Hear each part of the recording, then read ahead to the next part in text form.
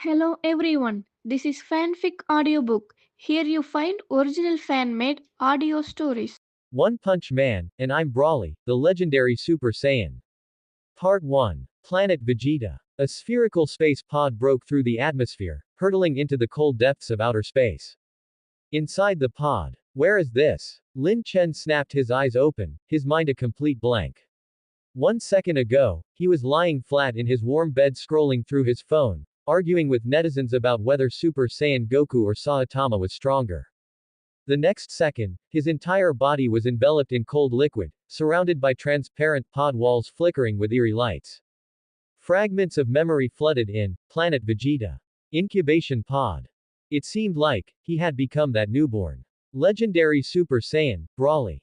What kind of cosmic joke is this, hey? Lin Chen, no, he should be called Brawly now, complained frantically in his heart. However, his infant instincts only allowed him to let out weak babbling sounds. What was even more frustrating was that old schemer, King Vegeta. Because Brawly had been detected with a combat power of 10,000 at birth, the king feared he would threaten his position when he grew up, so he unhesitatingly stuffed him into this one-way, Exile Express. The destination was a godforsaken, no, a desolate planet where even birds probably didn't exist.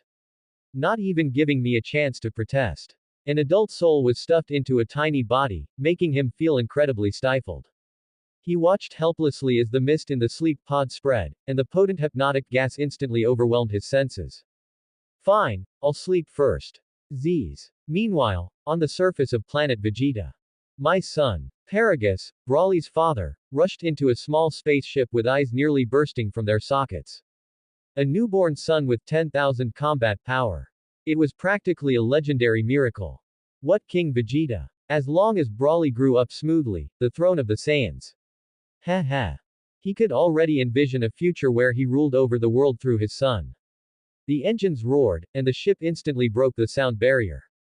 Found it. It's right ahead. Paragus locked onto the small exile pod in front of him, the corners of his mouth curling into a look of wild joy. However, in the very next second, ZZZZT. A pitch-black rift, looking as if it could swallow everything, tore open without warning directly in front of Brawly's ship. Plop. Like a pebble dropped into water, the ship carrying the legendary bloodline, along with the sleeping Brawly inside, was instantly swallowed by the rift and vanished without a trace. Gone. The wild joy on Paragus's face instantly froze, turning into terror and bewilderment. He frantically scanned the empty sector of space, searching in vain. Brawly. Where is my Brawly? The ship hovered lonely in the void, the expression on the ambitious man's face looking as if he'd been punched silly by a cosmic monster. His grand plan of rising to power through his son had ended in failure before it could even begin. Meanwhile, in the One Punch Man world, Earth, City Z, Bang's dojo. Water flowed gently, and the wind from punches whistled.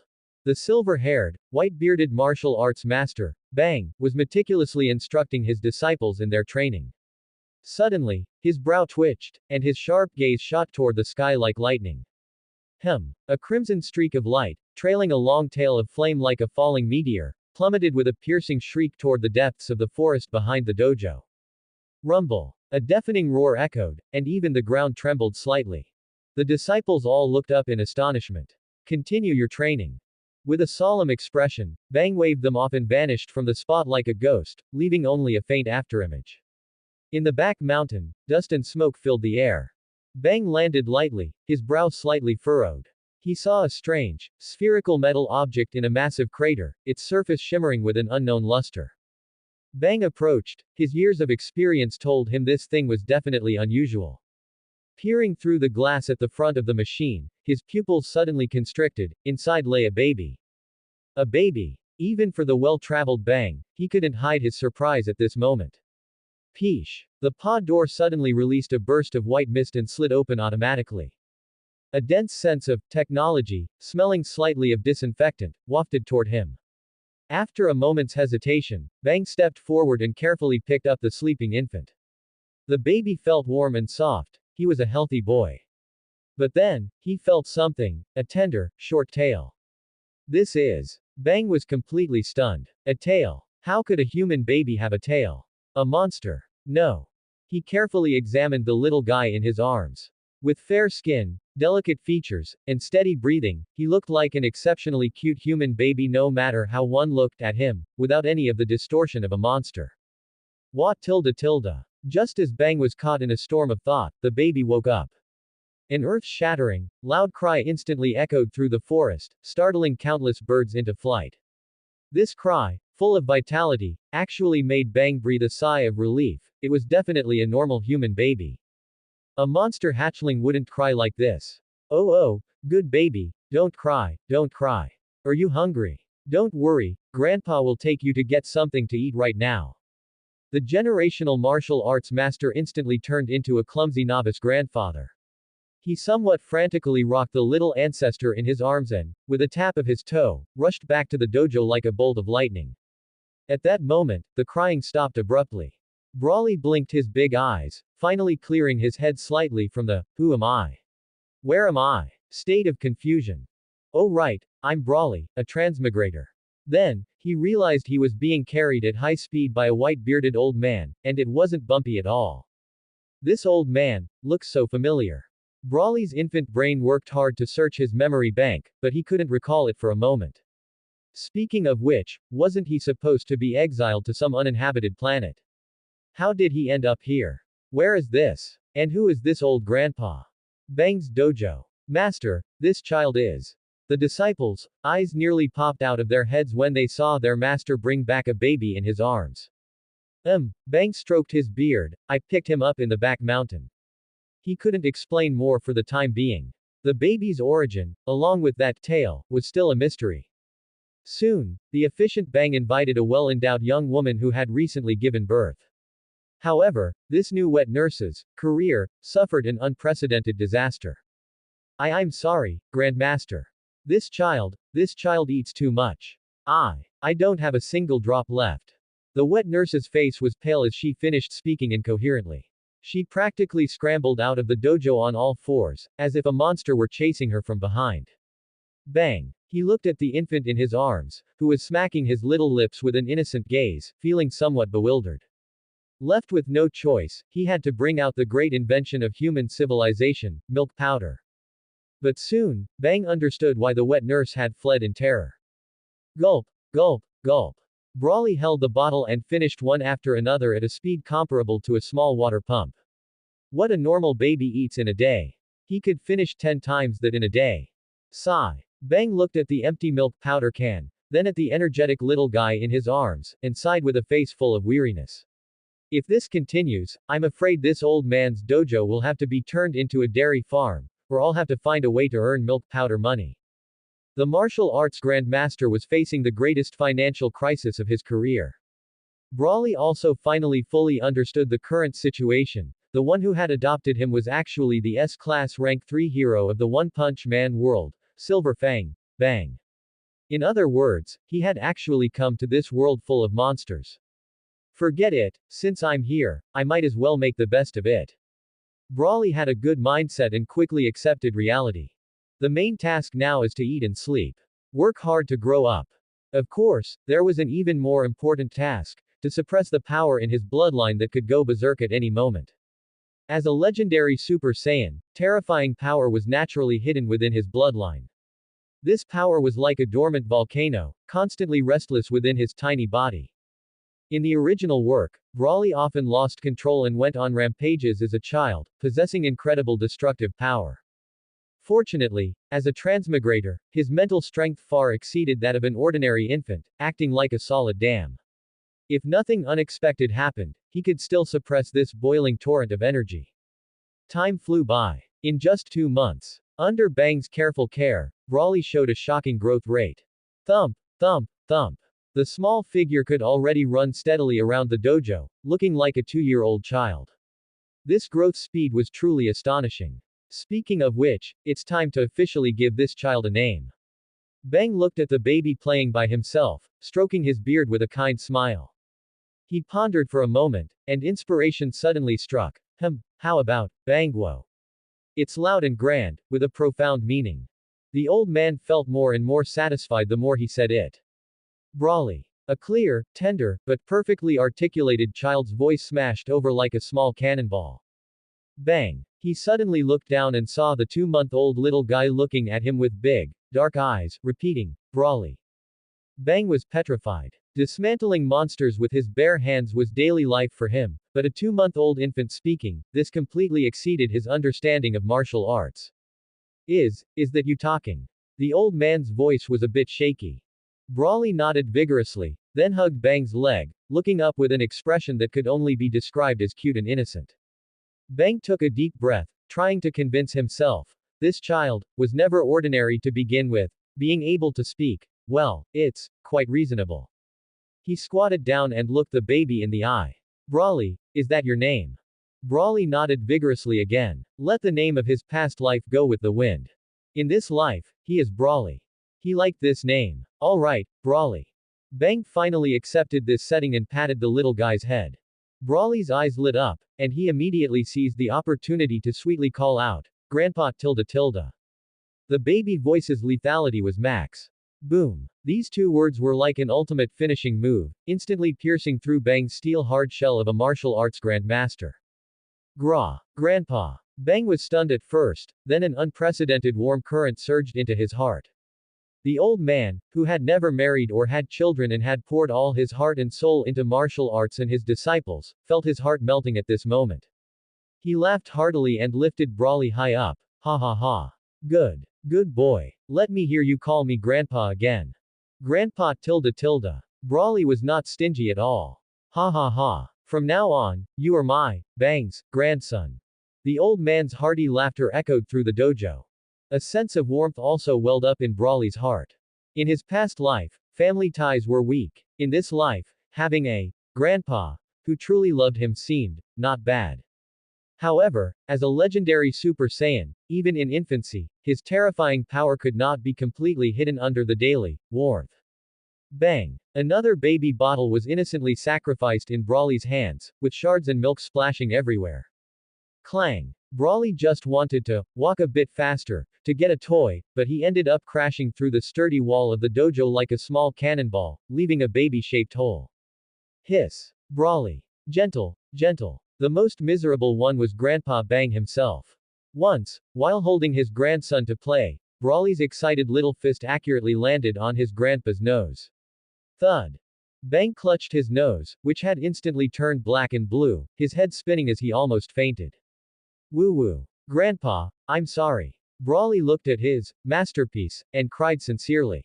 Bang clutched his nose, looking at his teary-eyed grandson. He was both amused and exasperated, so how could he bear to blame him? While applying ice to his swollen nose, he fell into deep thought. This power is too amazing, and he could clearly feel that with every bit of Brawly's growth.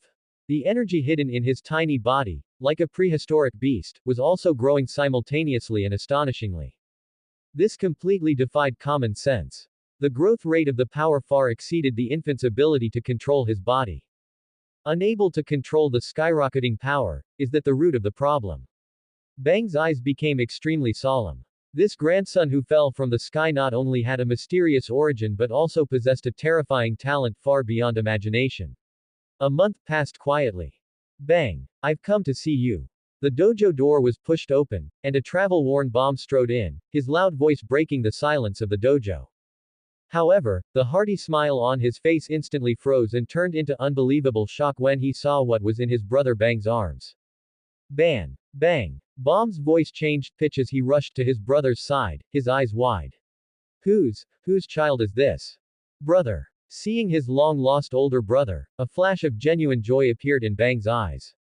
He carefully lifted the baby in his arms a bit higher, his face overflowing with a strange, almost boastful, loving smile. Let me introduce you, this is my grandson. Grandson. The expression on Bomb's face could no longer be described as just strange, it was as if he had swallowed a live frog. He suddenly leaned in and lowered his voice, with a bit of playfulness and disbelief. Hey, you brat. When did you secretly father a child out there? Now even a grandson has popped out. Countless scenes from their youth instantly flashed through his mind. Could his brother's wild martial artist career have included some romantic flings?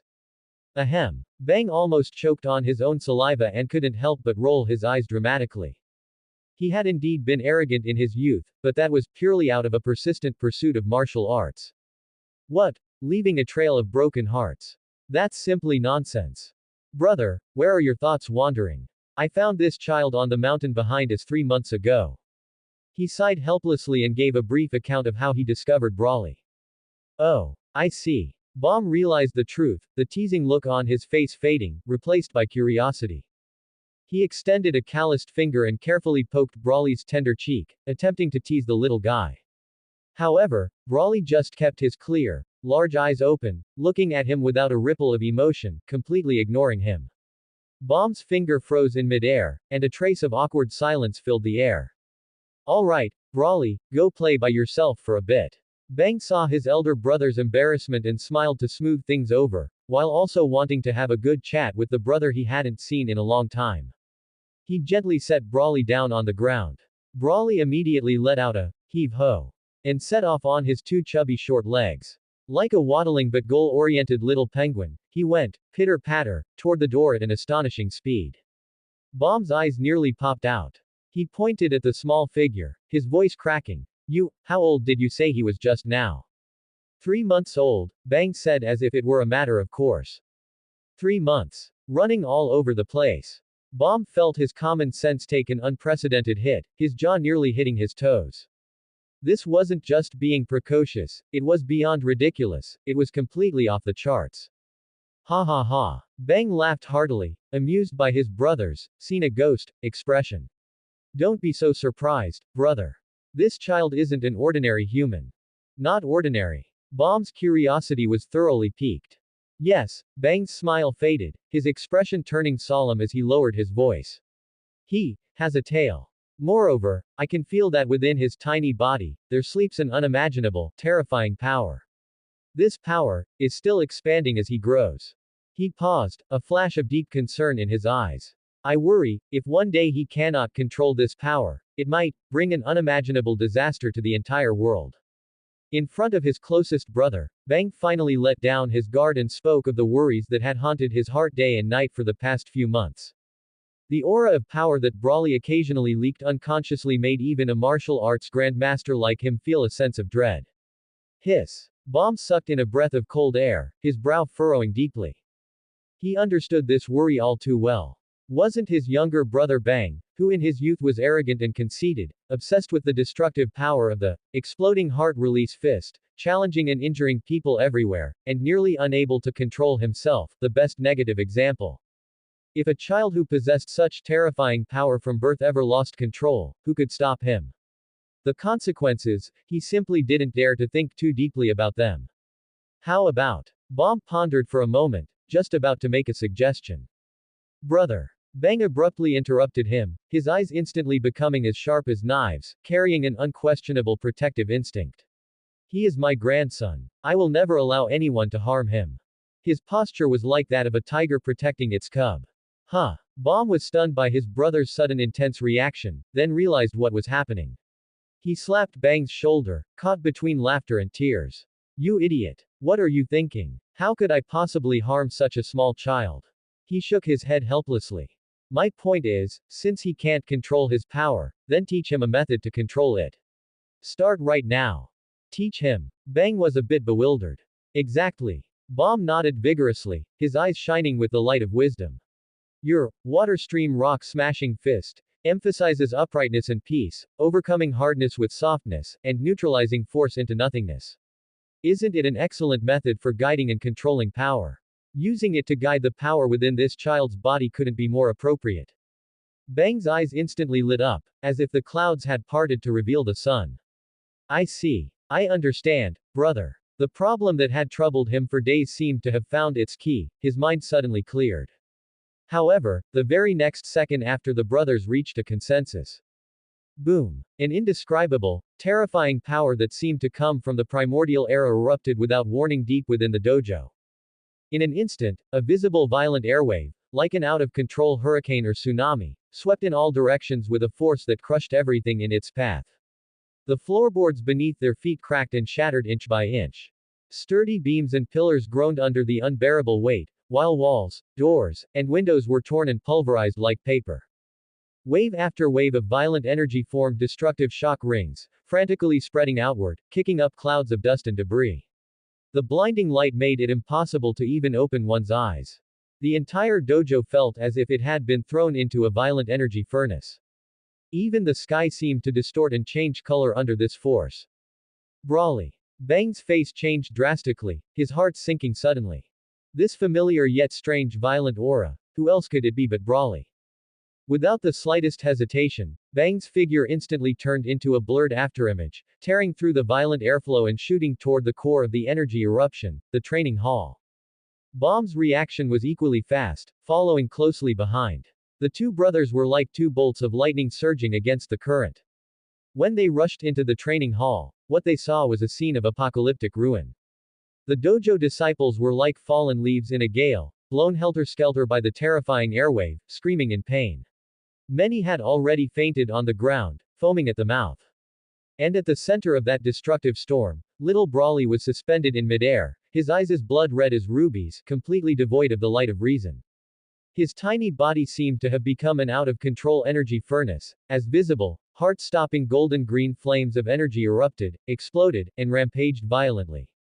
The pressure formed by that power made even brothers as strong as Bang and Bomb feel their scalps tingle, their breathing hitching. The power is out of control. What happened? Bang instantly assessed the situation. Brawly's blood-red eyes were the most obvious sign, the violent power had completely consumed his reason. Master. It's the disciple's fault. A disciple, clutching his caved-in chest with blood overflowing from the corner of his mouth, struggled to crawl over, his face full of terror and regret. I had itchy hands, I was curious about his tail, so I grabbed it, and then he became like this. The tail. Bang's heart tightened, but now was definitely not the time to assign blame. Brawly. Calm down. Bang shouted in a low voice, his figure disappearing again and instantly appearing in front of the berserk Brawly, attempting to soothe him. However, what answered him was a tender yet incredibly terrifying fist, wrapped in destructive energy. The air was compressed, letting out a piercing sonic boom. Water stream rock smashing fist, deflecting force. Bang did not dare to be the slightest bit negligent. His hands traced smooth, rounded trajectories, and an exquisite soft force instantly unfolded. Like the most nimble flowing water, it barely managed to guide, deflect, and discharge that violent fist force which was enough to shatter mountains. The wind from the punch grazed his body and passed by, plowing a deep trench into the ground behind him.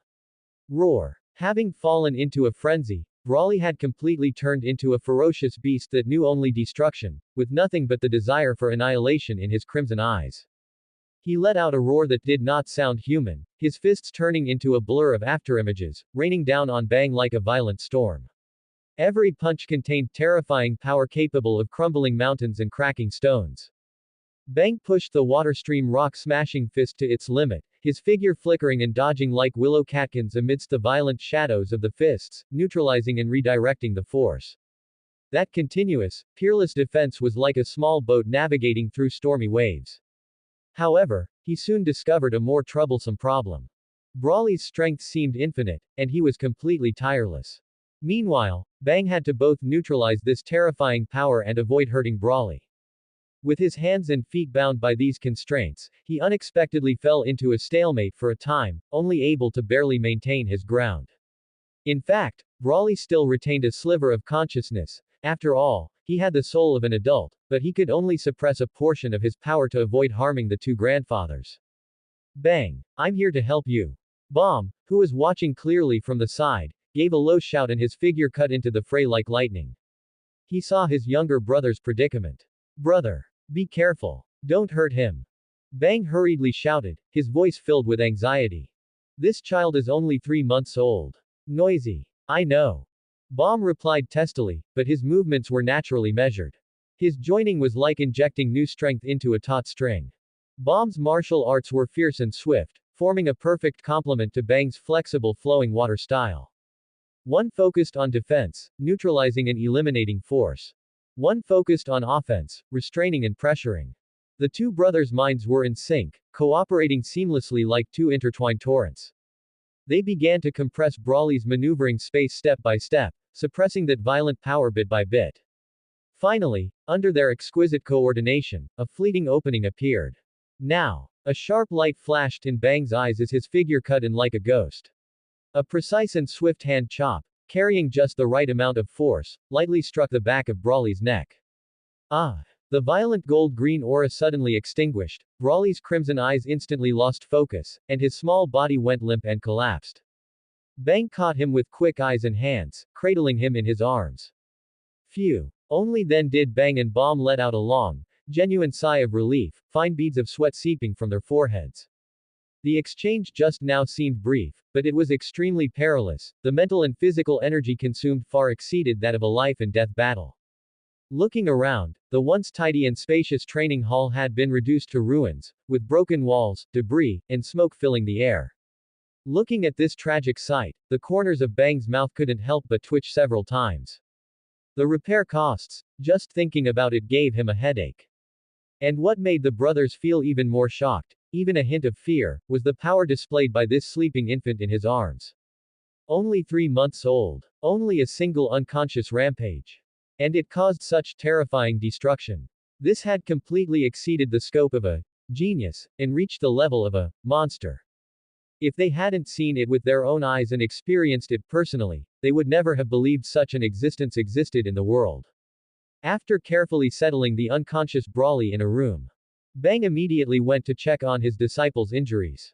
Fortunately, most were just knocked unconscious or injured by the violent shockwaves. Although they looked miserable, they were all superficial wounds and minor internal injuries. No one's life was in danger, which was a blessing amidst the misfortune. When Brawley opened his eyes again, it was already the next morning. Sunlight spilled through the window lattice, feeling warm and cozy. He blinked his eyes, feeling something different about his body. That violent sensation from yesterday, like a volcanic eruption that almost tore him apart, had disappeared. The surging power in his body seemed to have calmed down a bit. Like the sea after the tide recedes, although it was still deep, it was no longer so restless. But immediately, a great panic seized him. Yesterday he lost control. Did he hurt anyone? Where was Grandpa? What about everyone at the dojo? He suddenly sat up and rushed out with his bare little feet, anxiously searching for that familiar figure. Grandpa! Grandpa! Anxious calls echoed in the corridor. Brawley! You're awake. Bang's voice came from the tea room, carrying his usual gentleness. He and Bomb were sitting opposite each other, sipping green tea. Brawley rushed into the tea room like a small cannonball, threw himself at Bang's legs, and tightly grabbed the corner of his clothes. His small, upturned face was filled with self-reproach. Grandpa. Yesterday. I didn't hurt everyone, did I? Is everyone okay? He knew all too well how terrifying the power inside him was. Although he was only 3 months old, as his body grew, his current combat power was definitely more than 10,000. Master Roshi could blow up the moon with a combat power of a few hundred. King Piccolo could level a city with a single energy blast with a combat power of a few hundred. And his combat power was over 10,000. Even though he tried his best to control it yesterday, the flames of anger burned away his reason. He couldn't remember at all what happened in the end. Brawley, Bang's warm, large hand lightly rested on the top of his head, carrying a reassuring strength, his voice soft yet firm. Don't worry, it's fine. Everyone is fine. They were just startled and suffered some minor injuries, they'll be better after a few days of rest. Seeing that the first thing Brawley did upon waking up was not to care about himself but to worry about others. The heavy stone in Bang's heart regarding the risk of losing control loosened slightly. This child was fundamentally kind-hearted and was always polite and well-behaved toward the disciples in the dojo. At least for now, before he had taken in that disciple with the extreme personality, Garo, he still had considerable confidence in Brawley's character. It's good that everyone is okay. It's good that everyone is okay. Brawley's tense little body instantly relaxed, and he let out a long sigh, as if a 1,000-pound burden had been lifted. It seemed that his subconscious struggle to suppress himself at the last moment yesterday had actually worked a little. Recalling the trigger from yesterday, Brawley's small face wrinkled up again. It was all the fault of that guy named Dabin.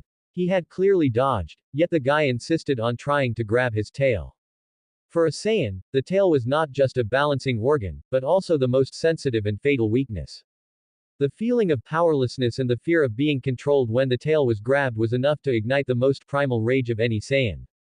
Because of this incident, Bang not only severely reprimanded the disciple, but also issued an ironclad rule in the dojo: no one, absolutely no one, is allowed to provoke Brawley to anger. In particular, touching his tail is strictly forbidden. Violators will be severely punished without leniency. This tail had seemingly become a taboo in the dojo that no one dared to touch. And as Bang looked at Brawley's small figure, the determination in his heart to teach him to control his power became firmer than ever before. The training to teach this little fellow the water stream rock smashing fist must begin as soon as possible. The days that followed became regular and filled with surprises. The first thing Bang did was to teach Brawley how to read and write. This was no trouble at all for Brawley. Afterward, Bang taught him everything he knew about the essence of the water stream rock smashing fist, that artistic conception of flowing like water and transforming hardness into softness. As for strength, the bloodline power sleeping within Brawley's body didn't need any deliberate tempering at all.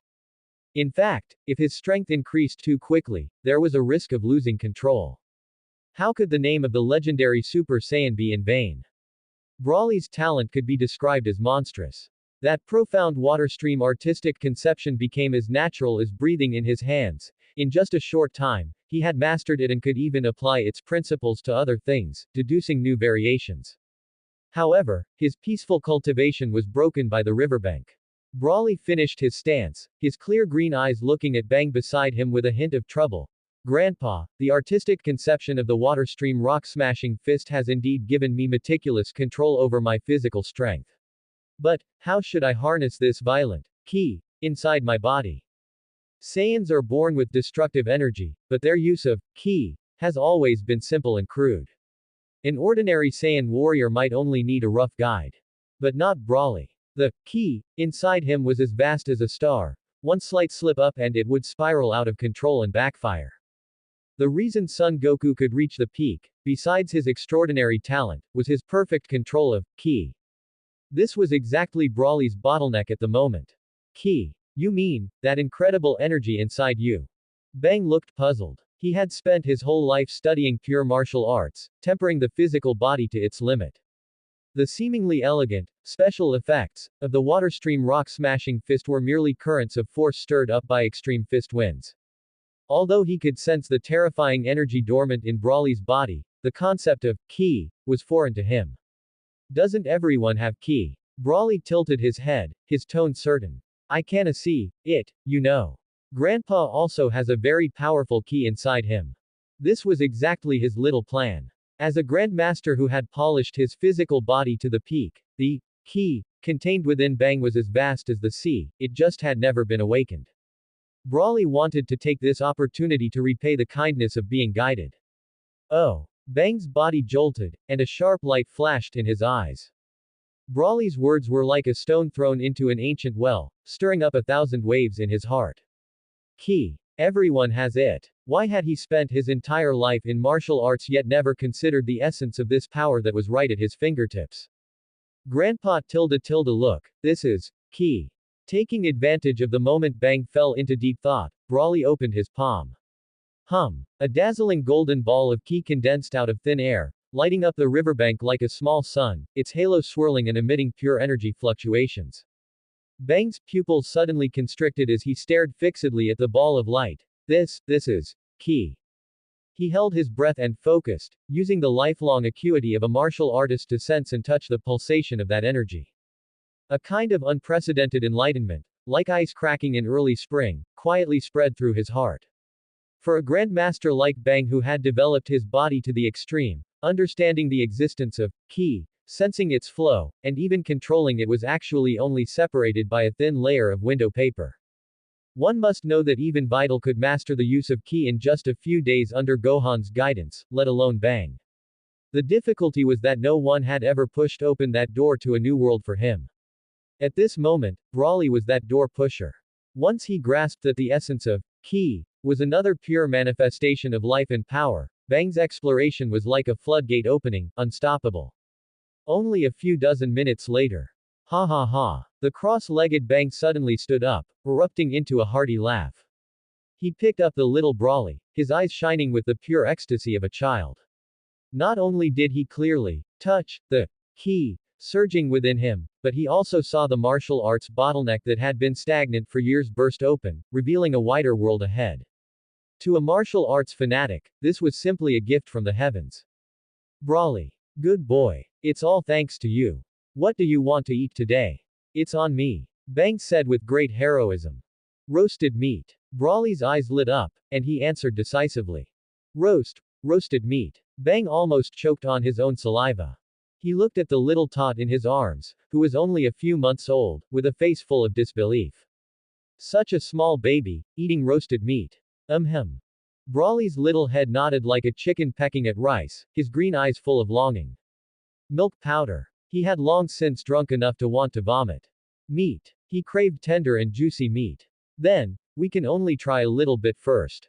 Bang was skeptical. Although he knew this child was different from ordinary people, it was always better to be cautious. However, facts proved that Brawly could not only eat roasted meat, but his appetite was quite astonishing. That small body devoured an amount of meat like a whirlwind that could almost match several grown men. Bang's eyes almost popped out, and he clicked his tongue repeatedly. Little monster. Truly a little monster. From then on, a vibrant stroke was added to the scroll of their daily lives. While Bang taught Brawly the artistic conception of his fist techniques, he himself plunged headlong into the cultivation of ki. A grandmaster is indeed a grandmaster.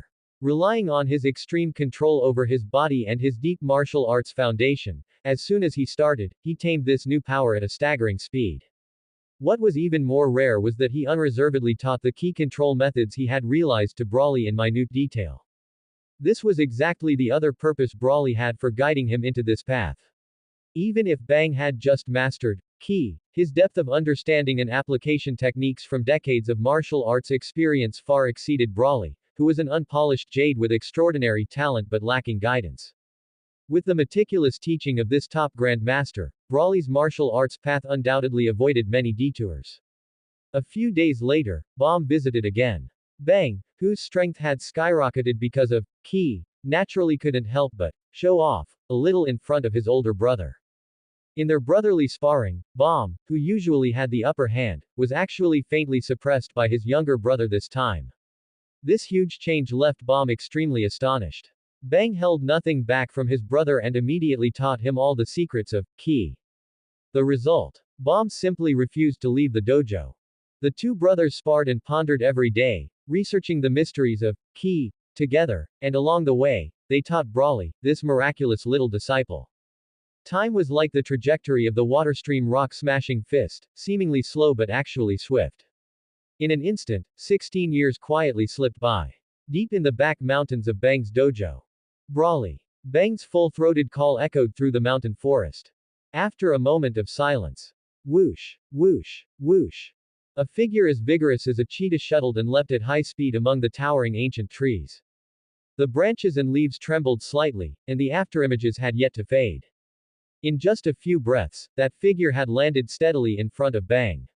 What was staggering was that this tall figure, whose height clearly exceeded Bang's, was easily carrying a massive, colorful tiger weighing over 500 pounds in each hand.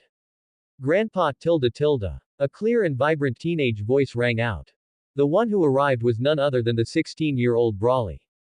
The former little bean had now grown into a 2-meter-tall young man with a robust physique.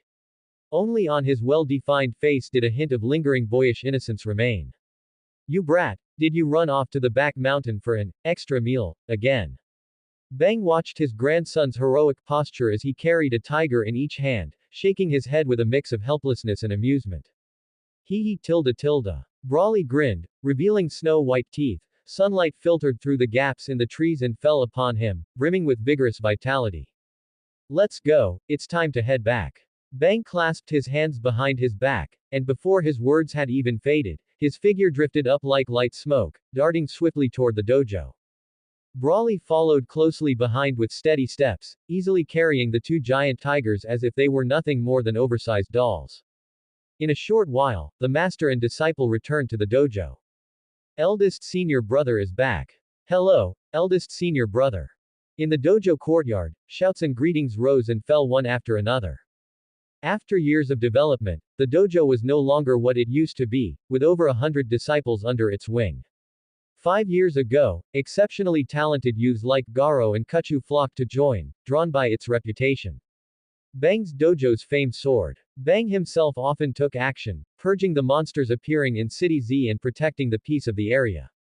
Until 3 years ago, when the Hero Association was officially established. Relying on his formidable strength and outstanding reputation, Bang was invited to become one of the first S-class heroes without any suspense. This not only brought great honor but also provided a stable source of funding for the dojo. Compared to the early years when they were struggling to make ends meet, life was much more comfortable now. Great uncle. Inside the dojo, in a separate small courtyard. Seeing Bomb drinking tea, Brawley rushed in front of the leisurely tea-sipping Bomb like a gust of wind, still carrying two heavy, colorful furred prey in his hands. Brawley killed 2 big cats, again today. Well done. Bomb set down his teacup, looking at the burly youth who was now much taller than himself and the 2 large tigers in his hands, a sincere smile blooming on his face. This child's strength is truly becoming more and more astonishing.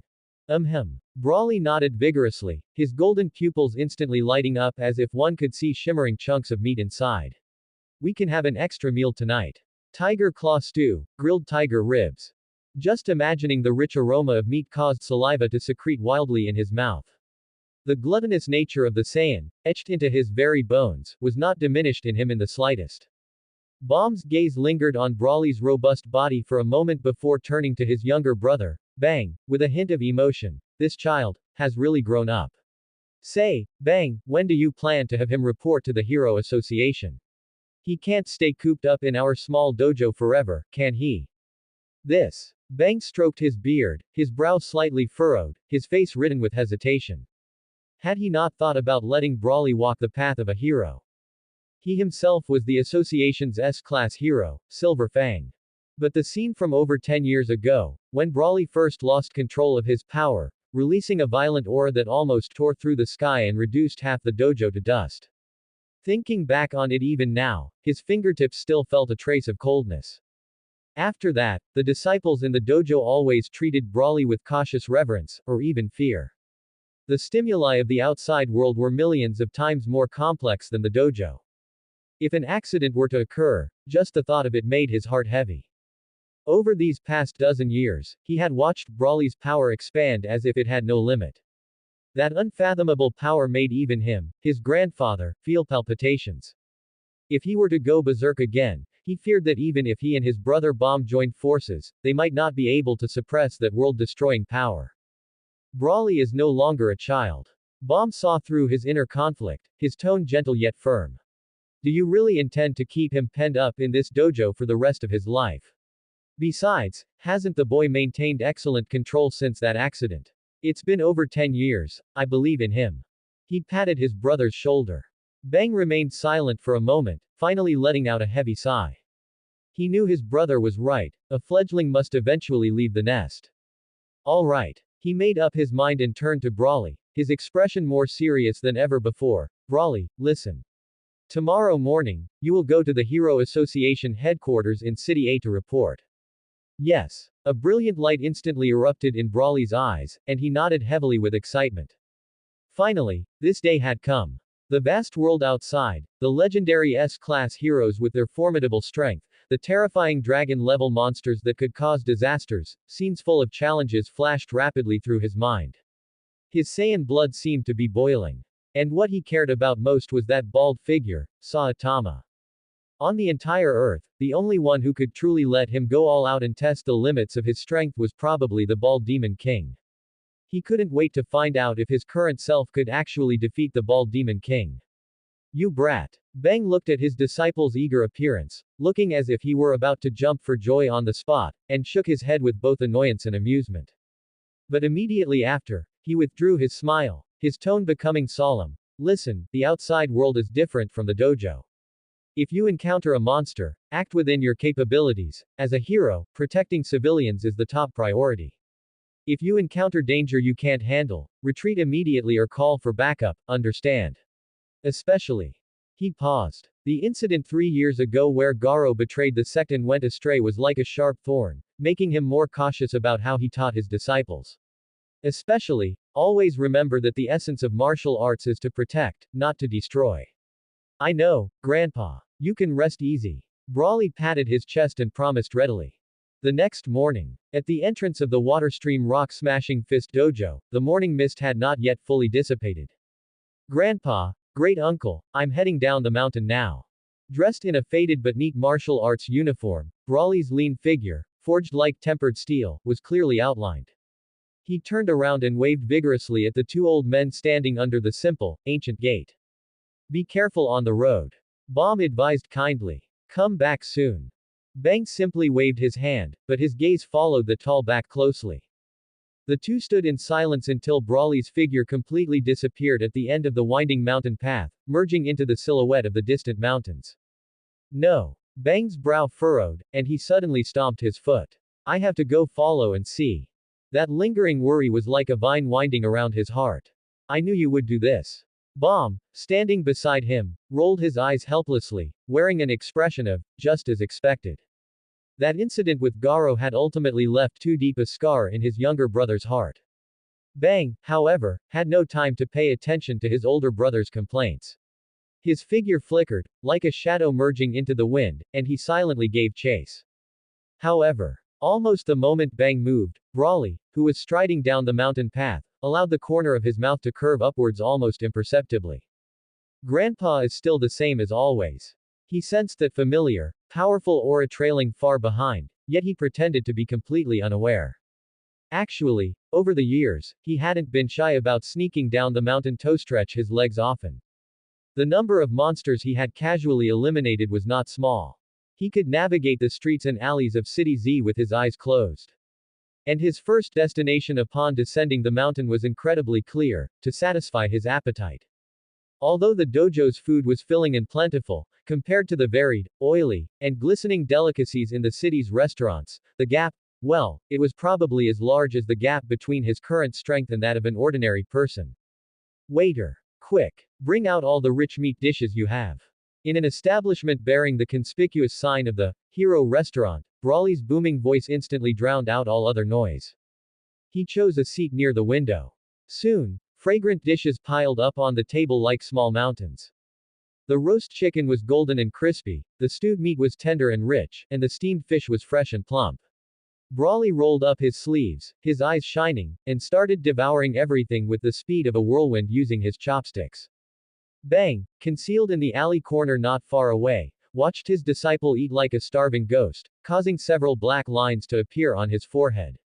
He had been worried the whole way, only for the kid's first priority to be eating. But then again, thinking about it, to keep an eye on Brawley leaving, he himself seemed to have forgotten breakfast. However, just as Brawley was immersed in the immense happiness brought by the delicacies, his cheeks stuffed out roundly. Ah! Help! It's a monster! Run! Notify the Hero Association. Quickly! Is there a hero nearby? Help! The sudden screams of terror and cries erupting from the distant street splashed into the bustling restaurant like cold water. Brawley's chewing motion paused, and his brow furrowed in annoyance. What the heck? His good mood enjoying a rare meal was ruined just like that. What inconsiderate jerks. His powerful senses instantly swept over the source of the chaos, a newly formed tiger-level monster. TCH. Despite his annoyance, he didn't intend to get up immediately. In his perception, a unique aura carrying the scent of gunpowder and smoke was rapidly approaching the incident site. Someone from the Hero Association must have arrived, right? Most importantly, his gaze lingered reluctantly on the table piled high with food. He had only taken one bite of the newly served braised pork knuckle. The sauce was thick, the meat was soft and flavorful. Giving up was impossible. Consequently, against the backdrop of chaos where other diners were panicking and fleeing the door, Brawley continued his gluttonous feast, completely unconcerned. His cheeks were still puffed out like a squirrel's, and his chopsticks and spoon moved so fast they almost created afterimages. Bang, hidden in the shadows, twitched the corner of his mouth, but his eyes grew even more serious. He suppressed the urge to intervene and decided to observe Brawley's reaction further. This was also part of the test. Meanwhile, on the main road several hundred meters away from the Hero restaurant. Panic spread like a plague. Rumble. Accompanied by a grating sound of twisting metal and billowing dust, a colossal object violently erupted from the center of the street. It was a terrifying giant forcibly fused and piled up from countless rotten fruit peels, sticky wrappers, rusted cans, broken glass bottles, tangled plastic ropes, and all sorts of other trash. It stood over 3 meters tall. It emitted a foul stench capable of numbing the sense of smell and turning the internal organs upside down, as if it were the conglomerate of the entire city's filth. Some nearby pedestrians who were slow to run were immediately doubled over retching from the smell, which was like a biological weapon. I am the garbage monster. The giant roared, its voice muffled and distorted, sounding like a worn-out bellows rubbing together. You maggots of Earth, only knowing how to create trash. Pollution. Inferior beings. All of you must vanish. It swung its twisted arms made of scrap tires and metal pipes, wildly smashing vehicles, shop windows, and public facilities along the roadside. Everywhere it passed was a wreck, accompanied by a symphony of screams and shattering glass. An atmosphere of despair enveloped the block.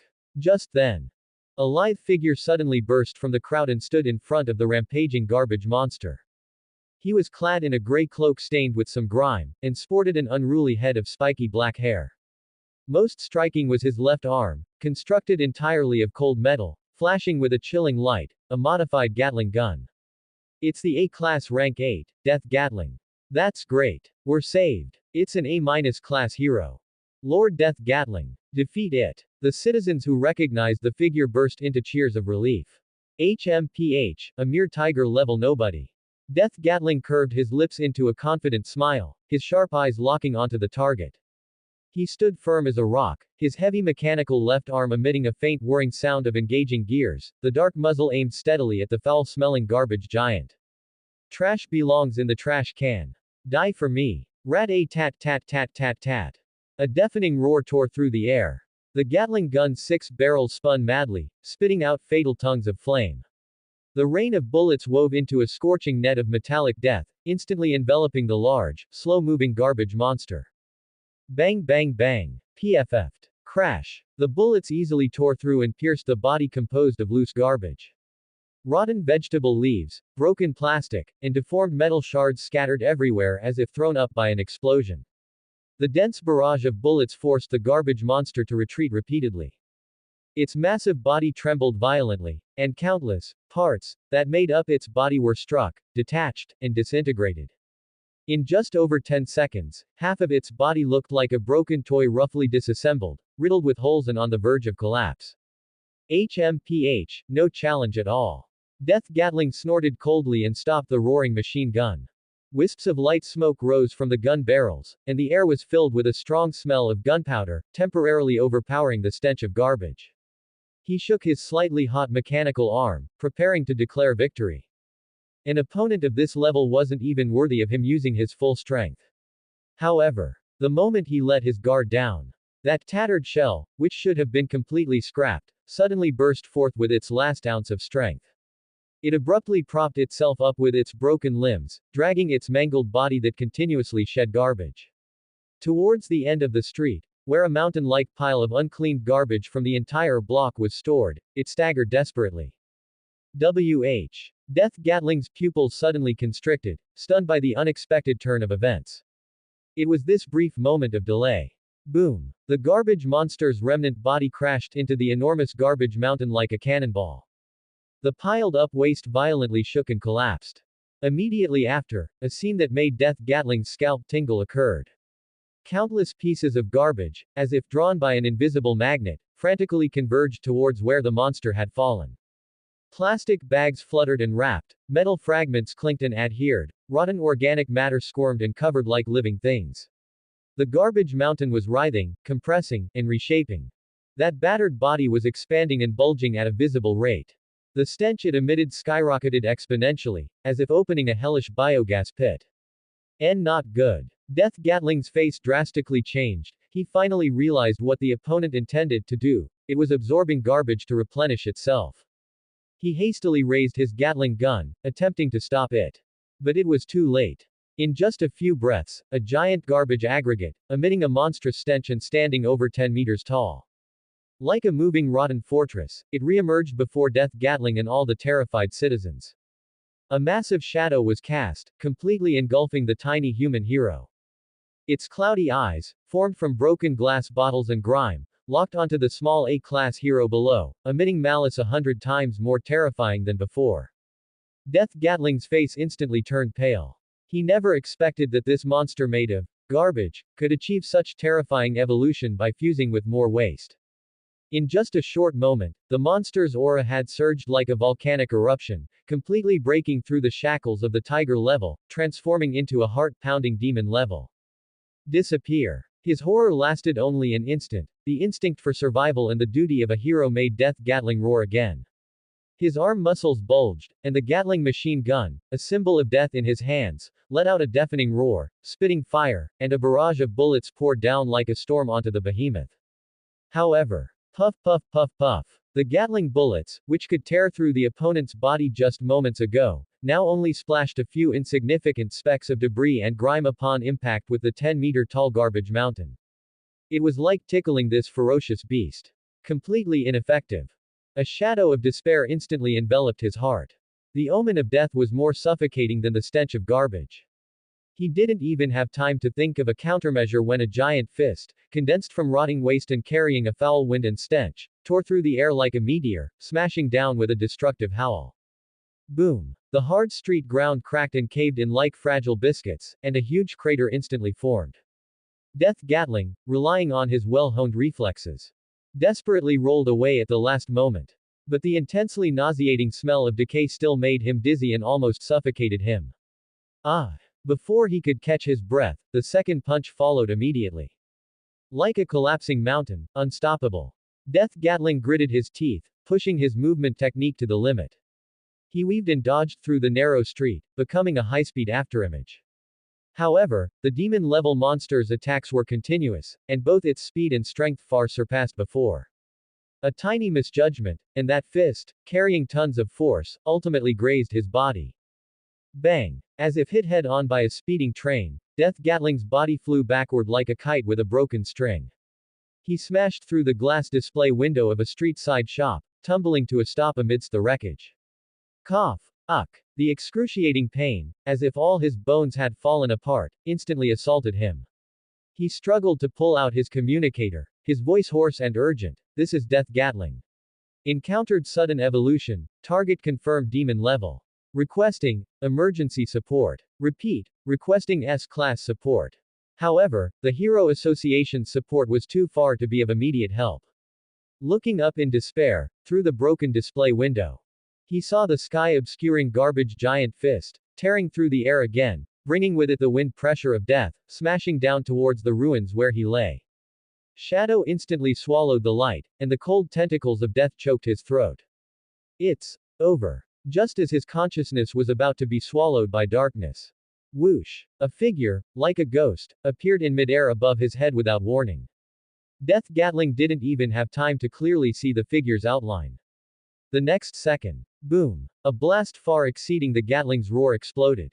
A violent wave of air instantly swept through the entire street, blowing away all rubble and dust. Death Gatling instinctively squeezed his eyes shut, awaiting the excruciating pain of being crushed to pieces. However, nothing happened. He abruptly opened his eyes, his pupils suddenly constricting to pinpricks. In his vision, the terrifying giant fist that was about to crush him, along with the garbage monster's 10-meter-tall, foul-smelling upper body, had vanished. As if completely erased from reality by an invisible divine eraser. Only the lower half of its remains, piled with scrap metal and decaying matter from the waist down, collapsed with inertia, raising a cloud of dust. The unbelievable shock left Death Gatling's mind blank, his thoughts completely frozen, only able to stare blankly at the incomprehensible scene, unable to recover for a long time. Hey, still alive. A voice, slightly lazy yet full of power, broke the silence. The figure suspended in midair slowly turned around. It was Brawley, who looked down with interest at the disheveled A-class hero in the ruins. Ah, yes. I'm fine. Death Gatling suddenly jolted, a mix of post-survival euphoria and awe for the person before him. Thank you so much for saving my life. May I ask, which S-class hero sent by the association are you? He naturally categorized this unfathomable youth into the ranks of S-class, though the face was entirely unfamiliar. Haha tilde S-class. Brawley grinned, revealing his white teeth, his smile hearty with a hint of wildness. I'm not a hero yet. Alright, the stinky guy is dealt with, the air here is terrible, and... He rubbed his stomach, his tone taking on a childish complaint, my big meal isn't finished yet. Before his words fell, Brawley's figure flickered, turning into a streak of light, and sped towards the restaurant he had just frequented not far away. Wait. Death Gatling reached out, but he only caught a wisp of wind. He stood frozen in place, watching the direction where the youth had vanished, waves of shock surging in his heart. Not a hero. Instantly killing a demon level in one blow. He quickly suppressed his turbulent thoughts and reported this cognition-shattering battle situation to the association. Then, enduring the pain, he walked toward the restaurant with staggering steps. He had to thank him in person. Meanwhile, in the shadows of a street corner, having witnessed the entire event, a faint, imperceptible smile of satisfaction finally appeared on Silver Fangbang's wrinkled face. Brawley's intervention at the critical moment, the power he displayed, and his heart for protecting the weak all put his mind at ease. With a slight nod, the Grandmaster-level figure quietly blended into the shadows, as if he had never appeared. On the other side, Brawley returned to his seat and waved his hand in disgust, trying to disperse the lingering stench of the garbage monster on his clothes. On the long table in front of him, more than a dozen empty plates were already stacked, forming a small mountain. Phew, finally some peace and quiet. He let out a breath, picked up his chopsticks, and launched another fierce assault on the remaining dishes, his speed so fast it almost created afterimages. The restaurant owner ran back, still shaken, and saw the only remaining guest devouring food like a whirlwind, leaving him unsure whether to laugh or cry. Boss. 10 more servings, no, 20 more servings of that roast meat from just now. And this pork knuckle, 3 more servings.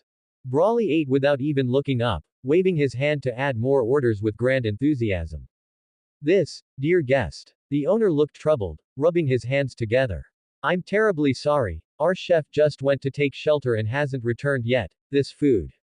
Huh. Didn't the monster turn into dregs? Brawley finally looked up from his bowl, his cheeks bulging, and said unclearly, call him back quickly.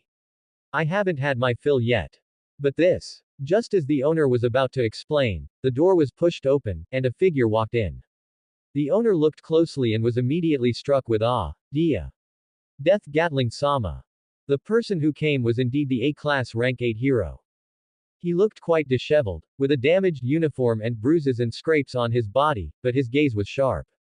He gave the owner a slight nod. Boss, please, call the chef back as soon as possible. After saying that, his gaze locked firmly onto the youth feasting at the table, and with a look of scrutiny and inquiry, he silently sat down opposite Brawley. Brawley glanced at him, and seeing that the other party didn't speak, he didn't bother to open his mouth either. He continued to bury his head in the battlefield before him, sweeping away the last bit of food like a whirlwind. Not until there wasn't even a drop of sauce left on the table did he satisfiedly set down his chopsticks, let out a loud burp, and patted his slightly bulging belly. Tilde barely 70% full. But that was satisfying. The chef here has good skills. He smacked his lips, still wanting more. Sitting opposite, Death Gatling's eyelid twitched uncontrollably. 70% full. Those plates on the table were enough to feed a small team. Is this kid a dimensional stomach in human skin? Just what is his background? Suppressing the shock in his heart, Death Gatling cleared his throat and said solemnly, little brother, may I ask your name? Brawley. Brawley. Death Gatling quickly searched his memory, confirming he had no impression of this name. As expected, an unknown hidden powerhouse. You said before, you're not a hero yet. So, do you have any intention of joining the Hero Association? He asked tentatively. Yeah. Brawley grinned, his eyes sparkling with pure light. This time my grandpa let me come down the mountain specifically to go to the Hero Association headquarters in City A to register as a hero.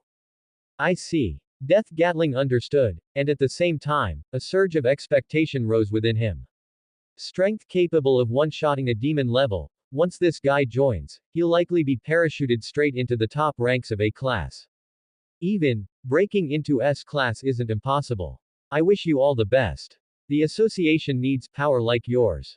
He said sincerely, then changed the subject with a hint of imperceptible testing and gratitude. Seeing as you still haven't had enough, how about some more? My treat, consider it thanks for saving my life. Boss. Another table, same as before. Without even waiting for Brawley's answer, he directly instructed the owner who had just returned. Brawley's eyes lit up instantly, and the slight, empty pockets dilemma from before was immediately thrown to the back of his mind.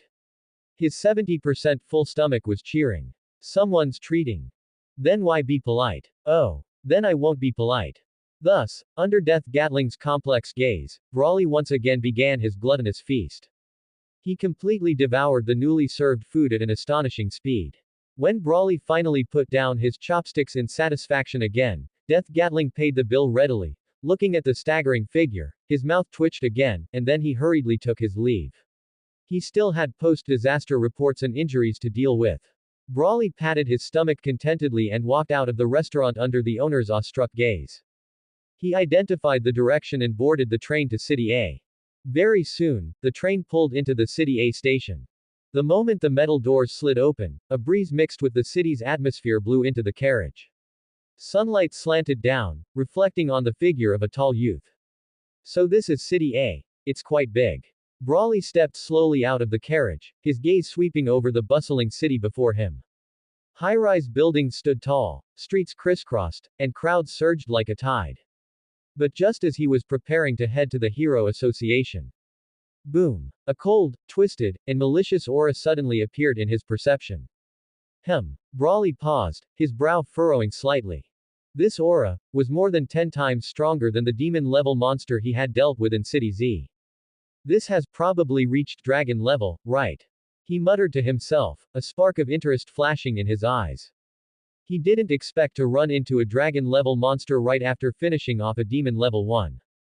But Brawley didn't mind. On the contrary, a nearly joyful smile curled on his lips. Since I've run into it, I might as well deal with it. He lightly clenched his fist, his knuckles making faint popping sounds. Perfect, it'll serve as a record of achievement for joining the Hero Association. Almost at the same moment, in the monitoring room of the Hero Association headquarters, red alarms flashed frantically. S-class energy reaction detected. Target level. Dragon level. Location locked. City A Central Commercial District. Threat assessment. May result in total city destruction. Activate the emergency broadcast system immediately. Sitch, a high-ranking association official, ordered, his voice steady but unable to hide the urgency. The next second, a mechanical and calm broadcast echoed over the entire City A. Emergency alert. Emergency alert. This is the Hero Association. A dragon-level disaster, codename, Vaccine Man, has appeared in the city center area. Repeat, dragon-level disaster. All citizens please remain calm, follow evacuation instructions, and quickly head to the designated safe zones. As the alarm sounded, pedestrians on the street looked up one after another, their faces filled with terror. Children were held tightly by their parents and fled to shelters, cars quickly turned around and drove away from the central district, and the entire city seemed to enter a state of war instantly. Inside the association command room, Sitch's forehead was slick with cold sweat, and his fingers tapped the control panel so fast they left afterimages. Quick! Immediately contact all heroes in City A. The communication channel was instantly flooded with responses. A-Class, Lightning Max, received. Heading to the scene. A-Class, Smile Man, understood. I'll go meet it. B-Class, Hellish Blizzard, understood. The efficiency was astonishing.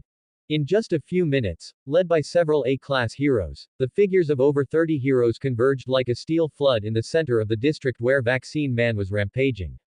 And before them, was a monster over 3 meters tall, covered entirely in deep purple skin, humanoid in form, but with a pair of antennae growing from its head, resembling the great demon King Piccolo from Dragon Ball. Ha ha ha ha. Vaccine Man's maniacal laughter shook the ground slightly, carrying a declaration of destruction. I am Vaccine Man. Humans, you are the pathogens eroding this planet. Your civilization is the focus of the disease that must be eradicated. Before it finished speaking, it flew into the air, and with a wave of its hand, purple energy bullets containing destructive power rained down upon the heroes who were waiting in formation around it. Die. Boom. Rumble rumble rumble. The explosion instantly engulfed the district.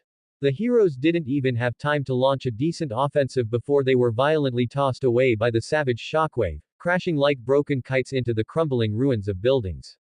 Reinforced concrete was as fragile as paper under the bombardment of the energy bullets. Within a radius of several kilometers, flames soared into the sky, and smoke covered the sun. This was the power of a dragon-level monster. Cough. Lightning Max struggled to crawl out of the rubble, covered in blood, the intense pain making it nearly impossible for him to stand. He had already lost his fighting strength. He could only watch helplessly as the monster rampaged wildly. Not far away, behind a broken wall. I can't give up yet. Fubuki gritted her teeth, wiping away the warm blood trickling from her forehead. Slightly less injured, she struggled to her feet, her mind rapidly calculating the possibility of intervening again. Whoosh! Just then, a shriek that tore through the air approached from far away. The violent airflow kicked up smoke and dust, also messing up Fubuki's dark green hair. What? Fubuki suddenly looked up, her pupils contracting. A figure, leaving a comet-like trail, fiercely pierced through the smoke screen at a speed surpassing the limits of visual capture. Hovering in midair, blocking the path directly in front of that incarnation of destruction, Vaccine Man. Who is it? Fubuki held her breath, her gaze fixed intently on the figure in the sky. As the smoke and dust slightly dispersed, it revealed a young man wearing martial arts attire. Fubuki was astonished, finding it somewhat unbelievable. Such terrifying speed and presence came from a seemingly young man.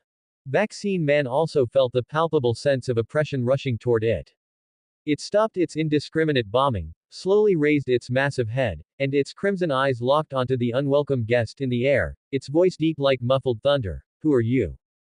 Brawley casually folded his arms across his chest, a faint curve on his lips. Someone who is about to become a hero.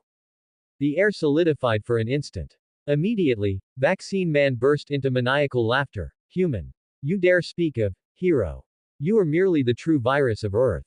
And I am the only hero. As it spoke, its body began to swell violently, muscles bulged, and bones restructured. In just a few seconds, its size ballooned to over 20 meters, emitting energy fluctuations powerful enough to make the ground tremble. Inside the Hero Association command room, energy index detected rapidly rising. Breaking the threshold. The technicians in the control room exclaimed in shock. Sitch stared intently at the screen. This guy is going completely out of control. That's enough. Brawley curled his lip. The next moment, his figure vanished. Vaccine Man's massive body visibly froze, a hint of confusion flashing in its eyes. Its senses couldn't even capture the trajectory of the opponent's movement. Immediately after, crack, a dull, heart-stopping explosion erupted without any warning. Time seemed to freeze for an instant. In the reflection of Fubuki's suddenly widened pupils, Vaccine Man's mountain-like upper body violently burst open, like a watermelon struck by an invisible giant hammer. Viscous green blood mixed with unknown tissue splattered everywhere, like the most horrific fireworks. The enormous, headless corpse swayed, then crashed into the dust like a collapsing mountain, kicking up smoke and debris everywhere. Dead silence. Absolute silence enveloped the district that had just been filled with explosions and destruction. One punch. Just one punch. That dragon-level calamity, which had instantly defeated over 30 elite heroes and plunged the entire city into despair, was gone, just like that. Fubuki froze in place, her mind blank. Only the utterly shocking scene played repeatedly in her mind. In the surrounding ruins, the surviving heroes struggled to peek out, their faces filled with the same stupefaction and horror. Inside the Hero Association command room, it was so quiet you could hear a pin drop. Everyone stared intently at the young figure standing proudly in the air on the screen, forgetting to breathe. Tisk, he couldn't take a hit. Brawley shook his hand, as if he had merely swatted an annoying fly. What Saitama could do, he also accomplished with ease. Ultimately, this guy was still significantly weaker than the rejuvenated first-generation Great Demon King Piccolo. As his thoughts drifted, his gaze swept over the messy battlefield below, and suddenly lit up. Swish. His figure instantly vanished. The next second, he landed steadily in front of a long, dark green-haired older sister type who was leaning against a broken wall, gasping for breath and unable to hide her shock. Brawley looked her over with interest, a hint of realization flashing in his eyes. Isn't this Fubuki of hell? Although the memory was over 10 years old, her signature clothing and mature figure still allowed him to recognize her. You know me. Fubuki looked at the young man before her with some surprise. Of course, Brawley answered matter-of-factly, the Hero Association's B-Class Rank 1. He changed the subject abruptly, getting straight to the point. Right, I'm here to join the Hero Association. Which way is the association headquarters? That way. Fubuki pointed in a direction almost instinctively. Thanks. Before Brawley's voice faded, he had already turned into a streak of light and flew toward the direction she pointed, leaving only her hair being ruffled again by the strong wind. Fubuki watched the figure that instantly vanished into the sky, only recovering her senses after a long moment, murmuring to herself, join the association. After the shock wore off, she took a deep breath, suppressed her turbulent emotions, and endured her pain to hurry toward the direction of the association headquarters. Not just to tend to her injuries, but more importantly, she hadn't yet thanked the young man who saved the entire city. Hero Association Headquarters, Command Center. Saved. We're saved. Vaccine Man has been dealt with.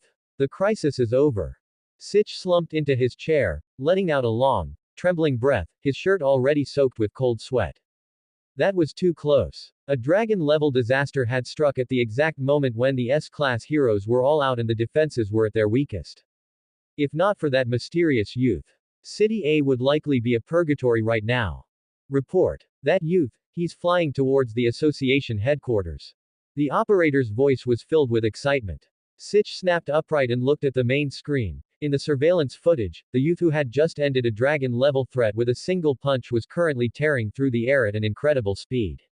Wait. Sitch narrowed his eyes, staring at the excessively young face on the screen, an inexplicable sense of familiarity welling up in his heart. This youth, haven't I seen him somewhere before?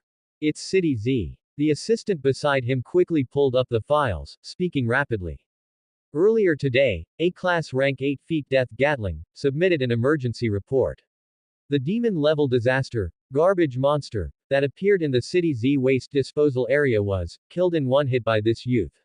He expressed his intention to join the association at the time. So it's him. Sitch's pupils shook slightly as he realized, and he was immediately overwhelmed by immense joy. In a single day, he consecutively took down demon-level and dragon-level disasters. This record was simply unheard of. He stood up abruptly and gave a decisive command. With this record, he is fully qualified to be directly placed into the S-Class hero sequence. Prepare the relevant documents immediately. When he arrives, invite him directly to my office. Yes, Minister Sitch. The assistant's voice was full of exhilaration. Soon, Brawley's figure appeared before the main gates of the Hero Association headquarters. Unexpectedly, the tall staff member at the door, dressed in the standard suit and sunglasses, had an attitude that was enthusiastic to the point of being fawning. Please come in. Without even asking a single question, he was respectfully led inside by two staff members. Brawley raised an eyebrow and didn't bother to look into it, casually strolling inside with large strides. Passing through corridors polished like mirrors, he was taken directly to a spacious and bright office. Welcome, young hero tilde tilde. I am Sitch from the Hero Association Management. A middle-aged man with a face full of smiles hurried forward, enthusiastically extending both hands. Hello, I'm Brawley. Brawley grinned and readily shook the man's hand. The smile on Sitch's face instantly turned solemn, even carrying deep gratitude. He took a step back and gave Brawley a standard bow. Mr. Brawley, thank you so much.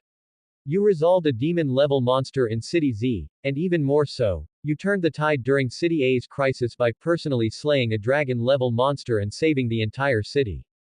On behalf of all the citizens of City A, I offer you our highest gratitude. This display caught Brawley a bit off guard. He scratched the back of his head and waved his hand. It was just something I did in passing, not worth mentioning. I came here this time because I want to officially join the Hero Association and become a hero. Absolutely no problem. Sitch immediately straightened his back, his eyes shining. With the amazing strength shown by Mr. Brawley at such an age, we can immediately arrange an S-Class hero status for you. How about S-Class rank 14? After speaking, he carefully observed Brawley's expression, his palms sweating slightly, fearing that this unfathomably powerful young man would be dissatisfied. Rank 14. Brawley subconsciously curled his lip, his fingertips unconsciously tapping on the desk. He remembered that in the original story, Genos was also at this rank when he first joined the Hero Association. Why 14? Because one step up was rank 13, held by Flashy Flash. Starting from there, every S-class hero above had solid records of slaying dragon-level monsters. Flashy Flash had, after all, taken down the dragon-level monsters, Gale Wind, and Hellfire Flame. Although Brawly had also taken down a dragon level, in the eyes of the association, he was still a newcomer who had just arrived. Reaching the top in one step was impossible. The association's rules clearly wouldn't allow it. Mr. Brawly, are you dissatisfied with this ranking? Sitch's heart leapt into his throat, his tone becoming even more cautious. Adjusting the rank upward was easier said than done. It was a move that would affect everything. If those proud S-class big shots were pushed down a rank because of this, who knows what kind of storm would erupt. Forget it, Brawly shook his head as if to shake off that trivial bit of annoyance, his face once again wearing that sunny smile. 14 it is then. It's just a rank, it doesn't matter. Strength was what truly mattered. Rankings. Just passing clouds. It's good that you're satisfied. It's good that you're satisfied. Sitch felt as if he had been granted a grand pardon and let out a huge sigh of relief. He knew very well that with Brawly's terrifying strength that could blast a dragon-level monster to death with one punch, he definitely deserved more than this rank. But rules were rules. Cortez. Sitch immediately pressed the communicator, his voice returning to a manager's efficiency. Take Mr. Brawly to register his identity information immediately. Conventional assessments were naturally unnecessary. After all, the person before him was the superhero who had saved City A, deserving of all special treatment. Personnel examiner Cortez understood perfectly and, without any nonsense, briskly took Brawly to handle the procedures. After a round of filling out forms, taking photos, and inputting identity and ability information, Brawly officially left his mark on the Hero Association's roster. In the Hero Alias column, several bold characters were filled in. Super Saiyan. Super Saiyan. A female voice, somewhat lazy yet full of magnetic charm, sounded by his ear. Brawly looked up, and into his view came a tall, outstandingly graceful green-haired mature older sister type, who was glancing at the identity card in his hand with great interest. Yo, Fubuki. Brawly smiled brilliantly, revealing a row of shiny white teeth. Fubuki was slightly taken aback by his overly familiar address, a faint, imperceptible blush rising to her cheeks. I don't even know what this little brother's name is yet. She deliberately dragged out the words, little brother. Brawly. Also, I'm not some little brother, okay. Brawly's smile didn't fade, but a hint of mischief flashed in his eyes. He meant that he wasn't little at all. In every aspect, he was impressively big. Fubuki obviously didn't catch the double meaning and only thought he was emphasizing his strength, so she also broke into a smile. So it's Mr. Brawly. Thank you for saving me earlier. It was nothing, don't mention it. Brawly waved his hand casually, his sunny and handsome smile being extremely infectious. That pure smile actually caused Fubuki's heart to skip a beat for some reason, and a hint of shyness quietly crept into her heart. Why don't I treat you? Fubuki finally summoned the courage to speak. About what happened earlier, thank you very much. Just then, a loud voice cut in. It was Lightning Max, who had finished having his injuries treated. Seeing Brawly, he immediately stepped forward to offer his solemn thanks. Immediately after, it was as if a switch had been flipped. Other heroes also began to gather around, some with sincere thanks, others out of pure curiosity. After all, this newcomer was an exception who had been parachuted directly into S-class rank 14. Such an honor and display of strength were enough to make everyone take notice. Surrounded by such enthusiasm, Brawly was momentarily flustered. Seeing his slightly embarrassed look, Fubuki, whose spell casting had been interrupted, didn't get angry. Instead, she let out a little giggle, her eyes curving into crescents. After finally dealing with his enthusiastic colleagues, Brawly returned to Fubuki, looking a bit apologetic. Sorry about that, Fubuki, it was too noisy just now. What were you saying about treating me to something? I said, I'd like to treat you to a meal, I don't know if you. Fubuki hadn't finished her sentence. A meal. Sure. No problem at all. Brawley's eyes lit up, and he agreed with absolute decisiveness. Although the association had just deposited a huge bonus for killing the monster into his account, a beautiful mature older sister type was treating him. Only a fool would refuse. Then shall we go? Seeing him agree so readily, a bright smile blossomed on Fubuki's face. Being able to befriend a newly promoted S-class hero was a great opportunity to expand her network. The two walked out of the association building side by side and, under Fubuki's lead, entered a sophisticated luxury restaurant. Order whatever you want, don't be polite. Fubuki pushed the exquisite menu in front of Brawley with an elegant and generous gesture. Ha! You said it. Brawley grinned and took it without hesitation, his eyes scanning the dazzling array of dishes. Then I'm going to let loose. Fubuki was amused by his hungry tiger pouncing on prey posture. She wasn't worried about him eating her out of house and home. Instead, she asked curiously, "Where is Mr. Brawley from? Why did you think of joining the Hero Association?" "Me. I'm from City Z," Brawley replied casually while rapidly checking items on the menu. "Joining the Hero Association was my grandfather's request." "Your grandfather?" Fubuki was quite curious. Who exactly was the grandfather of this powerful young man? "Silver Fang Bang is my grandfather." Brawley finished ordering the last dish and handed the menu to the waiter, his tone carrying a hint of pride. "Wah!" Fubuki's beautiful eyes widened instantly, her face full of disbelief. "Mr. Brawley, your grandfather is actually Senior Silver Fang. Just call me Brawley." Brawley still laughed heartily. After the shock passed, Fubuki quickly accepted the fact, and everything became clear in her mind. No wonder his strength was so staggering. So he was the personal disciple of that legendary water-stream rock-smashing fist grandmaster. Everything had a reasonable explanation. "By the way, Fubuki," Brawley took a sip from his water glass and naturally shifted the topic. "I just became a hero and I'm not very familiar with things in the association. Can you tell me about it?" "Of course." Fubuki nodded without hesitation, immediately becoming a dutiful, newbie instructor. She began to explain in detail the Hero Association's operating mechanisms, rank system, mission procedures, and some unwritten rules. However, as the fragrant dishes were served one after another, Fubuki's elegant commentary was gradually replaced by astonishment. Her beautiful eyes grew wider and wider, and her cherry lips parted slightly. Brawley's eating speed could only be described as, like a whirlwind sweeping away clouds. That appetite could definitely match a dozen strong men.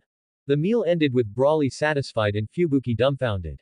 Brawley's favorability toward this beautiful and generous mature older sister type skyrocketed. "Thanks for the treat, Fubuki." Brawley patted his solid chest, his tone sincere. "You're the first friend I've made since coming down from the mountain. If you need help with anything in the future, just ask. Leave it to me." Hearing this, a heartfelt smile appeared on Fubuki's face, and she secretly rejoiced. To establish a friendship with a promising S-class hero, this meal was well worth it. She smiled elegantly, pressing her lips together. "Brawley, you're too polite. Between friends, helping each other is only natural." Just as the two were talking happily and the atmosphere was harmonious. "You must be Brawley." A clear but unfamiliar male voice abruptly cut in. Brawley and Fubuki looked toward the sound, their eyes filled with a trace of confusion at being disturbed. They saw a handsome man with hair like blue satin and a near-perfect appearance standing there with one hand in his pocket, his sharp gaze sizing Brawley up as meticulously as a scanner. He exuded a dazzling aura like that of an idol star. He instantly became the focus of the entire plaza. "I am Sweet Mask, rank 1 of A class," he nodded slightly, his mouth curling into a formulaic, charming smile. "I have some things I'd like to discuss with you privately." "Lord Sweet Mask. Ah. It really is Lord Mask. Oh my god. Why is he here?" The surrounding air seemed to be ignited, filled with exclamations and excited screams. The crowd grew restless, and countless burning gazes focused on this spot. Brawley raised an eyebrow with interest. Ho! His seat as a new official hadn't even gotten warm yet, and the legendary, S-class quality inspector, had already sniffed him out. As for the other party's purpose, he could guess most of it with his toes. It was nothing more than inspecting the quality of this parachuted S-class, weighing whether his strength was up to par and if his convictions were firm. Thinking of this, a trace of an unruly arc crossed the corner of Brawley's mouth. His path of a hero had always been defined only by himself, Since when was it someone else's turn to point fingers? If you have something to say it quickly. Brawley simply crossed his arms, his strong arm muscles bulging, his tone carrying obvious impatience. Don't waste everyone's time. That posture was exactly like someone brushing off a salesman. Sweet Mosk's perfect smile seemed to freeze for a fraction of a second, and his handsome brows furrowed imperceptibly. The arrogant attitude of this newcomer before him was a far cry from the image of a hero he had imagined. However, Brawley's record of killing a dragon-level monster alone in City A and turning the tide was an ironclad record within the Hero Association. He himself had also rushed here at full speed after receiving the association's emergency call for help, only he was a step too late. Seeing Brawley's incooperative appearance, Sweet Mask also lost interest in maneuvering and spoke coldly. I heard you are an S-class promoted by special exception. I want to remind you, hero is by no means a title in name only. Oh. A dangerous glint flashed in Brawley's eyes as he spoke with disdain. Then do you want to personally remind me? Fists are much more efficient than words. No. Unexpectedly, Sweet Mask shook his head flatly, the coldness on his face melting like spring snow as he put back on his signature idle smile. I'm looking forward to your future performance. Leaving behind those meaningful words, he turned elegantly, his figure quickly disappearing into the surging crowd and the continuous screams. Tisk! What a pretentious guy. Brawley snorted in disdain at that flashy back. You can't really say that. Fubuki raised a hand to her forehead helplessly, looking a bit troubled. It's said that Sweet Mask gives a special attention to any newly promoted S-class to evaluate whether they are, well, qualified. It's like a kind of self-appointed supervision. Fubuki's reluctance to promote to A-class hero was partly due to Sweet Mask being a stumbling block. Huh. Brawley raised an eyebrow exaggeratedly, the sarcasm in his voice almost overflowing. What?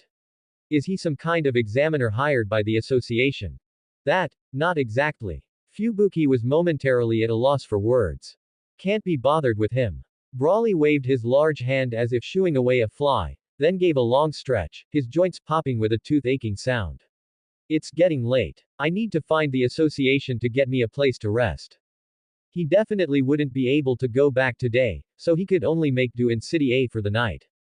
Besides, having finally come down from the mountain, he didn't plan on returning to that boring dojo so soon. If you don't mind, how about I arrange the accommodation? Fubuki spoke up at the right time, a reserved and proper smile on her face. Haha tilde, that would be great. With your help, Fubuki, it'll save me a lot of trouble. Brawley grinned brilliantly and accepted without any hesitation. Thus, under Fubuki's proper arrangements, Brawley checked into a hotel with quite good facilities that night. Early the next morning, before the sunlight had completely dispersed the mist, Brawley's door was knocked upon by a somewhat hurried yet still elegant sound. Ha tilde tilde. An earth-shattering yawn came from inside, followed by the door being pulled open abruptly. Brawley poked his head out with messy hair and sleepy eyes. Fubuki. So early in the morning, you're disturbing my dreams. Fubuki's eyes instantly widened, and two patches of rosy blush swished onto her cheeks. The man at the door was actually bare-chested. His robust abdominal muscles were exposed without any cover to the cool morning air. A strong wave of male hormones washed over her. Why aren't you wearing clothes? Fubuki hurriedly averted her gaze, yet couldn't help but steal a glance at those smooth muscle lines with her peripheral vision, her heart skipping a few beats for some reason. Brawley was completely oblivious, or rather, he didn't care at all. Training shirtless in the dojo had long been a common occurrence. Oh. He looked down at himself, shrugged indifferently, and slowly put on his open martial arts uniform right in front of Fubuki, tying his belt casually. Are you going to treat me to breakfast? I happen to be starving, I want barbecue. A large portion. Fubuki was choked by his matter-of-fact attitude and helplessly suppressed the slight strangeness in her heart. Barbecue, it's too greasy for the morning. I wanted to take you for a good look around City A today. A look around. Brawley rubbed his chin and thought for 2 seconds, his eyes lighting up. Sure. He wasn't in a hurry to go back anyway. With a beautiful tour guide accompanying him, wandering around this bustling city seemed quite interesting. Then let's head out quickly. Fubuki seemed even more eager than he was. At the hotel entrance, the Fubuki group's black sedan had been waiting for a long time, with several members in suits standing solemnly on both sides.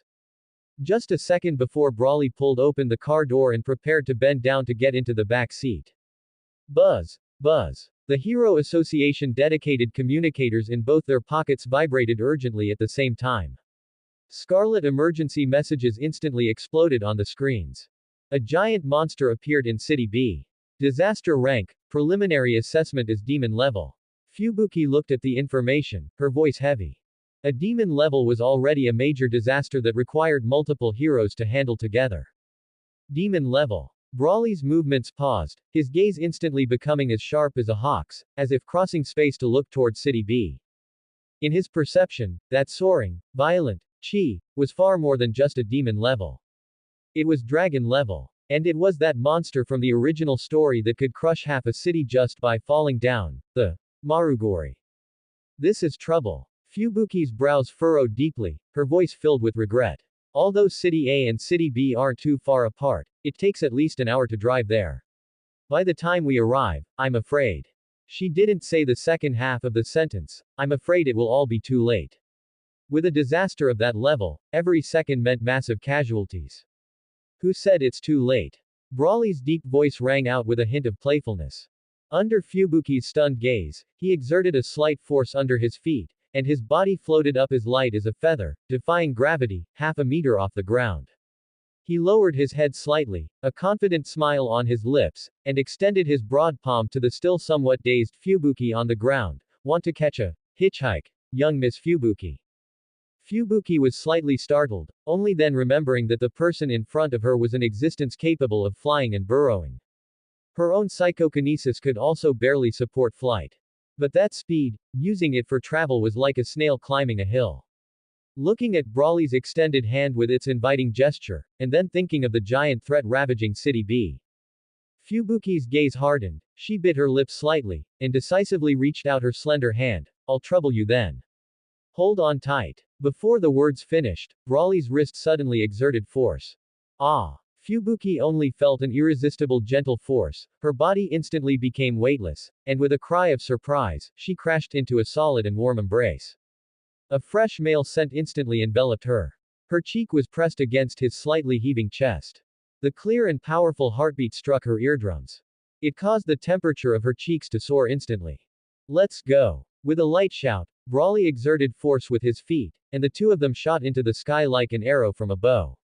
The gale should have lashed against their faces like a blade. But right now, all Fubuki felt was the sound of the wind whistling past her ears. The scenery in front of her stretched and deformed violently, turning into flowing lines of mixed colors flying backward. The expected embarrassment of being unable to open her eyes from the wind didn't happen, she couldn't even feel a hint of cold. Fubuki quietly raised her eyes, stealing a glance at the firm outline of Brawley's jaw. Did he specifically use some kind of power to block the airflow and protect her? A warm current quietly flowed through her heart. Brawley's flight speed was nothing short of terrifying. The distance across two cities shortened rapidly in his vision in just a few minutes. Before actually arriving over City B, the monster's massive body was already clearly in sight. In the once prosperous downtown of City B, a colossal giant that seemed to touch the sky stood tall. Its head seemed to pierce through the clouds. Every heavy footstep was accompanied by a dull, thunderous boom. And an entire block of buildings collapsed like building blocks. Dust rose up like a giant mushroom cloud. This destructive scene caused the Hero Association to quickly revise the disaster rank to Dragon level. On the ground, several heroes staying in City B were doing their best to attack. However, whether it was explosions, bullets, or heavy blows, hitting that massive body covered in rock-like skin was like a mosquito bite, failing to leave even a trace. Instead, it provoked the giant to wave its hand irritably to drive them away, and the wind from its palm destroyed another area of buildings. Have all civilians and heroes in City B evacuate the core area immediately. Brawley's calm voice reached the Hero Association headquarters via the communicator. Leave this big guy to me. Understood. Mr. Brawley. On the other end of the communication, Minister Sitch's relieved voice carried a hint of trembling. Meanwhile, Brawley gazed down at the giant, his brow slightly furrowed. Killing it wasn't hard, the difficulty was how to handle the aftermath. Once this behemoth fell, its mountain-like corpse alone could destroy more than half of City B. Brawley, what do you plan to do? Having just left Brawley's embrace and now floating nearby using psychokinesis, Fubuki's voice was full of gravity. She knew better than anyone how troublesome it was to deal with this massive monster. Perhaps only her sister, Tatsumaki, could handle it easily. Just then, roar. The giant let out a deafening roar, and its massive right foot, comparable to a skyscraper, rose up with terrifying wind pressure that tore through the air. Shadows instantly swallowed the blocks below.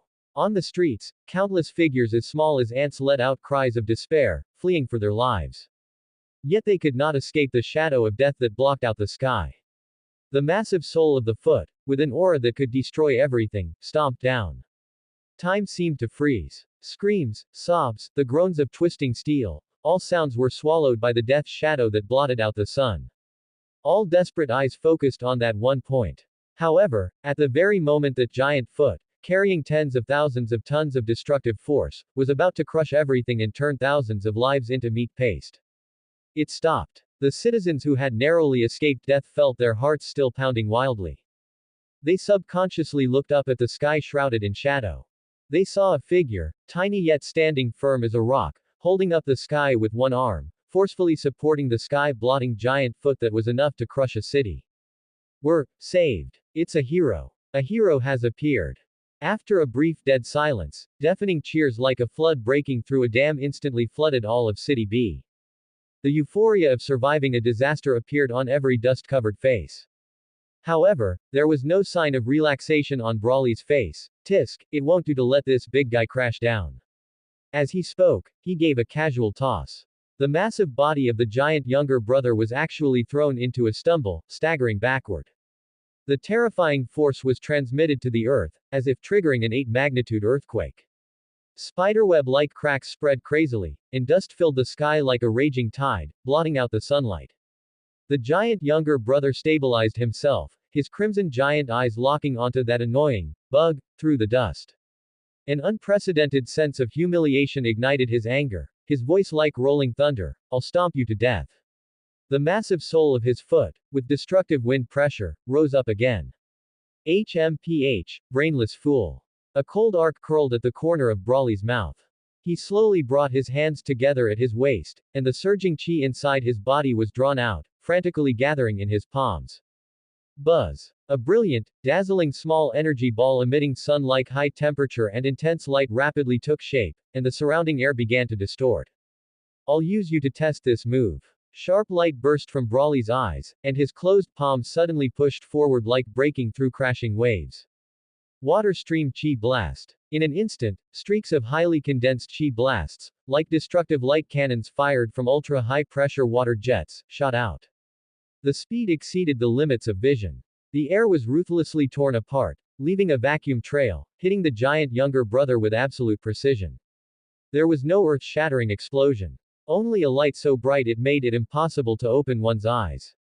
Wherever the light passed, the giant younger brother's steel-like upper body, along with his hideous head. Like ice and snow under a hot sun, it instantly melted away, leaving not even a trace of residue. The light faded. The dust settled. The terrifying monster that was roaring to destroy the city just now had only two lonely, mountain-like giant feet left in its place. The cross-section was as smooth as a mirror, with wisps of green smoke rising.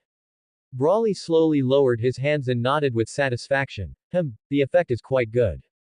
That strike just now was a new move he developed by merging the delicate force and control of the water stream rock-smashing fist, mimicking the principle of a high-pressure water gun. Compressing and rotating the violent energy to the extreme, then releasing it instantly to break through a point. The power far exceeded expectations. Only at this moment did all of City B seem to have its restart button pressed. The silent streets suddenly erupted with mountain shaking, sea tsunami-like fanatical cheers. The rescued citizens and the heroes who arrived late looked at the towering feet and the thin back outlined by dust, their faces filled with the euphoria of survival and deep awe. Brawley. Brawley. Brawley. The hero's name echoed through the clouds. Meanwhile, at the Hero Association headquarters, in front of the monitoring screens, Director Sitch, dressed in a suit, had his mouth open wide enough to fit an egg, and his glasses had slipped to the tip of his nose without him even noticing. He stared fixedly at the shocking footage of the dragon-level monster being killed in an instant on the screen, confirming the replay several times before murmuring in a daze. This strength, is just too much of a cheat. The next second, he snapped back to his senses and almost roared an order to the equally petrified examiner Cortez next to him. Quick. Immediately. Right now. Adjust Brawley's hero ranking upward. Cortez was startled by the roar and hurriedly asked, Director. How many spots should we move him up? How many spots? Sitch's eyes were sharp, his finger tapped heavily on the table, his brow slightly furrowed. 13 spots. Jump him directly to S-class rank 13. Just based on him solving 1 demon level and 2 dragon level monsters alone in a short time, this position is conservative. If I weren't afraid the veteran S-class heroes would have objections. He swallowed the second half of the sentence, but the light in his eyes undoubtedly said, he even wanted to move him higher. Understood. Sweat broke out on Cortez's forehead as he quickly operated the terminal. Meanwhile, Brawley's hero name, Super Saiyan, was at this moment etched into every inch of City B's land and the hearts of every survivor like a brand. On the streets, countless eyes full of tears and gratitude focused on him. Brawley. Blizzard of Hell rode a breeze of psychokinesis, landing lightly beside Brawley. Her beautiful eyes were filled with an unprecedented intensity as she gazed at the impossibly powerful young hero before her. That earth-shattering blow had completely overturned her understanding of the world. Brawley turned, the cold aura of having just killed a dragon-level threat instantly fading, replaced by a sunny, boyish smile of anticipation. Yo, Fubuki. Perfect timing, I'm a bit hungry after the fight. How about we wander around City B? I wonder what's good to eat here. PFF'd. Fubuki couldn't help but laugh at the massive contrast. He had just saved the city, and the first thing on his mind was food. Isn't he a bit too carefree? She chuckled, her eyes curving like crescents. You're really a weirdo. But speaking of food. She lightly smoothed her wind-tossed hair with a hint of pride. I'm quite familiar with City B. Follow me, I know a place with great flavor that's guaranteed to satisfy you. That's great. Brawley's eyes lit up, and he followed Fubuki without hesitation, as if the battle just now had been nothing more than a warm-up. A moment later, the two soon arrived at an elegantly decorated, spotless restaurant. Recognizing the arrival of the heroes who saved the city, the owner excitedly patted his chest and declared, on the house. The heroes can order whatever they want. Eat your fill. Today's my treat. This enthusiasm was sincere and simple.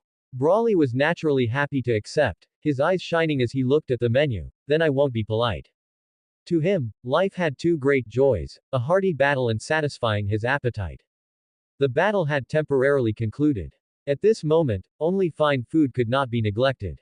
The table was soon covered with various exquisite dishes. Brawley completely abandoned his hero image, devouring the food like a whirlwind. He didn't even notice the oil stains around his mouth. Hey, slow down, no one's going to take it from you. Watching him eat like a starving ghost, Fubuki felt both amused and helpless. She elegantly picked up a napkin, leaned forward slightly, and naturally reached out to gently wipe the corner of Brawley's mouth. Her movements were gentle, and her eyes held a hint of doting, as if she were taking care of a greedy younger brother. Delicious. Brawley responded vaguely, not minding Fubuki's actions, or rather, he simply had no time to care. His mind was entirely on the mountain of food in front of him as he continued his battle. Meanwhile, at the edge of the ruins where only the giant brother's foot remained standing, a figure in an ochre hero uniform with a shiny bald head was looking up at the massive remains. For once, Saitama's face didn't have its signature blank expression. He rubbed the back of his smooth head, and a long-lost spark seemed to ignite in his dead fish eyes. I missed it in City A, but I finally saw it this time, Saitama muttered to himself, his voice carrying a hint of novelty. That power, it's very strong. For the first time, a ripple of battle intent stirred in his long stagnant heart because of a single person. Just now, he had almost been unable to resist rushing up and shouting, let's fight. Unfortunately, the other party had finished the job and slipped away too quickly. He ran so fast. Saitama felt a bit of regret, but his gaze became firm. Next time, when we meet again, we must have a proper fight. He clenched his fist, and the long dormant blood of a powerhouse seemed to quietly begin its revival. On the other side, Brawley, unaware of being targeted by a certain bald great demon king, was enjoying a rare moment of leisure with Fubuki. The halo of saving City B wasn't a burden, instead, it became their all-access pass. The two had a wonderful time visiting attractions in City B and tasted all kinds of delicacies. Until a few days later, in the more prosperous City A amusement park, Brawley and Fubuki were sitting in a slowly rising Ferris wheel, admiring the city scenery. Ring, ring. A piercing phone ring broke the romantic atmosphere. Brawley pulled out his phone, and as soon as he pressed the answer button, a powerful roar filled with deep resentment exploded. You brat. Are you having too much fun out there? Did you forget the way home after becoming a hero? Ah, Grandpa. Brawley's scalp instantly went numb. He made a shushing gesture to Fubuki and defended himself guiltily. I'm just out for training. Besides, you didn't say I had to report back immediately. Training. I think you're just enjoying yourself too much to come back. Silver Fang Bang's stern voice pierced through the signal. But Brawley keenly caught that there wasn't much genuine anger in it. It was more like a complaint about a child who had run wild. That's not it. Brawley grumbled with little confidence, determined not to admit how much fun he was having with Fubuki. HMPH. I can't be bothered to argue with you. Bang snorted, his tone suddenly turning heavy. Play all you want, but there's one thing, listen well, and be extra careful, watch out for Garo. Garo. The relaxation on Brawley's face vanished instantly, his brow furrowing. This name was a taboo at the dojo. In his memory, this guy had been missing for a long time. Grandpa, did that kid show up again? What did he do? The other end of the line was silent for a few seconds before Bang's voice came through, filled with deep exhaustion and complexity. Don't worry about what he did. I'll handle it. You just protect yourself.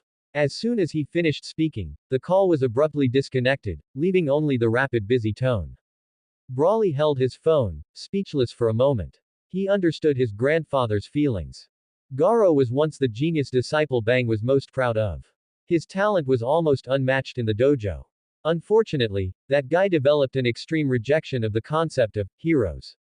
He even obsessively wanted to become a monster, and went about defeating heroes.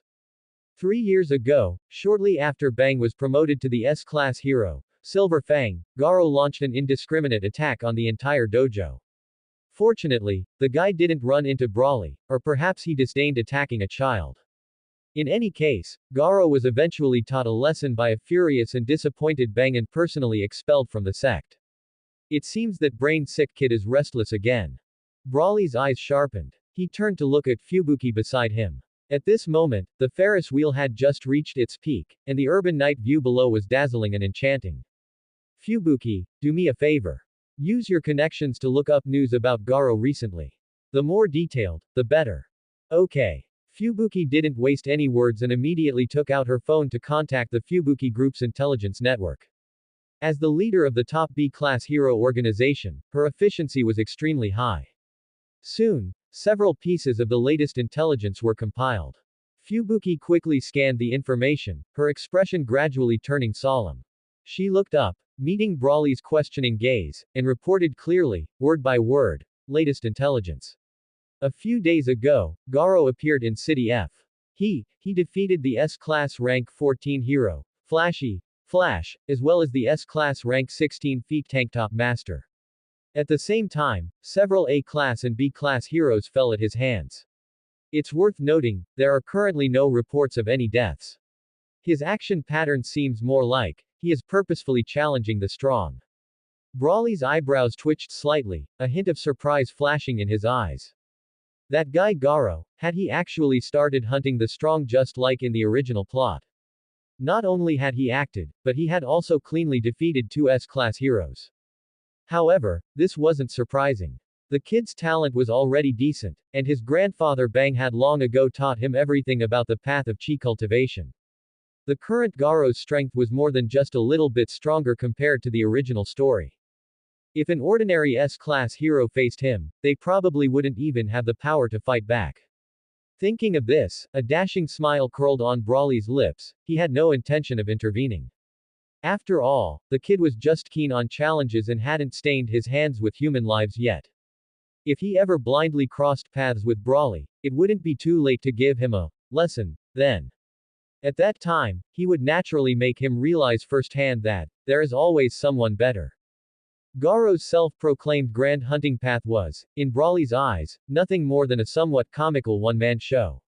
Huh. Fubuki, who was beside him, let out a soft exclamation of surprise.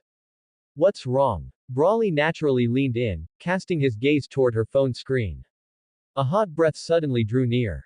Fubuki felt the tips of her ears heat up slightly, and an imperceptible blush rose on her cheeks.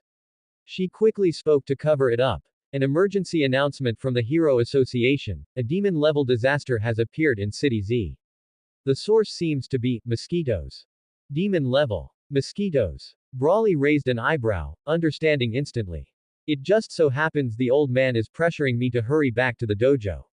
Since a monster has appeared, I might as well resolve it on the way. He turned his head, his gaze falling on Fubuki with a hint of an invitation. Fubuki, do you want to go to City Z together? This might not be appropriate, right? Fubuki felt a bit embarrassed.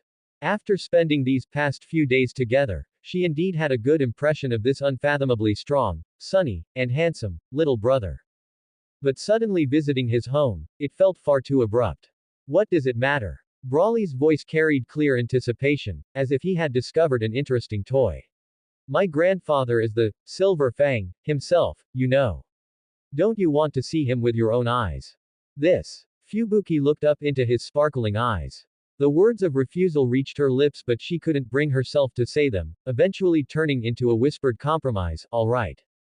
Hey Tilda. Seeing her agree, the smile on Brawley's lips widened instantly. He extended his arm and naturally wrapped it around her slender waist. MPH. The sudden intimate contact caught Fubuki off guard, and the warm touch on her waist caused the blush to spread all the way to her neck. What are you doing? Before her exclamation could fully escape, Brawley had already taken off into the air with her. No time to lose, let's go. It wasn't until the wind whistled past her ears that Fubuki recovered from her panic. She gave him a helpless, reproachful look, but eventually buried her burning cheeks gently into his solid chest, her arms quietly tightening around his waist. In just a few moments, the two figures quietly landed on the desolate outskirts of City Z. This was a forgotten corner of urban expansion. Because of frequent monster attacks, the residents had long since moved away, leaving behind a deathly silence like a wasteland. The coordinates of the demon-level monster marked by the Hero Association were right here.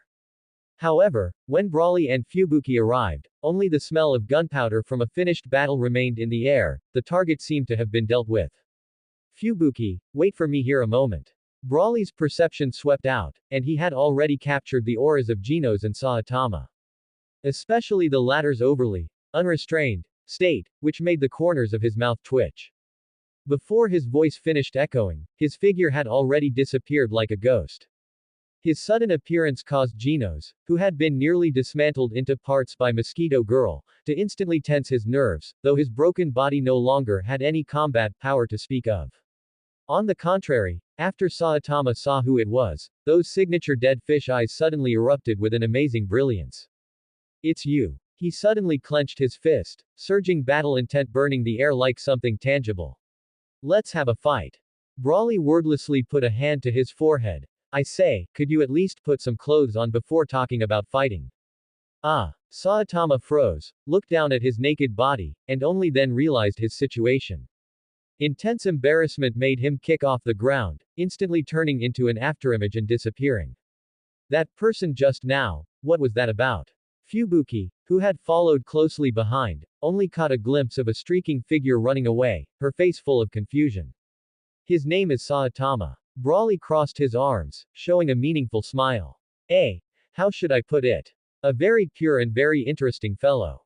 Fubuki was still bewildered. A gust of wind swirled the fallen leaves.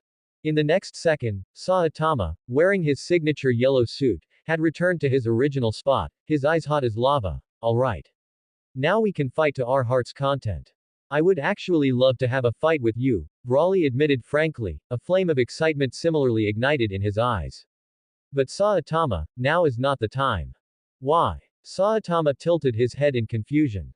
Brawley helplessly pointed to the somewhat fragile ruins around them. Just the two of us. If we really let loose and fight here, wouldn't the entire City Z be flattened by the shockwaves? Oh. Saitama came to a sudden realization, but the fire of battle in his eyes didn't go out. Instead, it burned even brighter. That was the ultimate desire for a peak showdown. After exchanging contact information, Brawley left with Fubuki. He conveniently reported the truth of Saitama killing the demon-level monster Mosquito Girl to the Hero Association. The credit couldn't all be pinned on Genos, who was practically a corpse right now. Bang's dojo. Who? Ha! Pushing open the simple dojo gates, the synchronized shouts and the sound of fists and feet breaking the air rushed toward them. Eldest senior brother is back. Someone with sharp eyes shouted, and the dojo instantly boiled over. It really is eldest senior brother. Great! Eldest senior brother is back. Eldest senior brother. I heard you've already become an S-class hero. Chiranko, looking full of admiration, squeezed to the front, stars shining in his eyes. Haha tilde it's just S-class, a piece of cake. Brawley laughed triumphantly with his arms crossed. Eldest senior brother, this person is. Chiranko then noticed Fubuki behind Brawley, who had an outstanding temperament, and his eyes lit up. He then sneakily leaned into Brawley's ear and lowered his voice, though he couldn't hide his teasing. Eldest senior brother is truly amazing. You went down the mountain for a few days and and found such a great beauty to be your girlfriend. Fubuki, hearing this from behind, immediately had her ears dyed in crimson. What nonsense are you talking about, kid? Brawley laughed and scolded as he gave Chiranko a slap on the back, but in the process, he very covertly gave him a thumbs up. Chiranko understood perfectly and immediately squeezed out an, I get it, smile. Just then, Bang and Bomb, sensing their grandson's return, strolled out. Grandpa. Great uncle. Brawley stopped joking and bowed respectfully. HMPH, I was wondering why this kid was dragging his feet and wouldn't come back, so it turns out. Old man Bomb stroked his beard, his gaze circling Fubuki, revealing a knowing and teasing smile. Cough cough. Grandfather, don't misunderstand. Brawley quickly clarified with a serious expression. This is Miss Fubuki of Hell, the rank 1B class hero from the Hero Association. When I first came down from the mountain, I was unfamiliar with the world, and it was thanks to Miss Fubuki's help. I specifically invited her to visit the dojo this time. I see. Silver Fang Bang nodded slightly, looking at Fubuki with a gentle gaze. I remember, you're Tatsumaki's younger sister, right? Welcome to my humble abode. Senior Bang, you're too kind. It is an honor for this junior to visit your dojo. Facing such courtesy from this legendary martial arts titan, Fubuki felt somewhat overwhelmed by the favor and quickly returned the greeting. Haha tilde relax a bit, there's no need to be so stiff. Seeing Fubuki's tense shoulders, Brawley couldn't help but chuckle softly. Ah, yes. A faint, imperceptible blush instantly colored Fubuki's fair cheeks. However, she soon gradually began to relax. Brawley was animatedly telling Chiranko and the other junior brothers about his experiences encountering monsters after leaving the mountain. Events that would be enough to cause panic in the eyes of ordinary people became slightly amusing adventure stories in his mouth. The junior brothers listened with shining eyes, occasionally letting out exclamations of, wow, and, for real. Their admiration was plain to see. However, it was at this moment. This is bad. Something terrible has happened. Urgent and panicked shouts broke the peace of the dojo. At the dojo entrance, several disciples with tattered clothes and bruised faces were seen supporting each other as they stumbled in. They were covered in dust and blood. Every step seemed exceptionally heavy. Clearly, they had just experienced a fierce battle. Brawley and Fubuki had the fastest reactions, their figures flashing as they appeared in the front courtyard. What happened? Brawley's gaze instantly became sharp, his brows furrowing tightly. His vision swept over the everyone's pathetic state, finally landing on one person, Kumushi. His eyes were so swollen they were almost mere slits, and he looked miserable. It's Garo. Kumushi's voice trembled with pain and fear, barely squeezing the name through his swollen lips.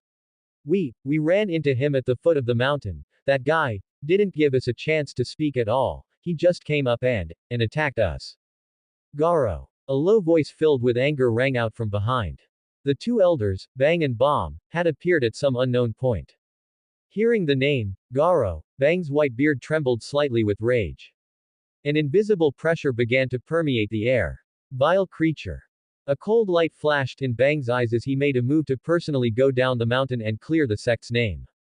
As the master, he had the responsibility and obligation to end this ill-fated connection with his own hands. Grandfather, wait. Brawley stood firmly in front of Bang. Meeting his master's gaze with burning eyes, his tone was decisive. Leave this matter to me. Bang's brow did not unrelax, his eyes showing disapproval. Clearly, he preferred to take action personally to completely settle this disturbance. Grandfather, trust me. Brawley patted his chest forcefully. Although in the original story Bang had disciplined Garo several times, he had held back every time. It would be better for Brawley to take action himself. Bang was silent for a moment before finally sighing helplessly. Fine, then. Fubuki, let's go. Having received permission, Brawley's spirits lifted, and he immediately called out to Fubuki beside him. The two figures did not hesitate for a moment, quickly leaving the dojo and heading rapidly down the mountain. On the winding mountain road, Fubuki couldn't contain her curiosity and turned her head to look at Brawley, who was walking with steady steps. Brawley, she asked softly, can you tell me about that, Garo? What kind of person is he exactly? Of course. Brawley nodded. That guy, he's a typical, problem child. He probably suffered from severe bullying when he was young, which led to his personality becoming completely twisted. He has a near pathological hatred for the identity of hero, and has even set a ridiculous goal for himself, to become the strongest monster, and then trample all heroes under his feet. After hearing Brawley's explanation, Fubuki had a vague and distorted impression of that Garo. So, how are we going to find him? The two of them soon reached the bottom of the mountain, and Fubuki was curious about what plan he had. Brawley rubbed his chin, then grinned. Watch me. Under Fubuki's puzzled gaze, Brawley strode onto the bustling street where people were coming and going. Taking a deep breath, his loud and clear voice instantly drowned out the street noise. Attention, citizens. I am the S-Class Rank 13 hero, Super Saiyan Brawley. I am currently hunting an extremely dangerous criminal named Garo. His voice was like a giant boulder thrown into a calm lake, instantly attracting everyone's attention. Please help spread the word. Tell everyone that I, Super Saiyan Brawley, am right here, waiting for him to come. Whoa. It's Lord Super Saiyan Brawley. It really is an S-Class hero. So cool. I heard he just resolved dragon-level disasters in Z City and B City. He saved countless people. Lord Brawley wants to catch a criminal. Count me in. I'll help spread the word. The citizens were full of enthusiasm and admiration for the newly promoted S-Class hero Brawley. His declaration was like a spark, quickly spreading through the crowd. People ran to tell each other, excitedly passing on the information. In less than a moment, the news of the villain Garo and Super Saiyan Brawley's public challenge spread through the streets and alleys of Z City like wildfire. At the same time, deep in a dark and narrow alley, Tisk, a figure with white spiky hair leaning against a wall, listened to the constant discussion about himself coming from outside. In particular, it also included the name of his senior brother, Brawley. The corners of Garo's mouth curled into a malicious arc. His eyes became like those of a fierce wolf eyeing its prey, flashing with dangerous and excited light. Senior brother, is this an invitation to me? He muttered to himself. Hey, perfect, I was looking for you too. Let me see senior brother's true strength. Clang. The moment the words fell, Garo's figure had already disappeared from the spot. Only a crushed soda can was left rolling on the ground, making a crisp echoing sound. As if announcing the coming of a storm. On the other side. At the edge of Z City, in a relatively open forest clearing. A breeze brushed through the leaves, making a rustling sound. Brawley leaned leisurely against a thick, sturdy tree. Brawley, the anxiety of waiting made Fubuki speak up again, her voice carrying a hint of doubt. Will that Garo really come? This method of waiting for a rabbit to hit a tree seemed to her a bit too confident. Of course. Brawley didn't even open his eyes, but a certain smile curled at the corners of his mouth. His tone was as relaxed as if he were discussing the weather. I know him. This guy is a stubborn, obsessed madman to his core. Knowing I'm here waiting for him, he will definitely come. This is his hunting game, and he would never miss it. His grasp of Garo's obsession was almost intuitive. The moment his voice fell. Tap, tap, tap. Clear and steady footsteps approached from the edge of the woods at a leisurely pace.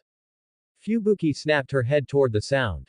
The moment she saw the newcomer, her pupils constricted suddenly. It was him. Garo. He really came. Yo tilde tilde. Garo's figure strolled out from the shadows of the trees. His signature white pompadour hair was particularly striking in the sunlight, and his black tight-fitting clothes outlined his lean, powerful muscle lines. With his hands in his pockets, his posture seemed casual, yet his eyes were as sharp as knives, locked firmly onto Brawley. I didn't expect we'd be able to reminisce so soon. It's truly a pleasant reunion. There was no warmth in his smile, only naked battle intent. Brawley slowly opened his eyes and calmly met that aggressive gaze. His arms remained crossed over his chest, his posture composed. Since you've already been expelled from the sect, his voice was low and clear, why come back? Why hurt Kumushi and the others? The questioning held a hint of confusion and cold anger. Why? Garo grinned exaggeratedly as if he'd heard a funny joke, revealing forest white teeth. Didn't I say it long ago? I'm going to become a monster. I'm going to crush all of you hypocritical heroes, one by one. Especially you, my most respected senior brother. His voice suddenly rose, filled with twisted resentment. From the first day I stepped into the dojo, everyone was buzzing in my ear about how powerful you were, senior brother, a genius seen once in a century, but I never saw you actually make a move, not even once. Before his voice could fade, a violent and bloody aura suddenly erupted from Garo. The surrounding air seemed to become thick and heavy. His body sank slightly as he clenched his fists, assuming the classic opening stance of the water stream rock smashing fist. His movements were fluid but carried a sinister malevolence. Today, let me use these fists to personally verify whether the legendary strength of the senior brother is just an empty reputation. A frenzied flame burned in Garo's eyes. Hey tilde tilde. Facing the oncoming ferocious aura, Brawley only gave a light, mocking chuckle. That laughter carried a faint trace of pity and absolute confidence. Fine. Since you want to see it so badly. He slowly lowered his crossed arms, letting them hang casually at his sides, then crooked a finger at Garo nonchalantly. Then come at me. Let me, as your senior brother, teach you a good lesson on what it means by, there is always someone better. His posture was like that of someone facing an ignorant, naughty junior brother who needed a lesson. You. Brawley's near-insulting, dismissive attitude instantly ignited the anger that had been building in Garo's heart for a long time. He had left the dojo 3 years ago, spending every day in hellish cultivation. He had hovered on the brink of life and death countless times, challenging and defeating numerous opponents, even including those high and mighty S-class heroes.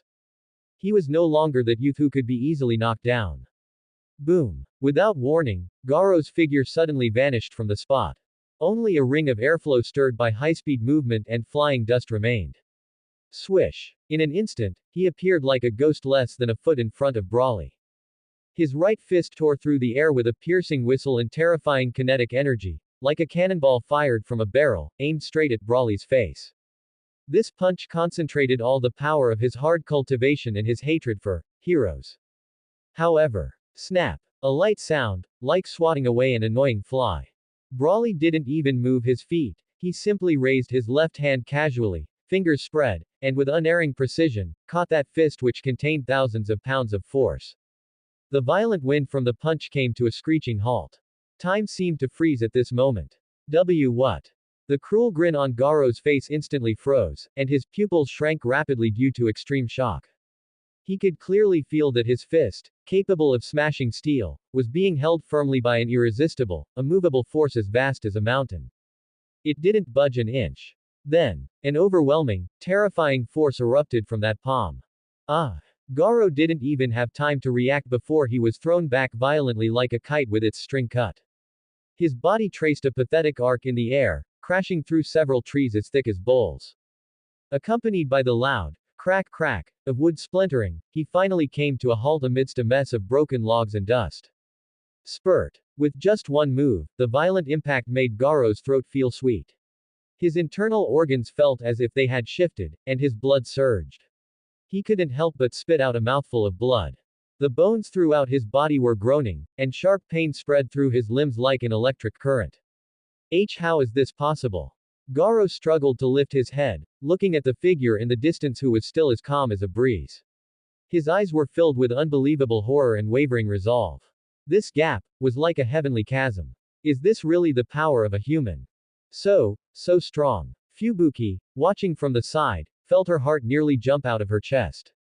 Garo's ghost-like speed just now, which she couldn't track at all, had already left her terrified. But she never expected Brawley's response to be so nonchalant. That terrifying power shown with a casual toss made her realize just how powerful Brawley's strength truly was. Hey, stop playing dead over there. Brawley's slightly mocking voice came from the center of the clearing, carrying a hint of laziness. You can't get up after just this much. With only this bit of skill, you dare to parade around and attack junior brother Kumushi and the others. You really don't know the heights of the heavens. His words were like a cold whip, lashing hard against Garo's pride. You, tard. Brawley's contempt was like the strongest poison, completely igniting all the humiliation, anger, and madness in Garo's heart. A beast-like roar erupted from the dust. Bang! The ground shattered. Garo's figure shot out like a cannonball, shrouded in a white chi flame that was even more violent and condensed than before. This time, his entire body was wrapped in a materialized, burning white airflow. His aura climbed frantically as if he had unlocked some kind of shackle.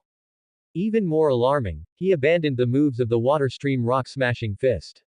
His fist swung in an unprecedented, wild, violent, and bizarre trajectory. This was a fist technique he had honed, fused, and created himself during countless life and death battles over the past 3 years, born specifically to crush heroes. Every punch carried a ferocity that could tear everything apart. The offensive was like a violent storm, instantly enveloping Brawley. Brawley only felt a gust of strong wind, as if a bloodthirsty wolf was pouncing toward him.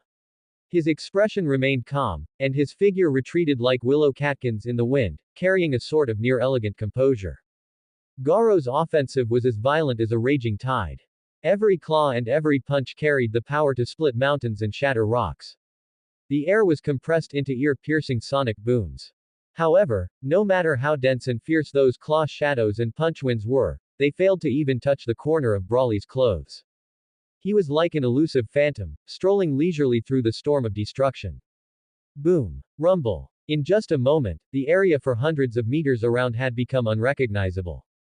The solid ground was plowed into deep trenches, and the broken walls and ruins were turned to powder in the shockwaves. The strong wind whipped up dust that filled the sky. Fubuki had to use her psychokinesis to hover high in the air to barely avoid this inhuman battlefield. With lingering fear, she looked down at the two figures constantly clashing and tearing the earth apart. Hey, is this all you've got? Brawley's voice carried a hint of lazy amusement. While effortlessly dodging lethal attacks, he even had the leisure to open his mouth and tease. That state of ease deeply stung Garo's pride. Fury burned fiercely in Garo's eyes as he roared, his punch speed suddenly increasing by 30%, leaving behind a blur of afterimages. But it was useless. That seemingly airtight web of attacks was still full of holes in front of Brawley. Boring. This ends now. A flash of fading interest passed through Brawley's eyes. Before his voice had even faded, his figure seemed to teleport close into Garo's chest, and a plain but terrifyingly powerful heavy punch slammed hard into Garo's abdomen. Blarg. The violent impact made Garo's eyeballs bulge, and gastric juices mixed with blood foam gushed uncontrollably from his mouth. It was as if all the strength in his body had been drained by this one punch. His legs buckled, and like a broken piece of dry wood, he knelt heavily on the ground, his knees shattering the earth beneath him. However, Garo was Garo after all. A beast-like will supported him as he shakily stood up once more. His bloodshot eyes locked onto Brawley, and an unwilling low growl escaped his throat as he dragged his broken body to charge once again. Oh, you still have the strength to stand up. Brawley's eyebrows twitched slightly. In the next second, his figure vanished into thin air before Garo's eyes like a ghost. A premonition of death instantly gripped Garo's heart. He twisted his body suddenly, but his pupils shrank to their limit in an instant. Brawley had appeared behind him at some point, and a fist was booming toward his face at a strange speed that seemed slow yet as if it had frozen space. He couldn't dodge. No matter how he urged his body, that fist seemed to carry a magic that locked time and space, constantly enlarging in his vision. For the first time, the cold breath of death truly gripped his throat, crushing all his will to fight. The shadow of despair loomed over him, and the light in his eyes quickly dissipated. Boom. The wind from the punch was like a dragon, tearing through the sky. That strike, which was enough to shatter stars, brushed past Garo's ear at the last moment and boomed violently toward the horizon. In an instant, the dark clouds covering the sky were forcibly punched into a huge hole by this irresistible force. Dazzling sunlight pierced through the haze, pouring straight down. Garo's knees buckled, and he knelt on the shattered earth. Bathed in the dazzling sunlight, his mind was a complete blank, unable to recover from that suffocating feeling of near death for a long time. The sunlight outlined Brawley's tall and straight back. In Garo's eyes at this moment, he was as majestic as a mountain, standing tall before him. He radiated a desperate, insurmountable sense of oppression. If you want to challenge me, you're welcome anytime, Brawley's voice sounded calmly, with no detectable emotion. But, before you can truly defeat me. He turned his head slightly, the shadow he cast making Garo feel as if he had fallen into an ice cellar. If you dare to strike at innocent people again, don't expect me to show mercy anymore. Leaving behind these cold words, Brawley didn't look at him again and waved to Fubuki not far away. The two figures gradually moved further away at the boundary between the ruins and the sunlight. Leaving Garo alone, kneeling on the devastated earth like a stone statue. Until the twilight gathered, completely swallowing his figure. After a long time, when the last ray of light disappeared, Garo slowly raised his head. The initial daze and despair in his eyes had faded, replaced by a purer, hotter flame burning fiercely. He clenched his fists, his knuckles turning white from the force, and roared with all his might toward the direction where Brawley had disappeared. Eldest senior brother. I will never give up. One day, I will surpass you. His voice echoed in the empty ruins, carrying a resolute vow. In the next moment, Garo's figure vanished quietly into the shadows of the broken walls like a lone wolf merging into the night. Bang's dojo. Grandpa, I've already taught that kid a lesson, Brawley said in a flat tone. 3 years on the streets, his wings have grown strong, and his heart has drifted. I set some rules for him. If he dares to do evil again, there won't be a next time. Bang nodded slowly. Listening to Brawley's brief description, besides being gratified, he couldn't hide a hint of deep regret. He had still held a sliver of hope, wishing that this unruly disciple could find his way back and return to the sect of the water stream rock-smashing fist. Now it seemed that hope was slim. However, fate is always full of surprises. In the early morning of the next day, the ancient wooden door of the dojo was suddenly pulled open. A figure, covered in dust and with bruises that had not yet faded, appeared abruptly in the courtyard under the faint morning light. Garo. It's Garo. He actually dared to come back. Quick. Go tell eldest senior brother and master. The dojo disciples instantly exploded into a commotion, a mix of suspicion and anger. Someone hurriedly ran to the inner courtyard to report. Soon, amidst hurried footsteps, Bang, Bomb, Brawley, and Fubuki, who had heard the news, gathered in the front courtyard of the dojo. Everyone's gaze was focused on the figure standing in the center of the courtyard, looking somewhat out of place. Garo. Bang looked at this disciple, who was covered in wounds but had a stubborn look in his eyes. His feelings were complicated beyond words, and 1,000 words finally turned into a low call. Master. Garo's lips twitched a few times, and as if using all his strength, he managed to squeeze out these 2 long-lost words from his throat. His gaze didn't dare to look directly at Bang, instead, it stubbornly turned toward Brawley. Yo-ho. Brawley crossed his arms, tilting his head with a face full of undisguised surprise. What? Did that beating I gave you clear your head? This script was completely beyond his expectations. He had thought this kid would find some deep mountain forest to bury himself in training, waiting until he was full of energy to come back and seek revenge. That's the end of part 1. Part 2 is coming soon. Thanks for watching. Please subscribe and support our channel for more stories. Hello everyone, this is Fanfic Audiobook. Here you find original fan-made audio stories. One Punch Man, and I'm Brawley, the legendary Super Saiyan. Part 2. Garo grit his teeth, his jaw muscles tensing as words squeezed through the gaps. I see it now. The current me is simply no match for senior brother. He suddenly snapped his head up, looking directly at Brawley. And, if I keep practicing blindly on my own for another 10 or 20 years, I'll never even catch up to your shadow, senior brother. As soon as these words were spoken, not only was Brawley stunned. Even old man Bang had a flash of astonishment in his eyes. The two of them subconsciously exchanged a glance. This change in awareness was far too thorough, wasn't it? However, this was an unexpected pleasant surprise. At the very least, before this kid achieved his ultimate goal of truly defeating Brawly, he probably wouldn't go out to cause trouble or pull any hero hunting nonsense anymore. Ha ha ha. Good. It's good that you're back. The gloom in old man Bang's heart was swept away instantly. He laughed heartily, the wrinkles on his face smoothing out. He had always blamed himself, thinking that he hadn't cared enough for Garo in the past. Caring too much for his grandson Brawly had caused this equally excellent disciple's heart to lose balance and go astray. This time, he would definitely make up for it and teach him with all his heart. That kid Brawly learned everything at a glance, making things so easy it left one with no sense of accomplishment. It was perfect to pour double the worry into Garo instead. Garo chose to return for exactly the reason he stated. Cultivating alone behind closed doors offered no hope of surpassing his goal. As for continuing to challenge those so-called S-class heroes, that was even more meaningless. Those people couldn't even take a few hits from him when he was serious, they provided no tempering effect at all. By staying at the dojo, he could at least constantly feel the abyss-like pressure from his senior brother and find opportunities to challenge him at any time. This was his only shortcut to becoming stronger. However, just as Garo made up his mind and prepared to endure hardships and work hard at the dojo, the very next day, Brawly took Fubuki and leisurely headed down the mountain. Garo stood at the dojo entrance, watching the backs of the two as they walked away, and clenched his fists tightly. After a brief moment of disappointment, the fire burning in his eyes grew even more intense.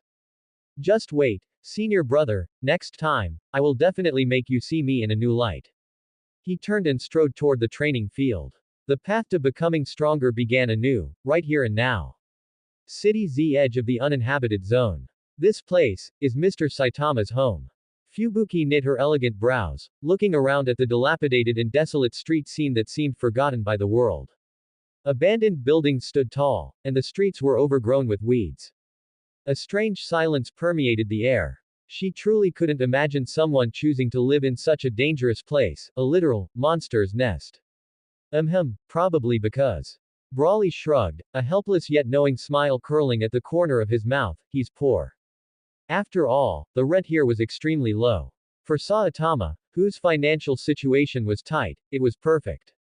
Ding dong. Brawly rang the doorbell of the apartment door, which looked like it was about to fall apart. Who is it? A lazy, unmotivated voice accompanied by the pitter-patter of slippers approached from within. The door was pulled open. Saitama, with his signature bald head and cheap yellow jumpsuit, poked his head out. His iconic dead fish eyes showed no ripples of emotion. However, when his gaze landed on Brawly standing at the door, those stagnant pupils suddenly lit up like two ignited stars. Yo, Saitama, Brawly greeted with a smile. Aren't you going to invite us in for a bit? Oh, it's you guys. Saitama paused for a moment, then stepped aside. Come in, the place is small. His tone was still flat, but the heat in his eyes betrayed his inner excitement. Inside the room, Genos was sitting upright and formal. Genos, you're here too. Brawly greeted him without surprise, as naturally as if he were visiting a neighbor's house. Yes, Mr. Brawly. Genos stood up and bowed meticulously. I am visiting Sensei and listening to his teachings. His tone was as serious as if he were reporting on national affairs. Hey, when did I agree to be your teacher? Saitama immediately complained with a look of disgust, scratching the back of his smooth head. And I don't have anything to teach you anyway, right? Brawly couldn't help but laugh and tease. I say, Genos, you're a cyborg full of high technology. If you want to get stronger, shouldn't you go to Dr. Kusano to upgrade your equipment or research more powerful weapons? What can you learn from following Saitama? How to save 500 yen at a supermarket sale. He pointed at the faded jumpsuit Saitama was wearing. No. You are wrong. Genos refuted without hesitation, a firm light flashing in his golden pupils. What I feel from Sensei is a true strength that transcends machinery and data. His words were powerful and resonant, filled with a near fanatical admiration. After hearing this, Brawly could only shrug helplessly again. He understood what Genos meant.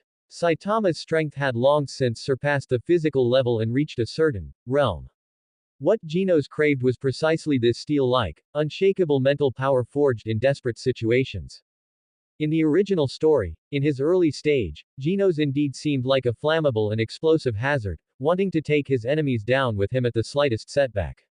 Saitama's existence was like a lighthouse, subtly teaching him persistence, protection, and calm, precious qualities that couldn't be instilled by chips and programs. Although the title, The Legend of Constant Defeat, was still prominent. Genos was indeed growing at an amazing speed through every fall. Alright, whatever makes you happy. Brawley decided to end the philosophical topic and turned to Saitama, who was picking his ear with his pinky. By the way, Saitama, let's talk business. The Hero Association asked me to ask you if you're interested in officially joining. Hero. Saitama lowered his finger and blinked his dead fish eyes as if it were a matter of course. I'm already a hero. His tone was as flat as saying, the weather is nice today. Brawley's mouth couldn't help but twitch slightly. Hey Tilda, a playful arc rose at the corner of Brawley's mouth, his voice carrying a hint of persuasion. Saitama, your resolve to silently protect the world is indeed remarkable, you're a true unsung hero. But.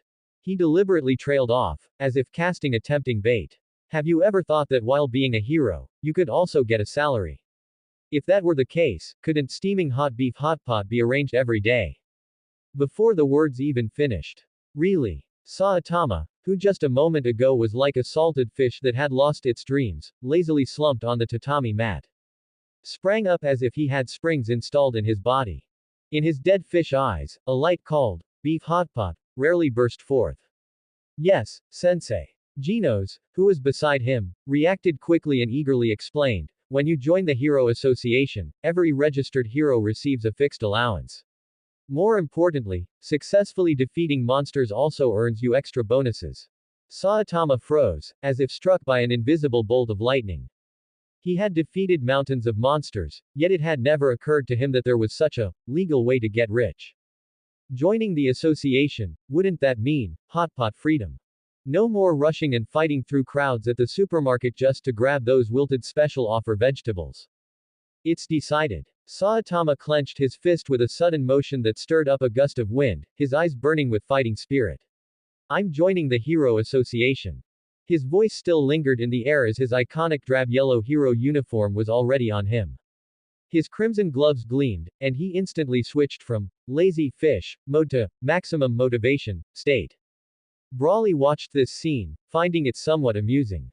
Sure enough, to deal with Saitama, all you needed was hot pot. Then he turned his gaze to the cyborg youth beside him. Genos, what about you? Want to consider it too? Genos nodded respectfully with almost no hesitation. Since Sensei is joining, I will naturally follow. Good. Brawley clapped his hands, looking excited. No time to lose. Target City A, Hero Association headquarters, let's go. However, just as his last syllable fell. Boom.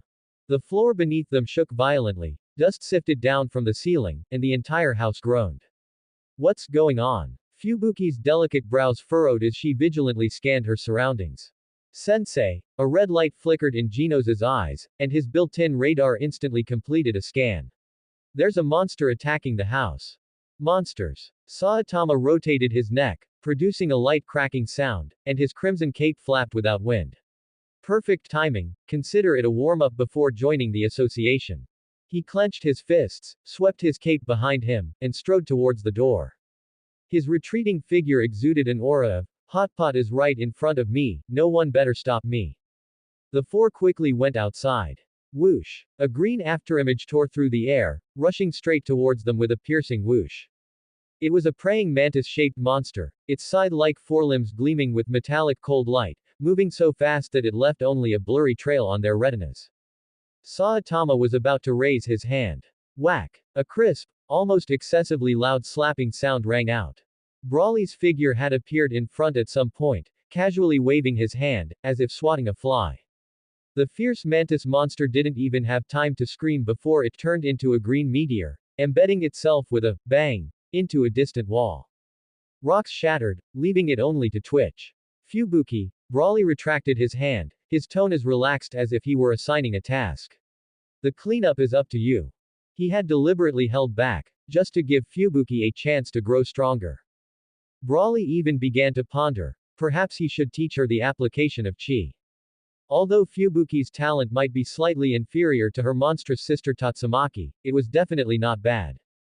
It was just that her psychokinesis development seemed to have hit a bottleneck. If she could master the cultivation method of chi, the situation would be completely different.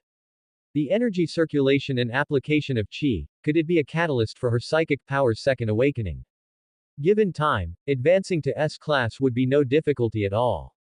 Meanwhile, Saitama's deadpan eyes locked onto the nearby Beast King, who exuded a ferocious aura, and the unpleasant rustling sound faintly coming from underground. It was the mole monster, skilled at burrowing.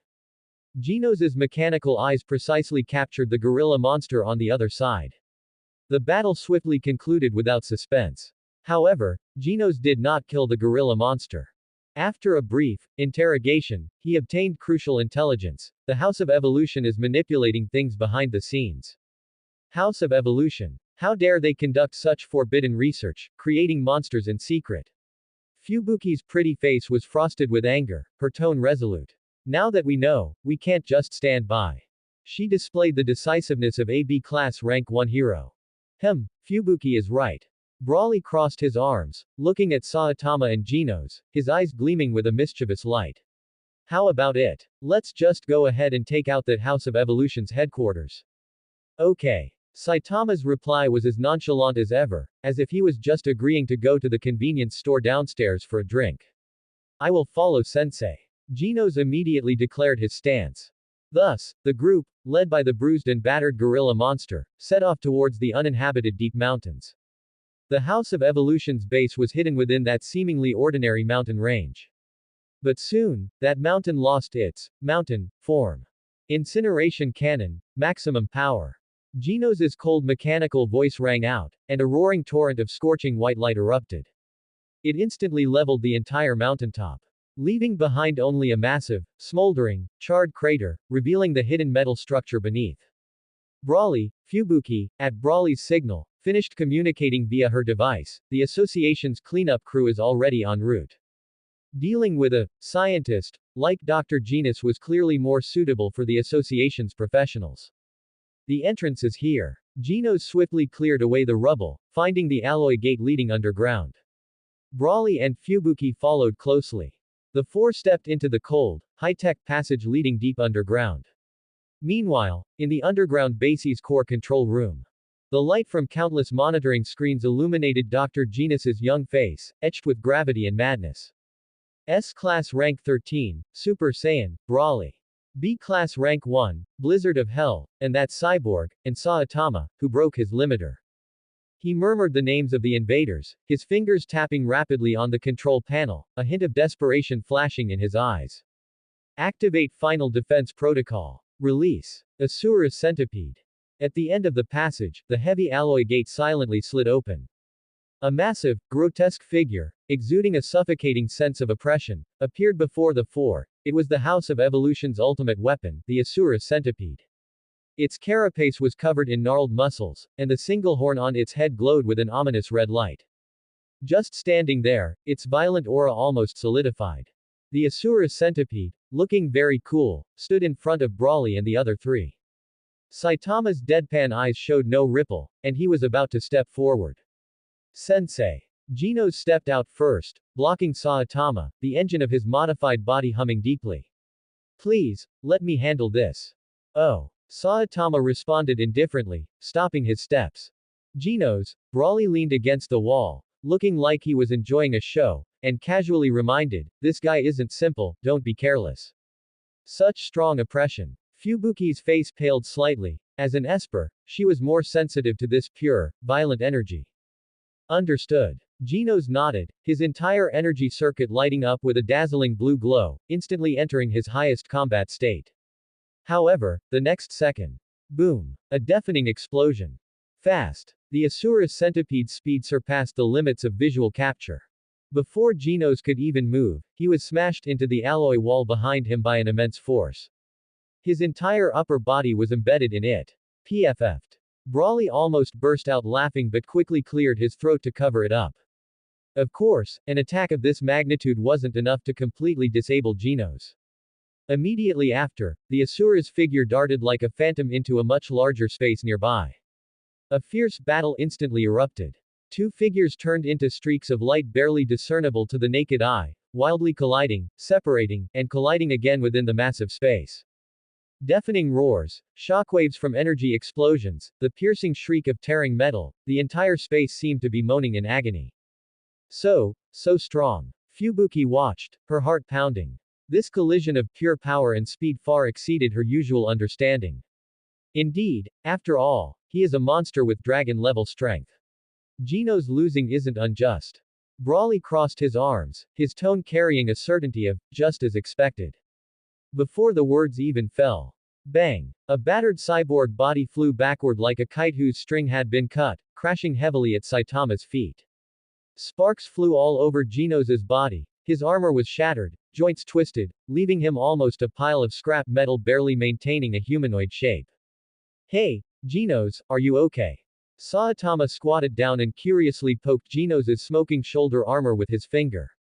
I'm fine. Genos's voice was intermittent. Sensei, be careful, that guy is very strong.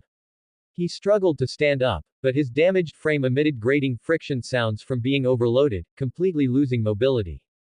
Saitama, Brawley extended his hand appropriately, making a please gesture with a teasing smile. It's your turn. Handle this dragon-level monster, and the Hero Association should have no problem giving you an S-class hero position directly. Oh. Saitama's signature dead fish eyes seemed to be injected with a soul the moment he thought of an S-class hero, instantly lighting up. S-class equals highest salary equals unlimited hot pot supply. This equation instantly formed in his mind. Who? Saitama waved his hand, tossing his heavy cloak, and walked with a completely unimpressive gait straight toward the terrifyingly powerful Asura centipede. Hey tilde. The Asura centipede watched the bald human approach without any defense, its ugly face splitting into a cruel, bloodthirsty grin. The next second, its figure vanished. When it reappeared, it was ghost-like behind Saitama, accompanied by a piercing shriek that tore through the air. Its massive fist, wreathed in destructive power, smashed down with overwhelming force. However, Saitama still maintained that same bored, dead fish-eye expression. He just made an extremely subtle, almost unintentional, slight turn of his eyeballs. Immediately, the Asura centipede's punch, aimed for a sure kill, froze hard just a hair's breadth from the back of Saitama's head. The laughing, fierce grin on its face instantly solidified, replaced by an indescribable, bone-deep terror. Beads of cold sweat poured down its face like a waterfall, and its massive body trembled violently beyond control. As if it had witnessed something horrifying. Brawley narrowed his eyes with interest, a knowing smile curling the corner of his mouth. Interesting. In the entire world of One Punch Man, this unlucky Asura centipede before them was probably the first creature to truly see the bottomless, terrifying strength in Saitama that could make any living being instinctively tremble, right?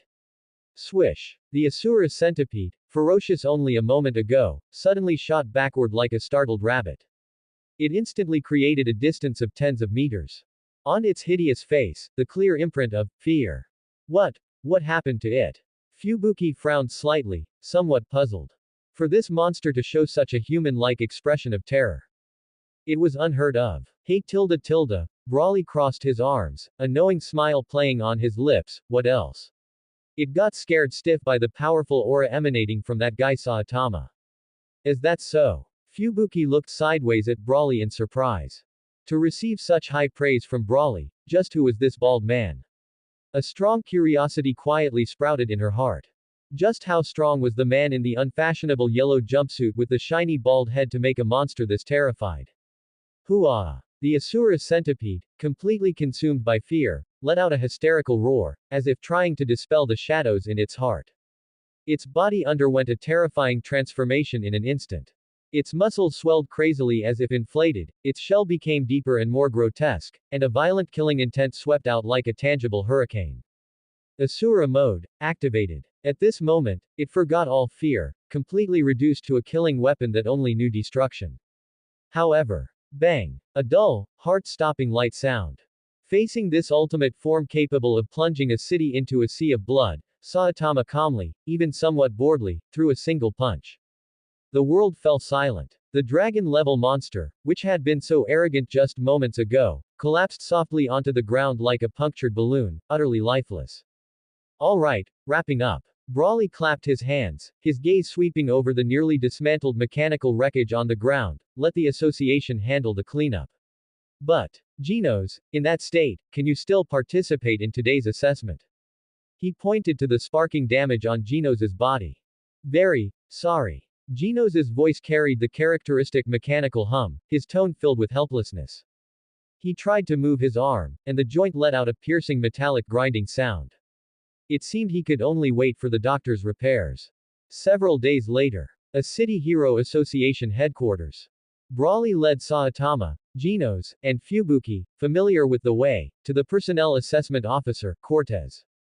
Here, these two, Saitama and Genos, their strength is definitely enough for S-class. Brawley introduced them concisely. Saitama's combat record was impeccable. The demon-level Mosquito Girl and the dragon-level Asura Centipede were both dealt with by him alone. Although it wasn't quite like when Brawley defeated Vaccine Man and saved the entirety of City A. This record was still dazzling enough. The assessment was merely a formality. With proven achievements of single-handedly killing a dragon-level monster, the S-class hero position was practically guaranteed for Saitama. One must remember that the weakest members of the S-class struggled to deal with demon-level threats, let alone single-handedly take down a dragon-level 1. If Saitama couldn't be ranked as an S-class hero, the Hero Association's evaluation standards should be thrown in the trash. The result was without suspense. Although in the written test segment, Saitama was scratching his head, and his paper was a mess. But when it came to the practical combat test, rumble. The dynamometer, under Saitama's casual punch, instantly turned into flying parts and flashing electrical sparks.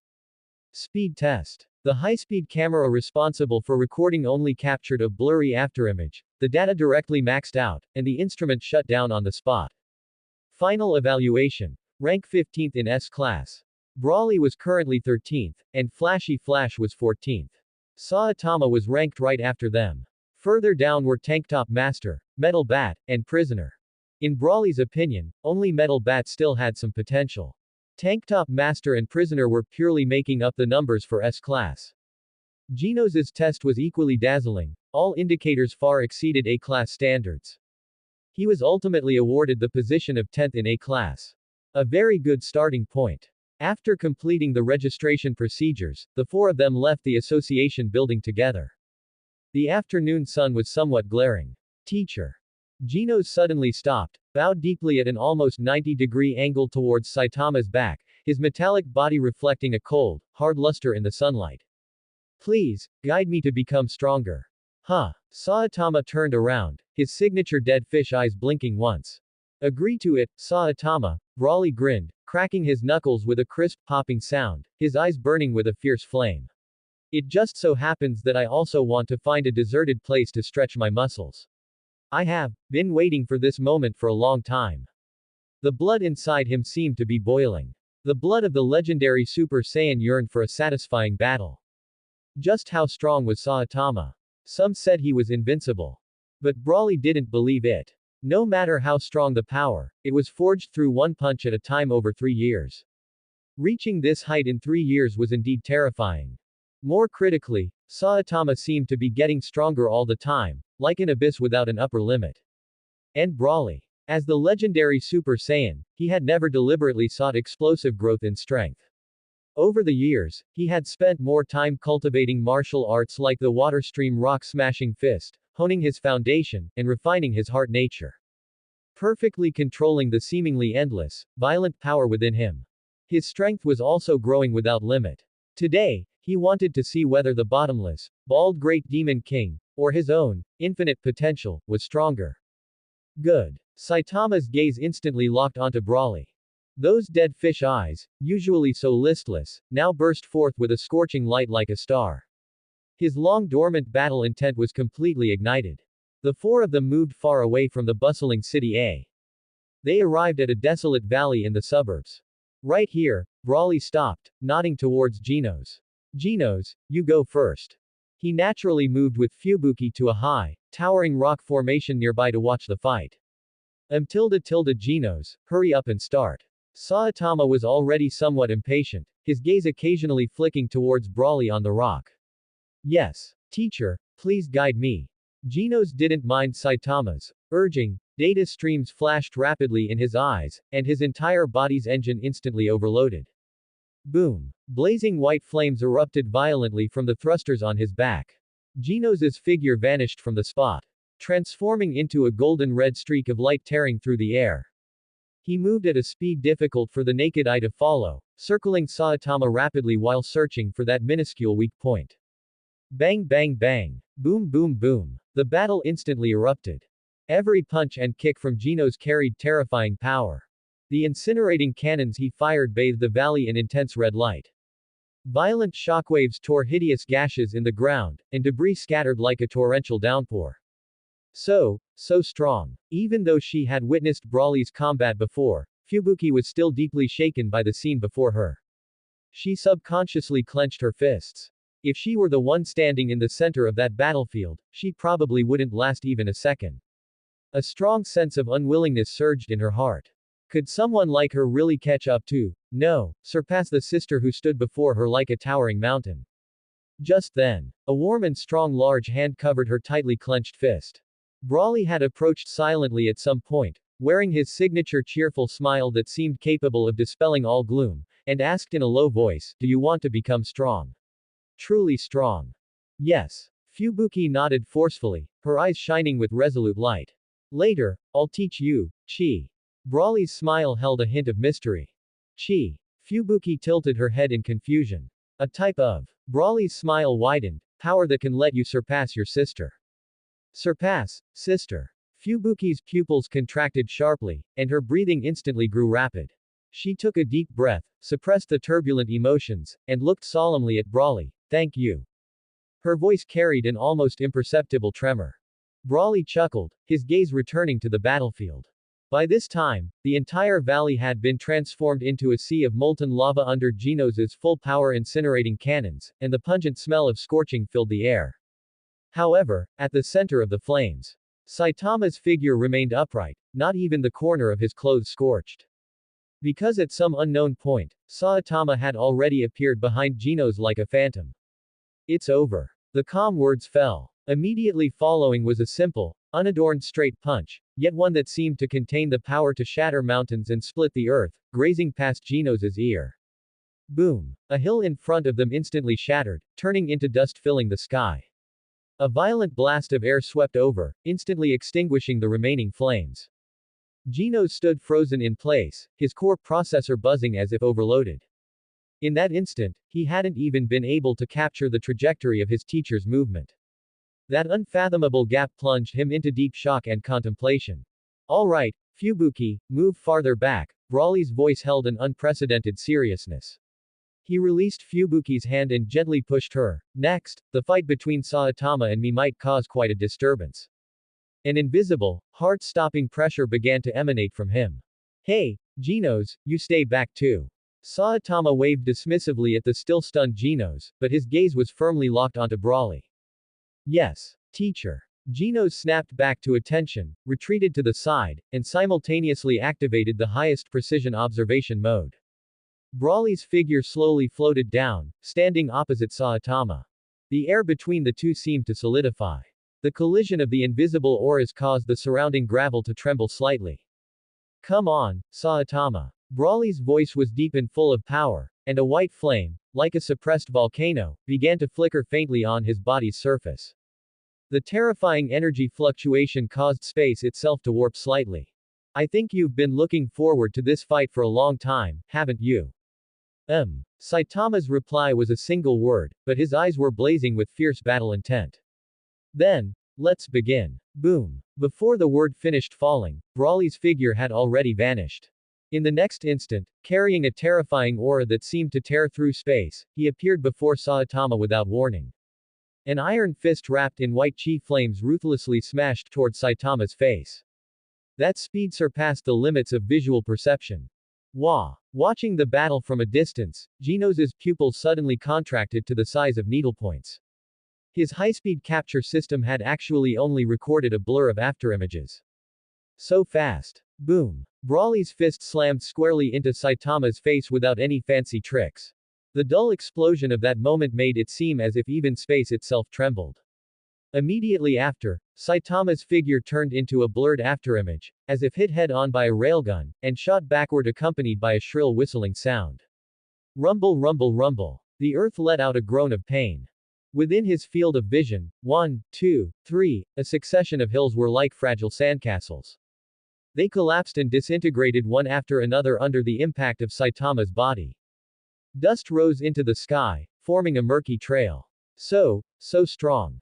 In the distance, Fubuki, suspended in midair, had her pupils shrink as her heart pounded incessantly due to this opening scene. Aside from the shock, an indescribable excitement also welled up in her heart. However, there wasn't the slightest hint of pride on Brawly's face. He looked deep into the dust and shouted, "Hey! Saitama, stop pretending. This level doesn't even count as a warm-up for you, right? Show me your real strength." Before his voice could fade. Bang! Gravel shot out like a rainstorm. A yellow figure tore through the smoke screen, rushing back at an even faster speed and landing steadily in front of Brawly. Saitama patted his dust-covered red gloves and scratched the back of his shiny head somewhat sheepishly. "Ah, sorry. Opportunities that make my blood boil don't come often, so I couldn't help but want to test your strength first." The corners of his mouth curled into a pure, battle-intent-filled smile. That hit just now felt really good. In that case, Brawly's aura suddenly surged. The battle officially begins now. Ha! An incomparably violent chi erupted like a volcano that had been suppressed for 10,000 years. Blazing white chi flames instantly enveloped Brawly's burly body, burning fiercely. It made him look like a god of destruction descending upon the mortal world. A terrifying energy pressure swept in all directions, the earth wailed and cracked beneath his feet, and countless pieces of rubble were swept up by the invisible hurricane, whistling like bullets. Oh! Saitama's dead water-like eyes suddenly lit up with an amazing brilliance. This powerful strength that far exceeded his expectations was like a spark thrown into boiling oil, completely igniting his long-dormant combat instincts. Blood roared through his veins. In the next second, Brawly's figure vanished from the spot. Boom! At the moment the two made contact, time seemed to freeze for an instant. Then, a world-destroying torrent of energy exploded. With them as the center, the solid earth shattered and collapsed layer by layer like a fragile cracker, and the surrounding hills were instantly leveled to the ground. The shockwave turned into a visible white ring of air, violently sweeping away everything. Two blurred afterimages crazily crossed, separated, and collided again on the broken earth. Every time their fists and feet met, a deafening roar and a space-tearing impact erupted. Their battle was no longer within the human realm, it was more like two moving natural disasters. Where the wind of their punches reached, mountains crumbled and the earth split. Where the force of their kicks passed, rivers were cut off. This. Fubuki, hovering high in the sky relying on her psychokinesis, turned pale and unconsciously covered her mouth with both hands. The scene before her was completely beyond the limits of her understanding. That world-destroying power, that inhuman speed, just watching it made her soul tremble. Genos, who was slightly closer, didn't even have time to react before he was violently blown several kilometers away by the raging aftershocks. He smashed into the distant ruins like a broken kite. When he struggled to crawl out and witnessed the battlefield that looked like the apocalypse had arrived. His cold mechanical core also felt an unprecedented shock, and his throat seemed to be strangled, unable to make any sound. Ha! Brawly howled, his offensive as continuous as a raging tide. A vicious straight punch served as a feint. The moment Saitama blocked, the real killing move, a heavy punch infused with all his power, had already smashed toward Saitama's wide-open chest like a falling star. Bang! Bang! Bang! Bang! Saitama's figure staggered from this exquisite feint. Brawly seized the opportunity, his iron fists turning into a storm of wind and rain, with every strike landing solidly on Saitama's body. The massive force pushed Saitama backward, crashing through one towering mountain after another. The mountains collapsed in the roar, and rubble poured down like a torrent. However, this violent combo was far from over. Brawly held one arm toward the sky, and in his palm, dozens, then hundreds of chi blasts emitting an aura of destruction instantly condensed. Without the slightest pause, they rained down like a dense meteor shower toward the last mountain where Saitama was buried. Rumble, rumble, rumble, rumble. Explosions more terrifying than thunder sounded continuously. A blinding light swallowed everything. The entire mountain, along with a large area of land beneath it, was completely vaporized and disappeared under the continuous baptism of energy. Only a bottomless, giant charred pit remained on the spot, its edges flowing with lava like crimson. Sensei. Genos cried out in shock, his voice carrying a trace of imperceptible trembling. The energy contained in each of those chi blasts was several times more than his full-power incineration cannon. Such a destructive saturation attack, is Sensei really okay? Just at the moment the worry rose to its peak. Whoosh! A yellow figure, fast as lightning, shot up into the sky unharmed from the explosion flames and thick smoke that had yet to dissipate. It was indeed Saitama. Although his combat suit was somewhat damaged and covered in dust, on that iconic bald face, there was still not a single scratch to be seen. Warm-up is over. Saitama's calm voice sounded, but his eyes were burning with an unprecedentedly fierce battle fire. After being suppressed for so long, he finally stopped, holding back. His figure swayed slightly, and as if teleporting, he appeared directly in front of Brawley. Serious punch. A simple and unadorned straight punch, yet one that condensed enough power to shatter stars, was thrown toward Brawley without reservation. Facing this unavoidable strike, extreme excitement erupted in Brawley's eyes as he roared and crossed his arms in front of his chest, his chi flames burning to the limit. Boom! An indescribable, terrifying force, like an opened galaxy torrent, smashed heavily against Brawley's defense. The ground beneath his feet instantly turned to powder, and his entire being transformed into a green meteor, shooting backward at a speed even faster than when he came. Boom, boom, boom, boom. In a series of deafening roars, several even more massive mountains were pierced and shattered by his body. Dust and smoke blotted out the sun. Brawley. Fubuki's heart instantly leapt into her throat. Ha ha ha ha. Refreshing. So refreshing. Saitama. Is this your so-called serious series? A heroic laugh pierced through the dust and rubble as Brawley shook off the boulders crushing him and stood tall once more upon the ruins. The chi aura on his body had not weakened. Instead, it was like a fire doused in oil, burning even more violently and brilliantly. The legendary Super Saiyan bloodline was boiling, and his endless battle intent almost broke through the shackles of reason. Again, Saitama was equally fired up. His serious punch, which was enough to end most battles, had actually been tanked head-on by the opponent. This long-lost excitement of meeting a worthy opponent was exactly what he had dreamed of. He clenched his fists, adopting an unprecedented serious stance. Consecutive serious punches. No testing, no holding back. Every one of Saitama's punches contained the same, serious, power as before. The shadows of his fists instantly transformed into a storm of destruction. Brawley also charged forward with a wild laugh, his sandbag-sized iron fists carrying the same power to shatter mountains and rivers as they collided fiercely with Saitama's fist shadows. Boom, boom, boom, boom, boom. The even more dense and terrifying sounds of impact resounded through heaven and earth like the war drums of the gods. The shockwaves generated by each collision caused the already broken earth to tear and sink once more. The clouds in the sky were torn to shreds by the violent air currents. The sunlight flickered uncertainly within the distorted space. The earth trembled violently and groaned, opening bottomless chasms as the distant horizon began to warp. A terrifying earthquake, powerful enough to sweep across the continental shelf, was forming. Stop! Stop! Don't fight anymore! Fubuki screamed with all her might. If you keep going, never mind City A, the entire world will be torn apart by you too. Brawley and Saitama stopped their fists, which were about to collide again, almost simultaneously.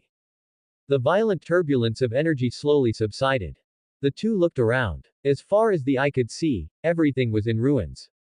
The earth was like a rag ravaged by a giant god, covered in massive intersecting rift valleys where muddy river water poured in.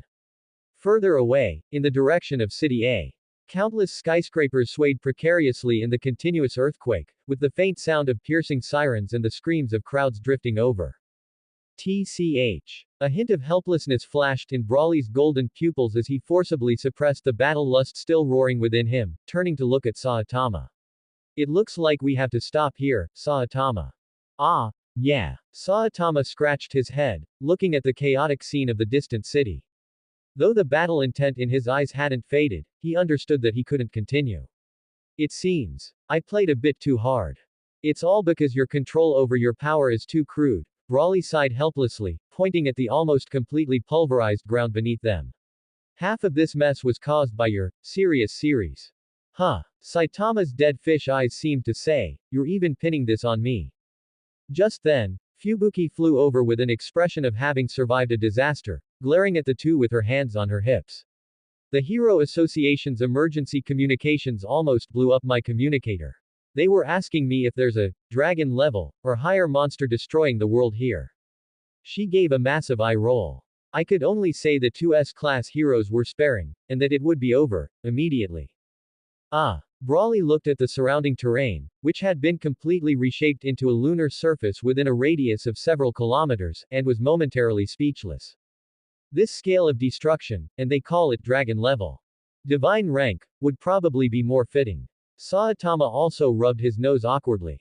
Fine, fine, Fubuki said, waving her hand as she saw their guilty looks. I've managed to pacify the association for now. But the next time you want Toshpar, please find a place far away from the city. No problem. We'll find a sturdier place next time. Brawley grinned, his previous helplessness instantly forgotten as he stepped forward and threw an arm around Saitama's shoulder. That fight was great, but it wasn't enough. Let's continue next time. But for now, I'm hungry. Let's go fill our stomachs first. Yeah. Saitama nodded immediately, his eyes sparkling with a longing for food. Hot pot. I want to eat meat. Haha, you got it. Hot pot until we're stuffed. Brawley laughed heartily, his arm still around Saitama's shoulder. Ignoring the scorched earth still trembling slightly beneath them, they set off. They walked leisurely toward the distant city A, which was still shrouded in the aftermath of panic. Fubuki pressed a hand to her forehead, her face full of the helplessness of, I really can't do anything about you two. Whenever the scenes of that intense battle appeared in her mind, her heart would pound uncontrollably. She probably wouldn't be able to forget it for the rest of her life. But, in the end, who actually won? Fubuki subconsciously mimicked Brawley's signature crossed arms pose, tilting her head in thought. Brawley indeed suppressed Saitama for most of the time. But that bald guy didn't even lose a single hair. Brawley was also completely unscathed. These two utter monsters. Her gaze swept over the surroundings. The earth was cracked for kilometers around, leaving nothing but broken walls and ruins. And the culprits behind all this. They finished the fight, dusted themselves off, and looked as relaxed as if the weather were just nice today. Ridiculous. This was simply beyond ridiculous. As for the winner, Brawley himself didn't have a clear answer. After all, the two had just been about to get serious when they were forced into a halftime break. As a legendary Super Saiyan, Brawley's talent was practically broken. Even if he were lazy and slacked off daily, his combat power would still snowball, leaping upward every year. To this day, at a conservative estimate, his combat power had already surpassed the 300 million mark. As for Saitama, this guy's combat power was completely impossible to estimate. However, this guy's strength was probably about the same as Brawley's.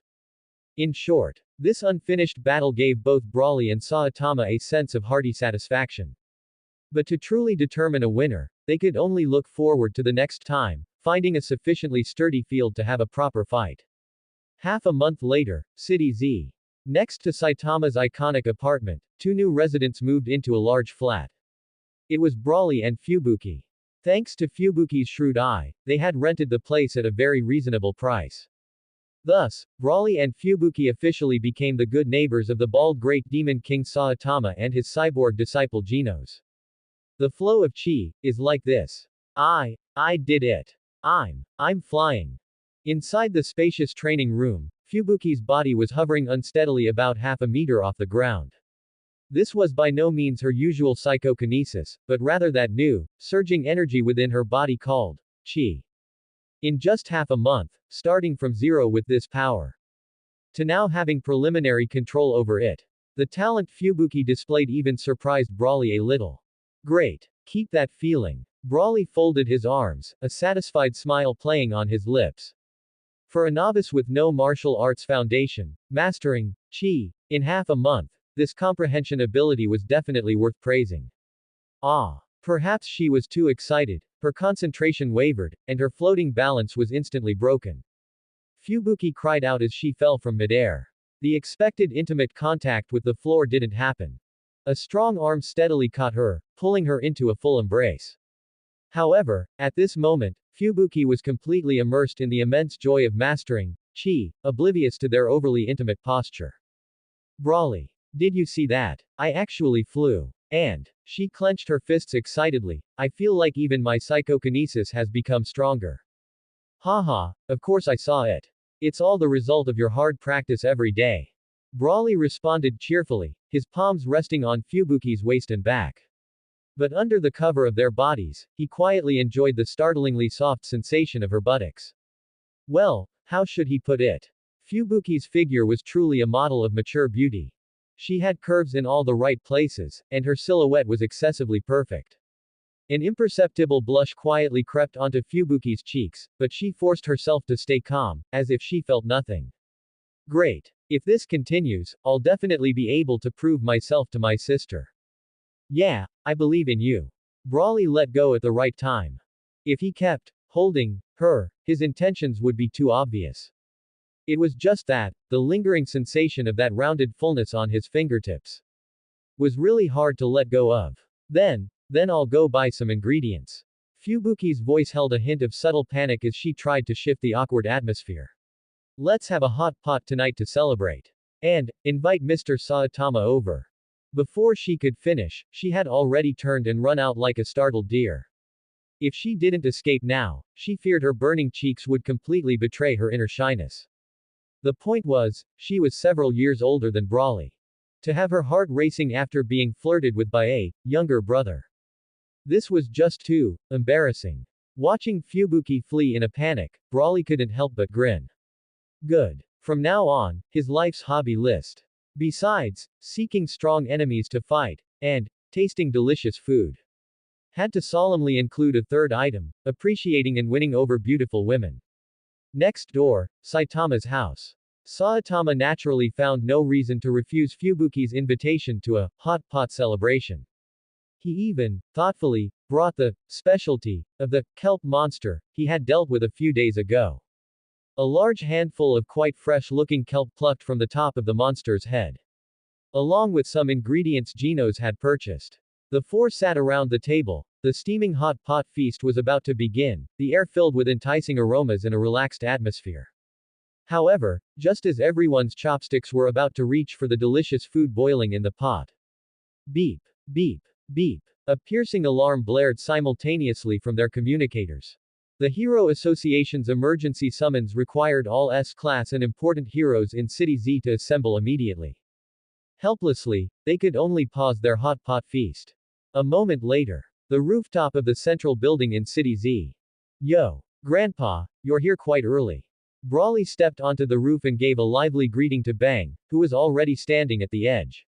Senior Silver Fang. Fubuki followed closely behind and greeted him politely. Good that you've all arrived. Bang nodded slightly. Hey, Brawly's gaze shifted to the young man standing next to Bang, who radiated a, don't come near me, vibe, and he spoke playfully, Garo. Don't you hate being a hero the most? Why did you come to join the fun too? Humph. Garo crossed his arms, turned his head away in annoyance, his gaze also fixed on the sky. Don't label me. If that meteor falls, all of City A will disappear from the map. This has nothing to do with whether I hate heroes or not. His tone was still blunt, but his stance was exceptionally clear.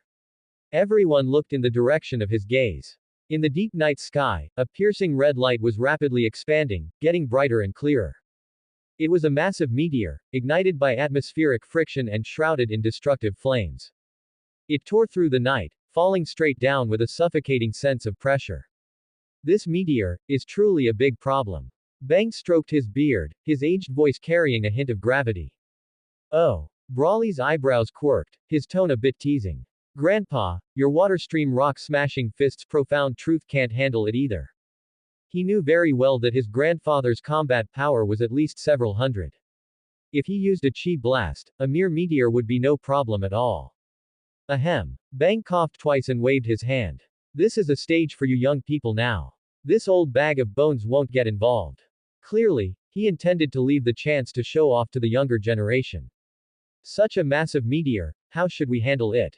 Genos's golden electronic eyes flashed rapidly as he calculated various attack plans, but the conclusion made his voice low. With my current firepower, I'm afraid it will be difficult to completely destroy or deflect it. Wouldn't it be fine to just shatter it with one punch?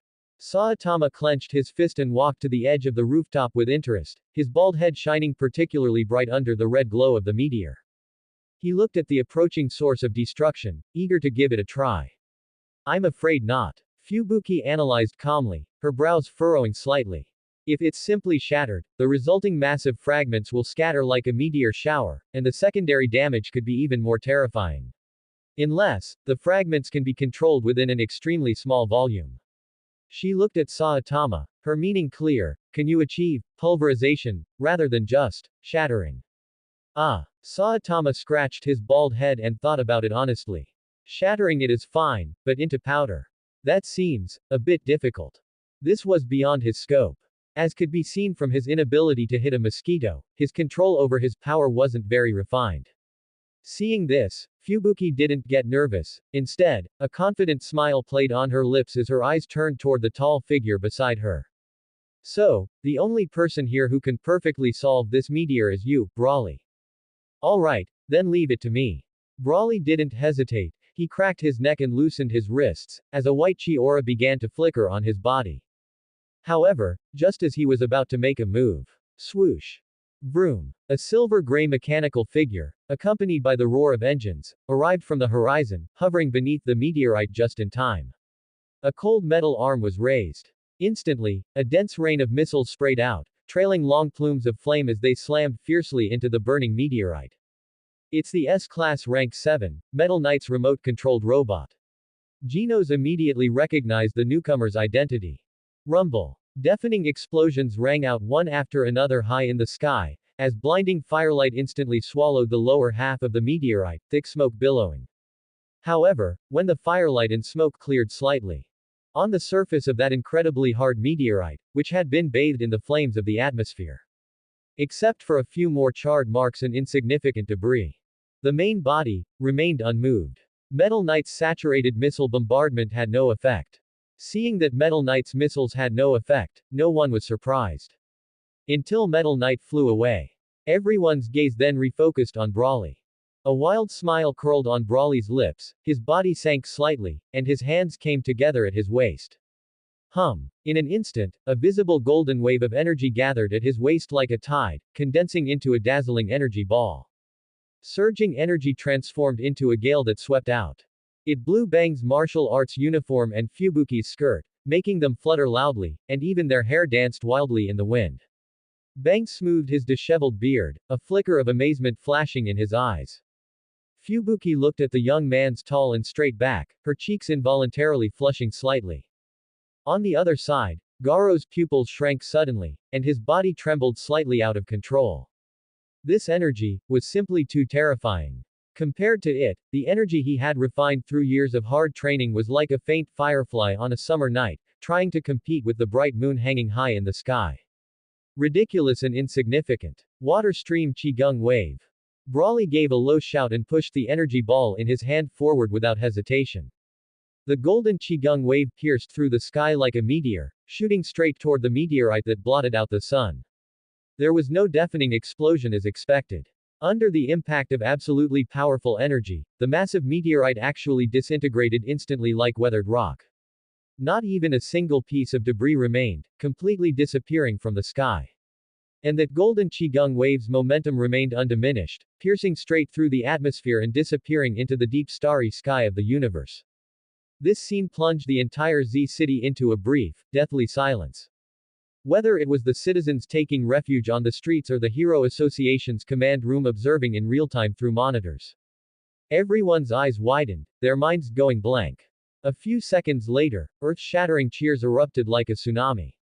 Super Saiyan. Lord Brawley. Such shouts rose and fell, echoing in every corner of Z City. This name, along with the young man's tall and straight figure, was deeply etched into everyone's hearts. Inside the Hero Association's command room, a figure glowing with green light suddenly burst in. The girl floating in midair had a youthful face but wore a revealing green outfit. A pair of fair legs were completely exposed. What was even more suggestive was that above those fair legs, it was impossible to tell if she was wearing any panties. She crossed her arms, her tone carrying a bit of arrogance and pride. What are you all dawdling for? I heard a meteorite fell on Z City. What? Has it already turned into ruins? What a bunch of useless trash. If I were there, solving such a small trouble would have been a piece of cake. Sitch had just recovered from the shock Brawley had brought, and turning to look at this troublesome little ancestor, he hurriedly bowed and explained, Miss Tatsumaki, the meteorite crisis in Z City has already been resolved. Huh. Tatsumaki was clearly stunned for a moment, her emerald eyes filled with surprise. It was the newly promoted S-Class rank 13 feet Super Saiyan, Brawley. However, based on his performance this time, I plan to promote his rank directly to rank 8. As Sitch spoke, he immediately instructed his subordinates to handle the rank adjustment. Being able to resolve a dragon-level meteorite disaster single-handedly, this strength was enough for him to secure the S-Class rank 8 position. Other heroes would likely have no objections. Super Saiyan Brawley. Is he very strong? Tatsumaki still maintained that disdainful look, floating in midair with her arms crossed and her chin slightly raised. But curiosity still drove her to command Sitch, pull up the footage of him dealing with the meteorite for me to see. Sitch immediately pulled up the footage without a word. When the screen showed Brawley condensing the Qigong wave, and the scene of that massive meteorite, capable of destroying a city, being blasted into nothingness. Tatsumaki's crossed arms paused slightly, an imperceptible flicker of recognition flashing in her emerald eyes, and she gave a light HMPH. Well, not bad. But when her gaze swept over Fubuki standing behind Brawley, her brow instantly furrowed. As an older sister, she paid extra attention to her sister's whereabouts. She immediately had her subordinates pull up Fubuki's movements over the past month. Upon learning that Fubuki was not only close to this newly promoted S-Class hero but had even stayed with him almost every day for over a month, the pressure around Tatsumaki suddenly plummeted. Terrifying psychokinesis erupted uncontrollably, causing all the tables and chairs in the command room to shake violently, and documents scattered all over the floor. Sitch turned pale with fright and quickly stepped forward to soothe her. Miss Tatsumaki, please restrain yourself. The equipment here can't handle your psychokinesis. That guy is still in Z City, right? Tatsumaki suppressed the anger in her heart, her voice carrying a hint of gritted teeth as she asked. Why yes. Sitch wiped the cold sweat from his forehead and nodded like a woodpecker.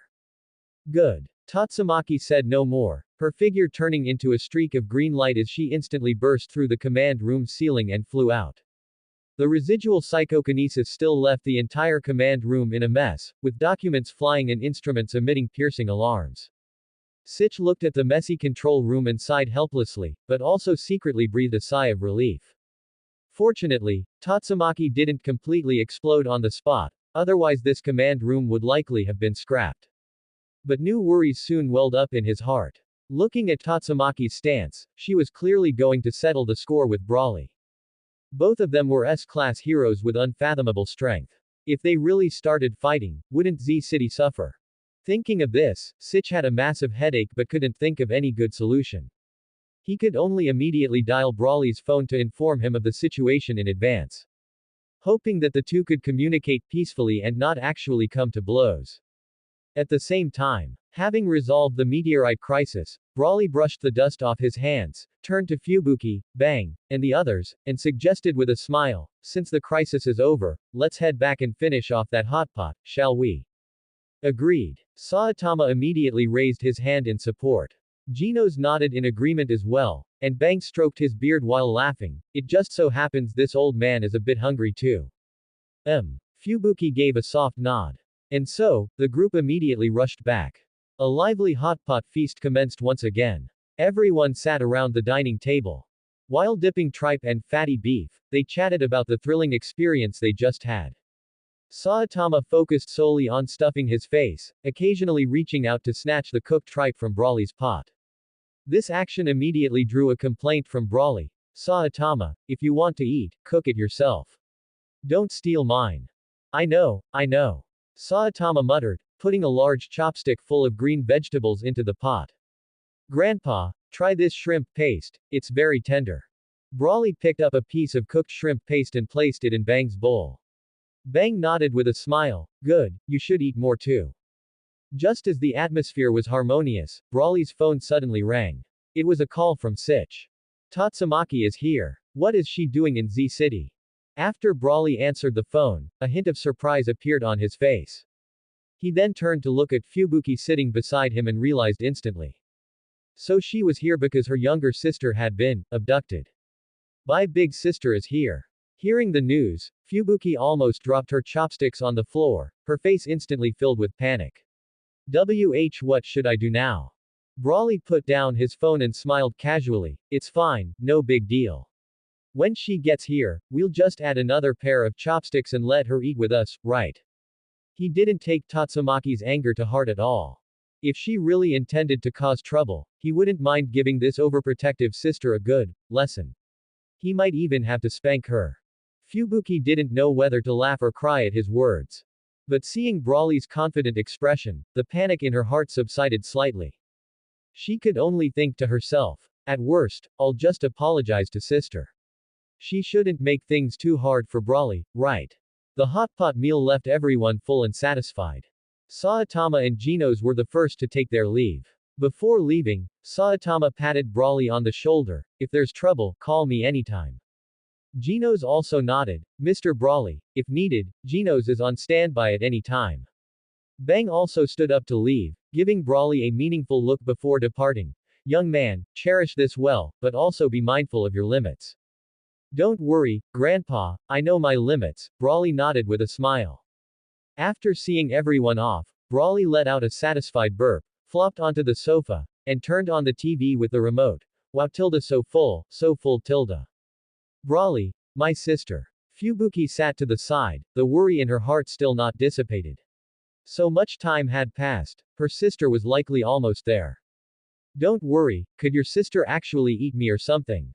Brawley couldn't help but roll his eyes, reaching out to grab Fubuki's wrist and pulling slightly. Ah! Fubuki let out a startled cry, her entire body uncontrollably falling into Brawley's arms. Her waist was tightly embraced by a pair of warm and powerful hands. Her cheek pressed against the young man's firm chest, feeling his steady, powerful heartbeat and strong masculine pheromones. Fubuki's cheeks instantly flushed bright red, and her whole body felt weak. Even if she wanted to struggle to get up, she couldn't muster any strength. Hee tilde. Brawley chuckled lowly, his chin resting on the top of her head as he felt the soft body in his arms. Seeing his teasing manner, Fubuki's cheeks burned even more intensely. She could only bury her head deeper into his chest, not daring to look up. The bits and pieces of their time together flashed through her mind, his reassuringly powerful back, his standing up in the face of disasters, his patience while teaching her how to cultivate. Unknowingly, she had completely fallen for this young man who was several years younger than her. Brawley felt the shyness of the person in his arms, his heart full of joy. In fact, between him and Fubuki, there was only a thin layer of paper left to break through. Now, it seemed the time was ripe. He lowered his head, slowly approaching Fubuki's reddened cheek, preparing to taste this hard-won fragrance. However, at the very moment their lips were about to touch, an emerald green figure suddenly flashed outside the window, a pair of eyes burning with rage seeing the intimate actions inside clearly. Boom. Terrifying psychokinetic power suddenly descended like a tsunami. The entire apartment shook violently, and the window glass shattered. Dust fell from the ceiling, as if it would collapse at any moment. Brawley's eyebrows twitched, he naturally couldn't pretend not to notice anymore and slowly looked out the window. See sister. Fubuki also sensed the presence outside. Looking up, when she saw that familiar face full of fury, shock instantly flashed across her face. Immediately after, she was overwhelmed by a deep sense of shame. She had been caught red-handed by her sister. This was too embarrassing. She hurriedly covered her face, wishing she could find a hole to crawl into, having no idea how to face her enraged sister. Hey tilde, why so shy? Brawley remained his usual carefree self, not feeling the slightest embarrassment from being caught. Instead, he tilted his chin toward the fuming girl outside and greeted her with a smile. You must be Fubuki's sister, Tatsumaki, right? I'm her boyfriend. Why don't you come in, have a seat, and grab a cup of tea? Boom. As soon as he finished speaking, an even more terrifying psychokinetic power erupted. Several abandoned buildings nearby were directly uprooted by invisible force, floating into midair. The ground of the entire Z city began to tremble slightly, as if a major earthquake was imminent. Get the hell out here. Tatsumaki's voice roared, carrying a bone-chilling coldness.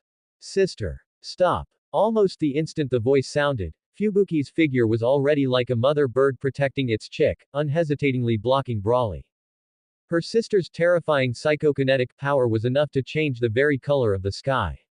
It had long since left an indelible mark on Fubuki's heart. Even though she knew Brawley was equally powerful, she still worried instinctively, worried that the man before her would be hurt by her sister's rage. However, the younger sister's desperate stance was no different from pouring a bucket of oil onto Tatsumaki's blazing fury. In her emerald pupils, a violent vortex of psychokinetic energy was almost ready to burst forth. Relax, Fubuki. Brawley's voice carried a reassuring steadiness as he gently stroked the soft hair of the girl standing in front of him. Leave it to me. Before his voice had even faded, his figure had already blurred, appearing before Tatsumaki outside the window as if teleporting. Under Tatsumaki's startled gaze, that large hand, which had just finished comforting Fubuki, pressed down on her iconic curly hair with an irresistible force. Ah! An unbelievable scene unfolded. Tatsumaki, who a second ago was like an erupting volcano with destructive energy surging around her, seemed to have been hit by a pause button. That terrifying psychokinesis, capable of tearing steel and warping space, seemed to be pinned down by some higher tier power. It instantly died down, becoming as silent as if it had never existed. No matter how she gritted her teeth and tried to manifest it, that power she was so proud of was like a stone dropped into the ocean, yielding no response. Be good. A playful curve hooked the corner of Brawley's mouth, but his gaze went past the stiffened Tatsumaki, looking toward the worried Fubuki inside the window. Your sister and I need a little time for a private talk. We'll be back soon. He didn't give Fubuki any chance to stop them or ask questions. In the next instant, the two figures turned into streaks of light, tearing through the air at an incredible speed and racing away from City Z. Leaving Fubuki to clench her fists in vain by the window, her anxious gaze following them to the horizon where they disappeared. In the desolate outskirts, the wind howled. Let go of me. The moment her feet touched the ground, Tatsumaki broke into hysterical struggling. Her small body twisted, finally breaking free from his grip. Brawley let go easily, crossing his arms leisurely over his chest with a mischievous smile on his face. Yo, it seems like your brother-in-law, make you quite unhappy, sister-in-law. Go to hell. This sentence completely ignited the powder keg.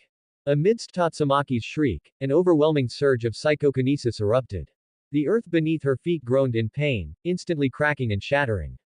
Countless tons of rock fragments were seized and kneaded by an invisible giant hand, compressing into several menacing giant spheres hundreds of meters in diameter in the blink of an eye.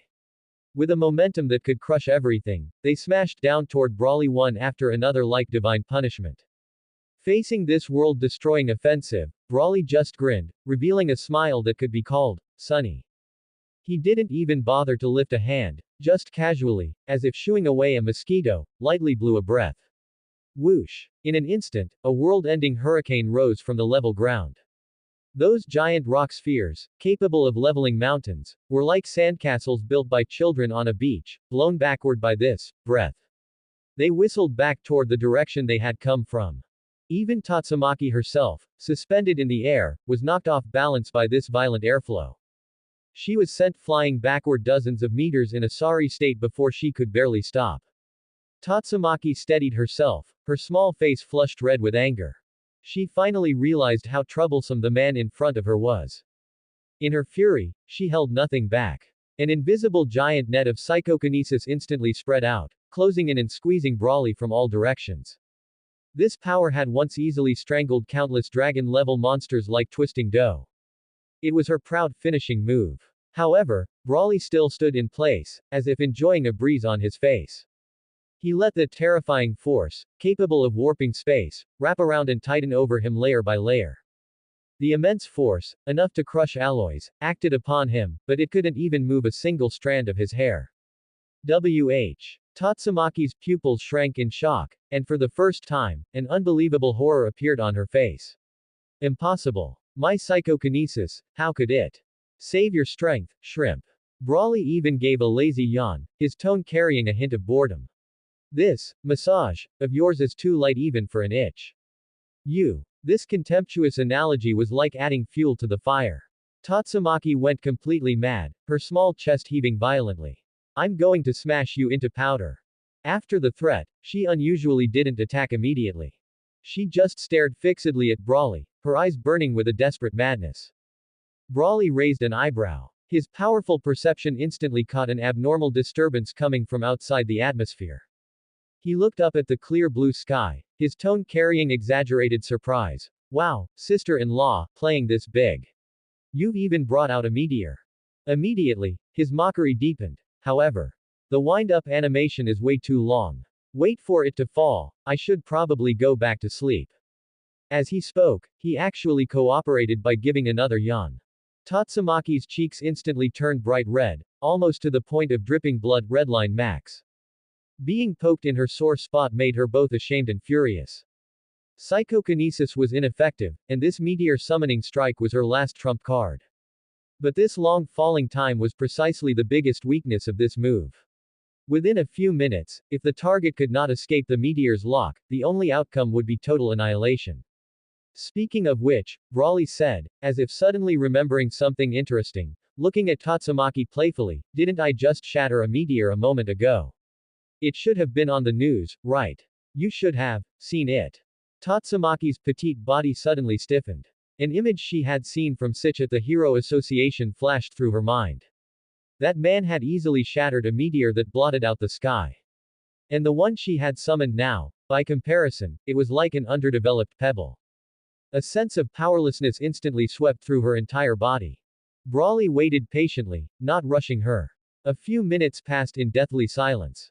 Finally, accompanied by a piercing shriek and the red glow of friction against the air, a meteor hundreds of meters in diameter, trailing a tail of flame, smashed down toward Brawley's head. Brawley didn't even lift an eyelid. He just casually waved his hand, as if shooing away an annoying fly. Slap! A crisp sound rang out. The menacing stone from beyond the heavens, the moment it touched his palm, was like a fragile glass craft, shattering into a sky full of harmless dust that rustled down. Before the dust had even settled, Brawley's figure had already appeared before the frozen Tatsumaki like a ghost. Under her terrified gaze, that large hand which had just slapped the meteor into pieces grabbed her small body with a speed she completely couldn't react to. Then, thump! Tatsumaki felt the world spin. In the next second, she found herself lying across Brawley's sturdy thigh. That's for ruining my fun. That's for being a tsunere. That's for throwing rocks at me. Accompanied by Brawley's scolding in a disappointed tone, the crisp sounds were exceptionally clear in the desolate outskirts. Ah! Let go of me. You god fool. I'll definitely tear you into 10,000 pieces. Stop! Stop hitting me. Tatsumaki struggled and cursed madly, her small limbs flailing in vain. But Brawley's arm was like the sturdiest alloy shackles, remaining completely motionless. Gradually, the cursing grew quieter and quieter. The intensity of her struggle also grew weaker. Eventually, only suppressed, intermittent sobs remained. Brawley finally stopped his hands, his tone carrying a hint of relief after educating her. Well, are you going to keep cursing? What responded to him was not an angry retort, but, woo, faint, suppressed sobbing. Like the wailing of a wounded small beast, it drifted over intermittently. Brawley was stunned. He looked down, and his scalp instantly went numb. He saw that Tatsumaki's small face, which was always overbearing, was now covered in crystal-clear teardrops. Her large emerald eyes were red, and her small nose twitched rhythmically. She looked completely like a pitiful girl who had been bullied miserably. Hey! Brawley panicked instantly, his hands and feet in a fluster. I didn't use much force just now, right? I swear. I really just gave you a few light slaps. He defended himself subconsciously, his gaze sweeping over Tatsumaki. This was bad. Cold sweat immediately broke out on Brawley. No matter how little force he used, he couldn't account for this girl's skin being 100 times more delicate than he had imagined. My fault. I didn't know my own strength. I apologize. A formal apology. Brawley looked embarrassed. To make Tatsumaki, who was famous for being arrogant and unreasonable, cry like a baby. If this were to get out, the Hero Association would probably have their jaws drop collectively. Hey, are you okay? Brawley was at a loss. Looking at her trembling shoulders and hearing her suppressed crying, he blurted out as if possessed, how about this fooly line of bullying someone and then wanting to take advantage? It was like the final straw, completely igniting the remaining fire of shame and indignation in Tatsumaki. Boom. The previously suppressed psychokinesis instantly broke through its shackles under the intense emotional fluctuation. Tatsumaki's petite body erupted with astonishing power. She violently broke free from Brawley's restraint and soared into the sky like a startled kingfisher. Floating high in the air, she glared fiercely at the demon on the ground with her eyes, which were red and swollen from crying but burning with extreme shame and killing intent. That look seemed to say, this grudge is irreconcilable. In the next second, she said nothing and did not attack again. She simply turned around abruptly, turned into a streak of light, and fled toward Z City in a sorry state without looking back. Her speed was incredibly fast, as if a world-destroying behemoth was chasing her. Brawley maintained his reaching posture, staring in bewilderment at the small green dot quickly disappearing on the horizon. He scratched his head blankly. What's the situation? The expected, even more violent retaliation did not come. Instead, it was this ending that was almost like fleeing in panic. This was completely outside of his script. Shouldn't she have more life chi and then use an ultimate move? Why did she run? He was utterly perplexed and could only shrug in the end. Forget it, a woman's heart is a needle at the bottom of the sea. Time to go home. Brawley. Are you okay? Brawley's figure had just appeared by the apartment window. Fubuki, who had been waiting anxiously, immediately lunged forward. She grabbed his arms nervously and looked him up and down carefully, fearing she would see a single scratch. Haha, don't worry. Brawley immediately put on a hearty smile and patted his chest. Do I look like something's wrong? He really wanted to say that the one with something wrong was her sister. But he wouldn't say that even if it killed him. Then, what about my sister? Fubuki breathed a sigh of relief, but then remembered a more important question, and worry reappeared on her face. Only now did she realize in hindsight. With Brawley's unfathomable strength, perhaps, it was her sister she should be worried about. Oh, her, Brawley waved his hand nonchalantly, as if talking about the weather.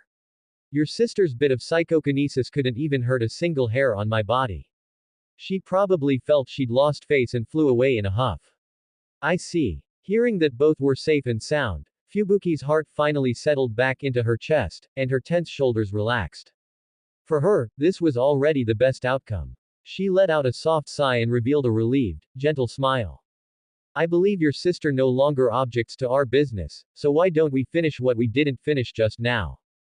Before Brawley could finish, his arm had already naturally moved to wrap around Fubuki's waist. Swish. What responded to him was Fubuki's swift sidestep. After she stood still, she shot him a beautiful, annoyed glare. In your dreams. Leaving those words behind, she walked away quickly, almost as if escaping. Her back clearly screamed the word, vigilance.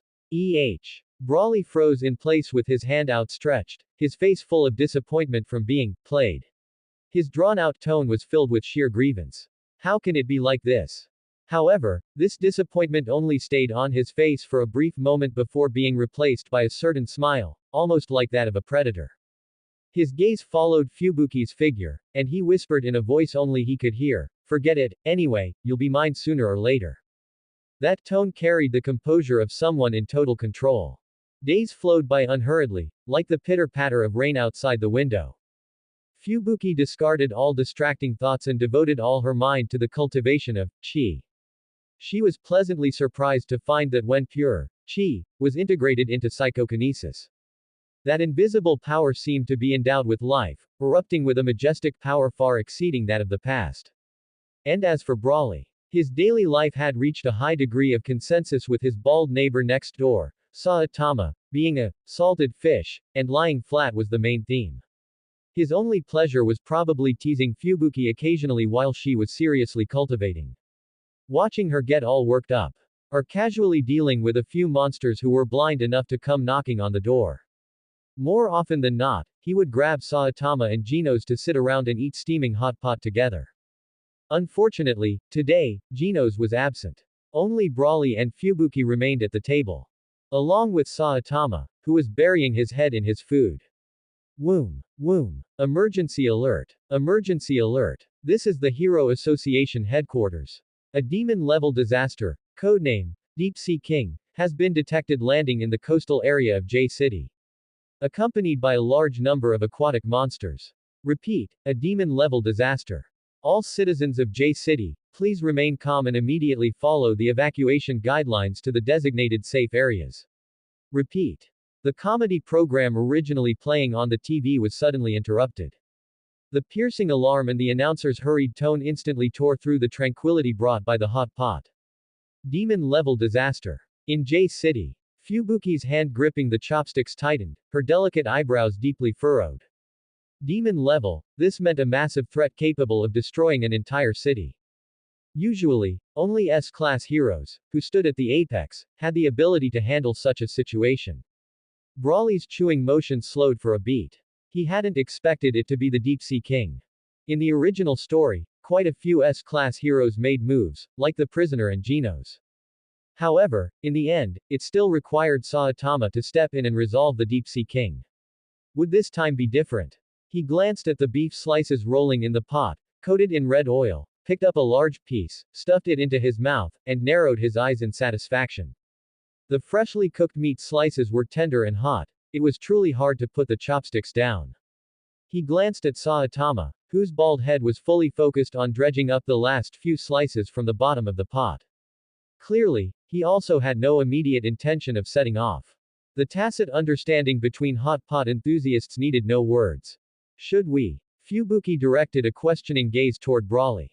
With his terrifying flight speed, reaching J City would only take a matter of minutes. Brawly's mouth was stuffed full, his voice muffled, let's watch the live stream first. If things really get bad, it won't be too late to act. Saying that, he ladled another large spoonful of meatballs for himself. Fine. Fubuki sighed helplessly, tacitly agreeing to his willful decision. Thus, the three of them continued to blanch tripe and beef while watching the Hero Association Disaster live broadcast. Look, A-class Lightning Max and Death Gatling are attacking, they are no match at all. Great. S-class 18th, Prisoner, has appeared. He's suppressing the Deep Sea King. This is bad. Prisoner, lost. How could this be? Are there no other heroes? J City, is it going to be destroyed? The desperate voice of the live broadcast host echoed in the room. When the sounds of citizens' desperate cries came through the live feed, Saitama, who had been silently gorging himself, suddenly looked up. For the first time, his usually expressionless face showed a hint of anxious restlessness. He could not stand by and watch a city be destroyed. Just then, the familiar light of a flamethrower flared up on the screen. It's Genos. Saitama's tense shoulders instantly relaxed, and he picked up his chopsticks again. Go for it, Genos. He still had a lot of faith in Genos. However, reality often goes against one's wishes. In the live broadcast feed, Genos was caught off guard and brutally beaten by the Deep Sea King. His body was like a dismantled toy, parts scattering everywhere, leaving him in a wretched state. It's no good. Saitama slapped his chopsticks down, his eyes sharpening, then looked toward Brawly. The meaning was obvious. Your turn. Fine, I'll go and come right back. Brawly stood up slowly, looking clearly annoyed at having his culinary enjoyment interrupted. But before leaving, he suddenly turned back, his gaze sharp as a blade directed at Saitama, issuing a solemn warning, hey. Saitama, leave some of the beef in the pot for me.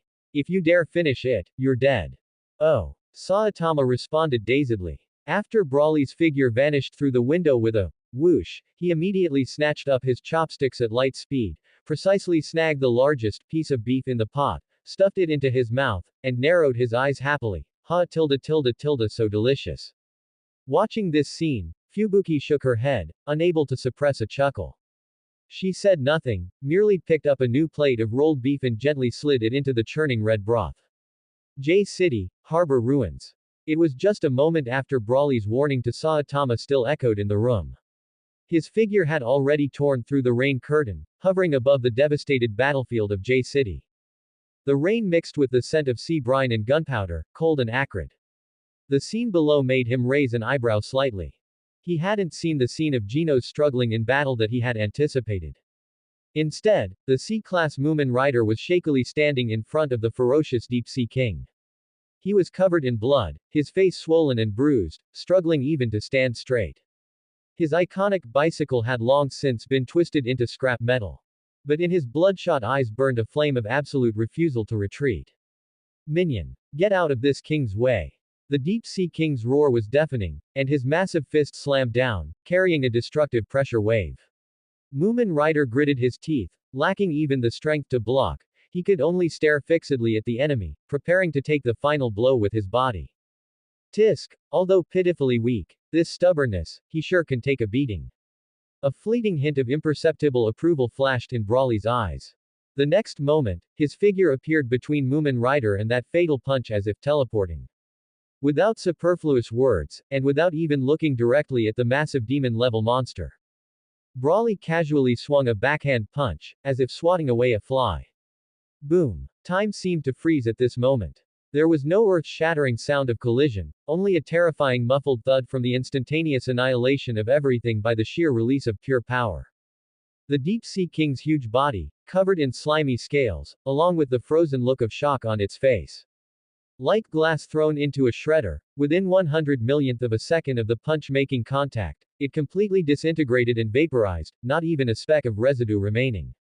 The residual shockwave from this world-shattering punch did not cease. It transformed into an invisible pillar of fist wind, surging upward. The heavy, lead-gray rain clouds that seemed capable of crushing the city were violently torn apart as if by an invisible giant hand. The gloom instantly dissipated, and the long-absent, golden sunlight poured down like a divine blessing.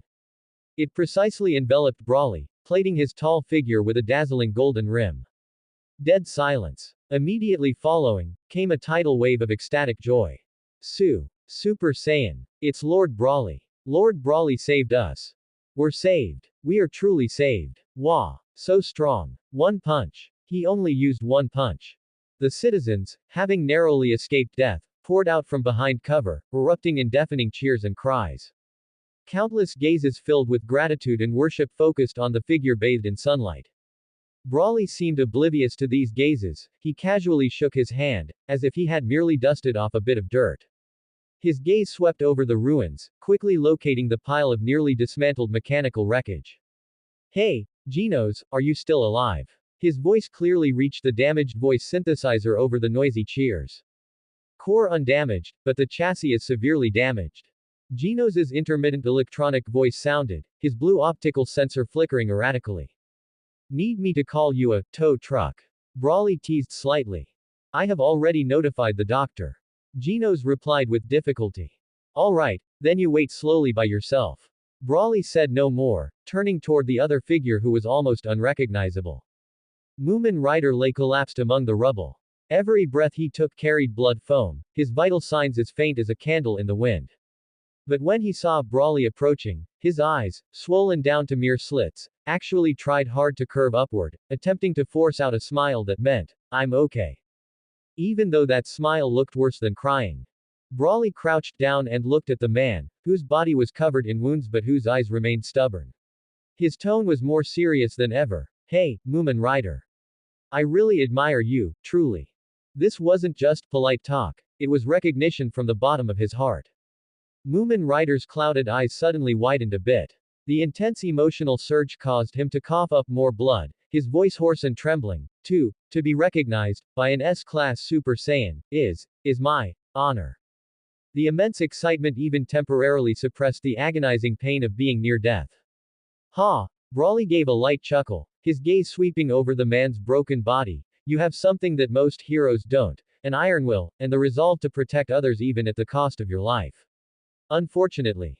He paused and shook his head, your power is too weak. This makes every one of your attempts to protect others like dancing on the edge of a cliff. Moomin Rider's eyes dimmed for a moment. Do you want to change? Do you want power that is truly worthy of your resolve? Brawley's voice carried a strange, alluring quality. Moomin Rider nodded forcefully. using almost the last of his strength. Go to City Z. Brawley gave him a direction straightforwardly. Look for Bang's dojo. Just say Brawley, sent you. As long as you're willing to put in the hard work to train. He stood up, silhouetted against the sunlight, his figure appearing exceptionally tall. Sooner or later, you will obtain true power, enough to carry out your hero's Tao. Moomin Rider's physical foundation was decent. One could tell from the fact that he could withstand the Deep Sea King's heavy punches. With this foundation, whether he cultivates the water stream rock smashing fist or chi, he should be able to achieve something. Bang! The Grand Master of the water stream rock smashing fist. Moomin Rider's heart began to throb violently. An unprecedented fire of hope was rekindled in his life, which had been on the verge of being extinguished. He firmly memorized the name and location, and using all his strength, squeezed out a response from his throat with absolute determination. I understand. I will definitely go. Just then, the rescued citizens could no longer contain their excitement and surged toward their savior like a tide. They expressed their gratitude all at once, and the scene became somewhat chaotic for a moment. Brawley patiently comforted them for a few words and then quickly contacted the Hero Association to handle the aftermath and the injured. Once the association personnel arrived in a hurry, he immediately felt relieved, and with a flash of his figure, he disappeared without a trace once again with a shoo sound. City Z, rental apartment. The window was gently pushed open, and Brawley jumped in, carrying a hint of cool mist and a faint smell of gunpowder. Welcome back tilde. Greeting him was Fubuki's voice, carrying a slight smile. She was standing by the table, naturally using chopsticks to pick up a large piece of perfectly cooked, oily, and tempting beef from the bubbling red soup. She gently placed it into the empty bowl in front of Brawley that had been reserved for him. Steam was still rising from the edge of the bowl. Brawley's eyes lit up, and a large, satisfied smile immediately broke out on his face. Thanks, Fubuki. He sat down unceremoniously. He picked up his chopsticks and sent that piece of beef, which carried a special welcome, into his mouth. It was so hot that he grimaced, yet he had a look of happiness on his face. Refreshing. Half a month passed quietly. Having fully recovered from his injuries, Moomin Rider couldn't wait to come to City Z and went straight to find Brawley. Faced with this persistence, Brawley raised an eyebrow. Since he was free anyway, he simply brought Fubuki along, took Saitama and Genos with them, and the group headed back to Bang's dojo in a grand manner. Grandpa, that's how it is. I hope you can take him in. In the dojo, Brawley briefly recounted the iron will Moomin Rider had shown in front of the Deep Sea King. Bang stroked his beard, a sharp glint flashing in his eyes. After hearing the story, the old man already had a decision in his heart. Such indomitable willpower was truly rare. It was much more worry-free than a certain troublesome disciple who caused headaches. Stay. This old man will teach you personally. Thank you, master. Moomin Rider was overcome with excitement and immediately knelt on the ground with a thud to pay his respects. Brawley grinned, revealing his shining white teeth, and reached out to pat the shoulder of Garo next to him, teasing, see that? That's the will of a true hero. Your nonsense about becoming a monster to defeat heroes, could it be because you were always forced to be the monster and got beaten up when playing hero versus monster games as a kid, so your mind became unbalanced? What a brat. You. Veins instantly bulged on Garo's forehead, twitching like earthworms. A surge of blood rushed to his head, yet he couldn't find the words to argue back. This guy Brawley, actually accurately pierced the childhood shadow he was most unwilling to admit. That small figure who was always forced to play the monster and was ganged up on by the heroes. He had to admit that Moomin Rider was indeed a true hero, but this realization made his face feel hot, and his face was shattered into pieces. Eldest senior brother. Garo squeezed a challenge out from between his teeth. I want to challenge you. Ho! Brawley drew out his tone, a pitying, just as I thought, expression on his face, as he responded airily, getting angry and wanting a beating because your little secret was exposed. Fine, I'll satisfy you. Seeing Brawley's, you're so pitiful, look, Garo's heart skipped a beat. A sense of regret inexplicably welled up. Wasn't he just running headlong into a steel plate and looking for trouble? But the words were already out, there was no taking them back. He steeled himself and thought, if I get a beating, then I get a beating. I'll take it. However, before Brawley had the chance to properly discipline this problematic junior brother, the dojo door was suddenly slammed open with a clang. A man in a suit, belonging to the Hero Association, stumbled in. He was panting heavily, his face pale, and he shouted in extreme anxiety. Silver Fang. There is an emergency at the association. Please come to the Hero Association immediately. Halfway through his sentence, his gaze suddenly swept over Brawley, Saitama, and the others, and a sudden burst of wild joy erupted in his eyes. Super Saiyan. And caked Baldy. Hellish Blizzard. Demon Cyborg. Great. This is great. You're all here. What exactly happened? Fubuki asked, her brows slightly furrowed. The man in the suit took a deep breath, trying to calm his rapid breathing, his voice trembling. The specific situation is unclear. But the association is urgently summoning all S-class heroes. It's definitely a massive event. Upon hearing this, everyone looked at each other, their hearts filled with clouds of doubt. What kind of disaster would require the deployment of all S-class combat power? There's no time to lose, let's head out then. Bang made a prompt decision and said in a deep voice. A knowing arc curled at the corner of Brawley's mouth. What else could the big event be that would make the Hero Association go to such lengths? The answer was obvious, that legendary overlord of the universe, Boros, was likely already on his way down. Fine then, Brawley's eyes showed a look of interest. Let's go meet this so-called overlord of the universe. The group quickly set off. City A. Hero Association Headquarters. Top-level meeting room. The heavy alloy door was pushed open, and Brawley, Bang, Saitama, and the others filed in. Yo. Hello, everyone. Brawley had a bright smile as he casually raised his hand and gave a loud greeting, breaking the solemn atmosphere of the meeting room.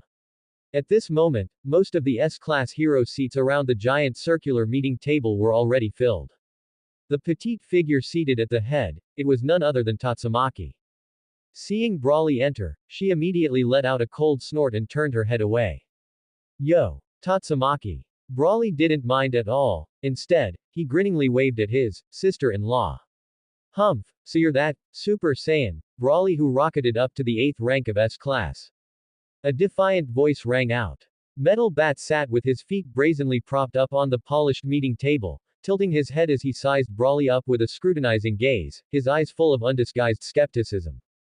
His question immediately drew the attention of the other heroes. Zombie Man silently cast a glance over. Child Emperor, sucking on a lollipop, blinked curiously. Atomic Samurai's fingers subconsciously stroked the hilt of his sword. Even King, who sat as steady as a mountain, glanced over slightly.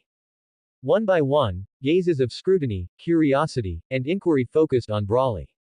That's right, Brawley said calmly, walking straight to an empty seat and sitting down. The Super Saiyan is indeed me. Saitama took a seat beside him. Fubuki and Gino stood behind them in tacit agreement. Humph. Tatsumaki's dissatisfied voice rang out again, clearly targeting them. This is an S-class emergency meeting. What are a mere A-class and B-class doing standing here? Although her green eyes were glaring at Gino's, the spearhead of her words was clearly pointed at her sister, Fubuki. Brawley understood instantly. This awkward sister was clearly worried about her sibling getting involved in danger, yet she expressed it in such a tsundere way. He really wanted to say, hey, Tatsumaki, the tsundere trope is so outdated these days.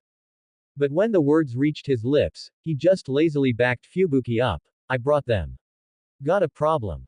You. Tatsumaki was choked with anger, glaring at Brawley with her cheeks puffed out in frustration. In the end, she could only let out a humph, cross her arms, and forcefully turn her head away. Looking as if she couldn't be bored with him. This rare sight left many of the heroes present secretly surprised. The fiery-tempered, easily ignited Tatsumaki was actually silenced by a single sentence. Mr. Brawley, Child Emperor said, a lollipop in his mouth, breaking the subtle silence with his crisp, youthful voice and asking out of curiosity, I heard, you are Senior Bang's grandson. At these words, even Atomic Samurai raised an eyebrow. Clearly, this connection was unexpected.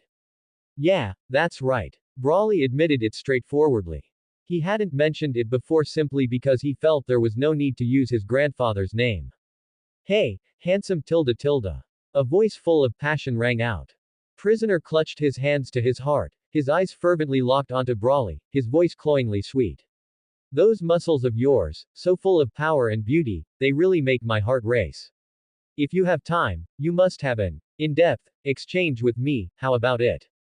Ah. Brawley felt the hair on the back of his neck stand up, and the corner of his mouth twitched uncontrollably. Thanks for the offer, but I'm not interested. Ah tilde tilde what a shame. Prisoner instantly deflated like a punctured balloon, looking dejected, but he didn't persist. Bang. Metal Bat impatiently tapped the table with his bat, making a piercing sound.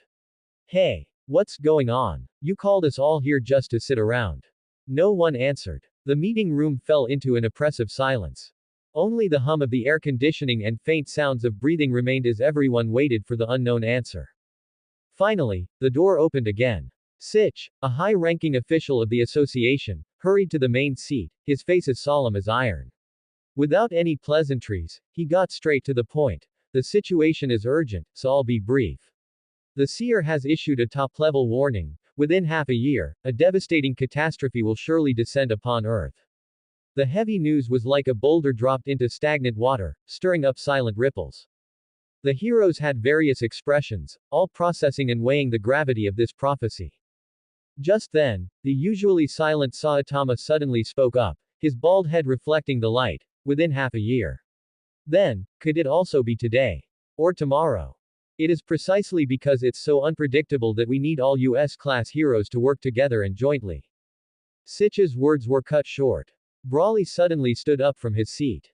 This abrupt movement immediately drew everyone's attention, and the atmosphere in the meeting room suddenly tightened. It is already here. A sharp curve formed at the corner of Brawley's mouth as he clearly uttered those 4 words. What? Sitch and the heroes were all stunned, confused. But Brawley had no time to explain. His figure flashed like a ghost, instantly appearing in front of the floating Tatsumaki. Under her astonished gaze, he swept his arm around her, directly pulling the petite girl into a tight embrace. No time to waste. I'm heading out first, you guys catch up. Before his voice faded, Brawley was already holding Tatsumaki and turned into a streak of light. With a loud boom, he smashed through the alloy ceiling of the meeting room and soared into the sky. Leaving only Tatsumaki's furious, receding cries, "You fool! Let me go! Brawley! Did you hear me? Let go!" The meeting room was dead silent. Everyone was dumbfounded by this sudden, violent departure. Even Metal Bat forgot to take his feet off the table. After being stunned for several seconds, Saitama slowly stood up and rubbed his bald head. Ah, since Brawley has already found the target, I'll be heading out too. With that, he bent his legs slightly and his body shot out like a cannonball.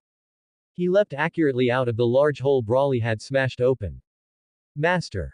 Genos didn't hesitate, his thrusters ignited, and he followed immediately. Sister.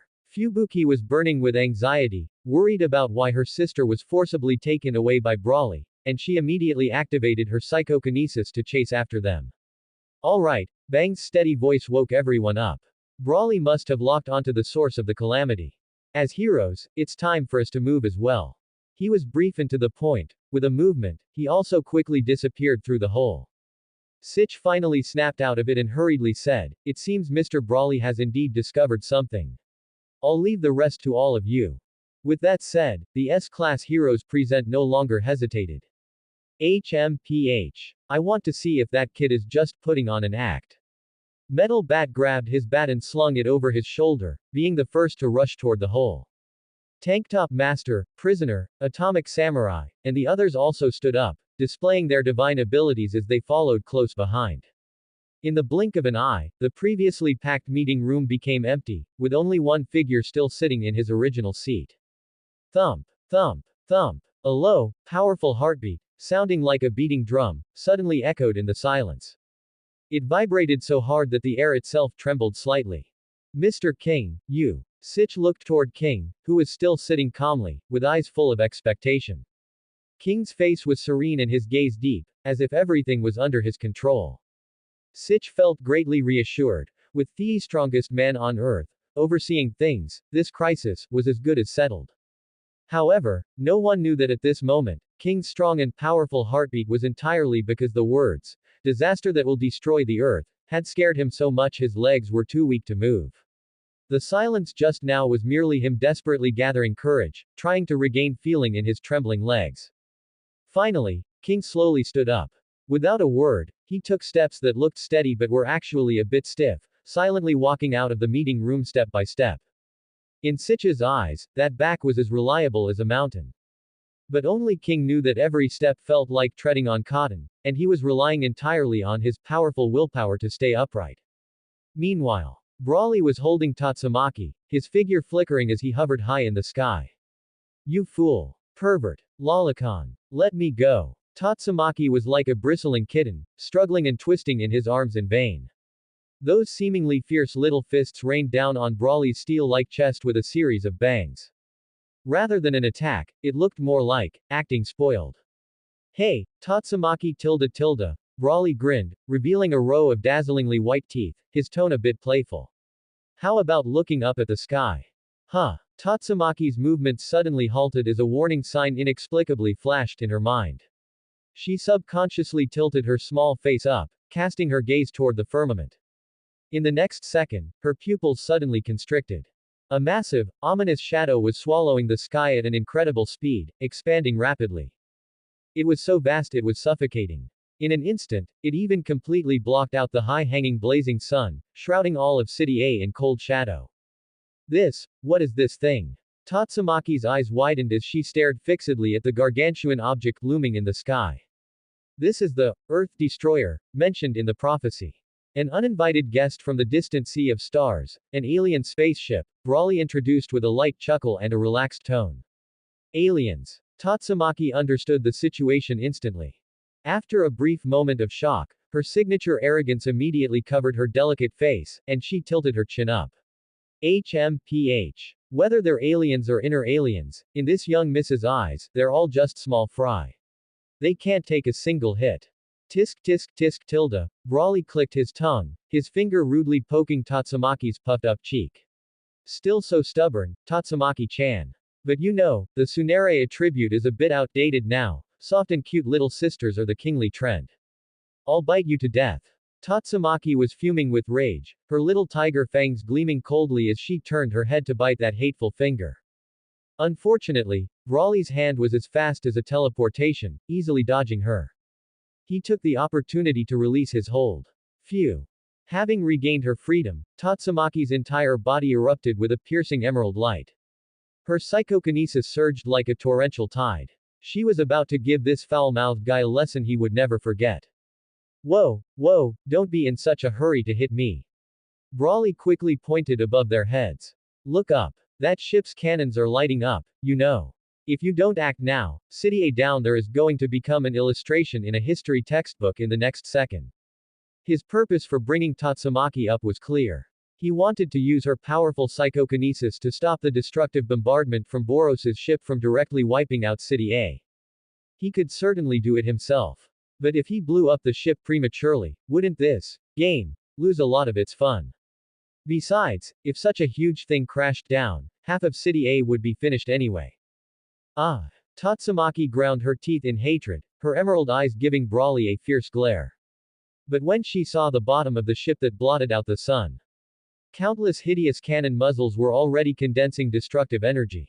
About to conduct an indiscriminate bombing of City A. Her sense of responsibility as a hero instantly overrode her personal grudge.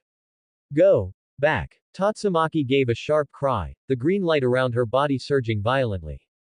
She pointed her slender finger toward the death beams pouring down from the sky and then jerked it upward. An incredible scene occurred. All the shells that had already left the barrels and were whistling toward the city were suddenly halted in midair as if their throats had been seized by an invisible giant hand. Immediately after, they turned around in unison. With a speed even swifter than when they came, trailing long plumes of flame, they crashed violently into the place they had started from, the bottom of the ship. Rumble. The deafening sound of explosions tore through the sky. The bottom of the ship was instantly swallowed by a field of fiercely rolling fireballs and thick smoke, the flames reflecting red across half the sky.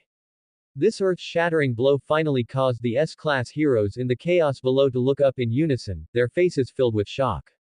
The disaster comes from the sky. Only at this moment did they truly realize the threat above their heads. At the same time, several monsters with pitch-black wings and the appearance of bird men were letting out piercing screeches in the sky. I am the overlord of the sky, Sky King. Tiny humans, in my. The monster at the head who called himself Sky King hadn't even finished half of his lines. Swish. Bang's figure flashed past like a ghost, leaving only an afterimage in his place. In the next instant, he appeared in front of Sky King, and a plain punch containing terrifying power slammed firmly into the opponent's chest. Bang! Sky King didn't even have time to let out a scream. Like a baseball hit with full force by a bat, he turned into a black shadow with a scream. He crashed violently into the ground below, leaving a human-shaped deep pit. Do the disasters in the prophecy include these small fries as well? Bang landed, his voice steady, his movements not pausing for a second. Punch shadows poured out like flowing water, smooth and effortless. Bang, bang, bang, bang. Sky King's four subordinates didn't even have time to react before following in their boss's footsteps. They turned into four meteors, accurately blasted into the ground, leaving only four smoking craters. However, the crisis was not over. A sharp and matchless slash, carrying the breath of death, attacked Bang from behind without any warning. The air was torn apart, letting out a screech. Bang didn't even turn his head. As if he had eyes in the back of his head, his body just slightly tilted to the side. The slash, powerful enough to split mountains and crack stones, grazed the corner of his clothes and completely split the ruins of a dilapidated building in the distance. Immediately after, a massive monster with fleshy wings and 5 hideous heads appeared silently behind Bang, exuding an aura far more terrifying than that of the Sky King. Melzargard, one of the 3 generals under Boros. Another monster. Bang turned around, his eyes solemn.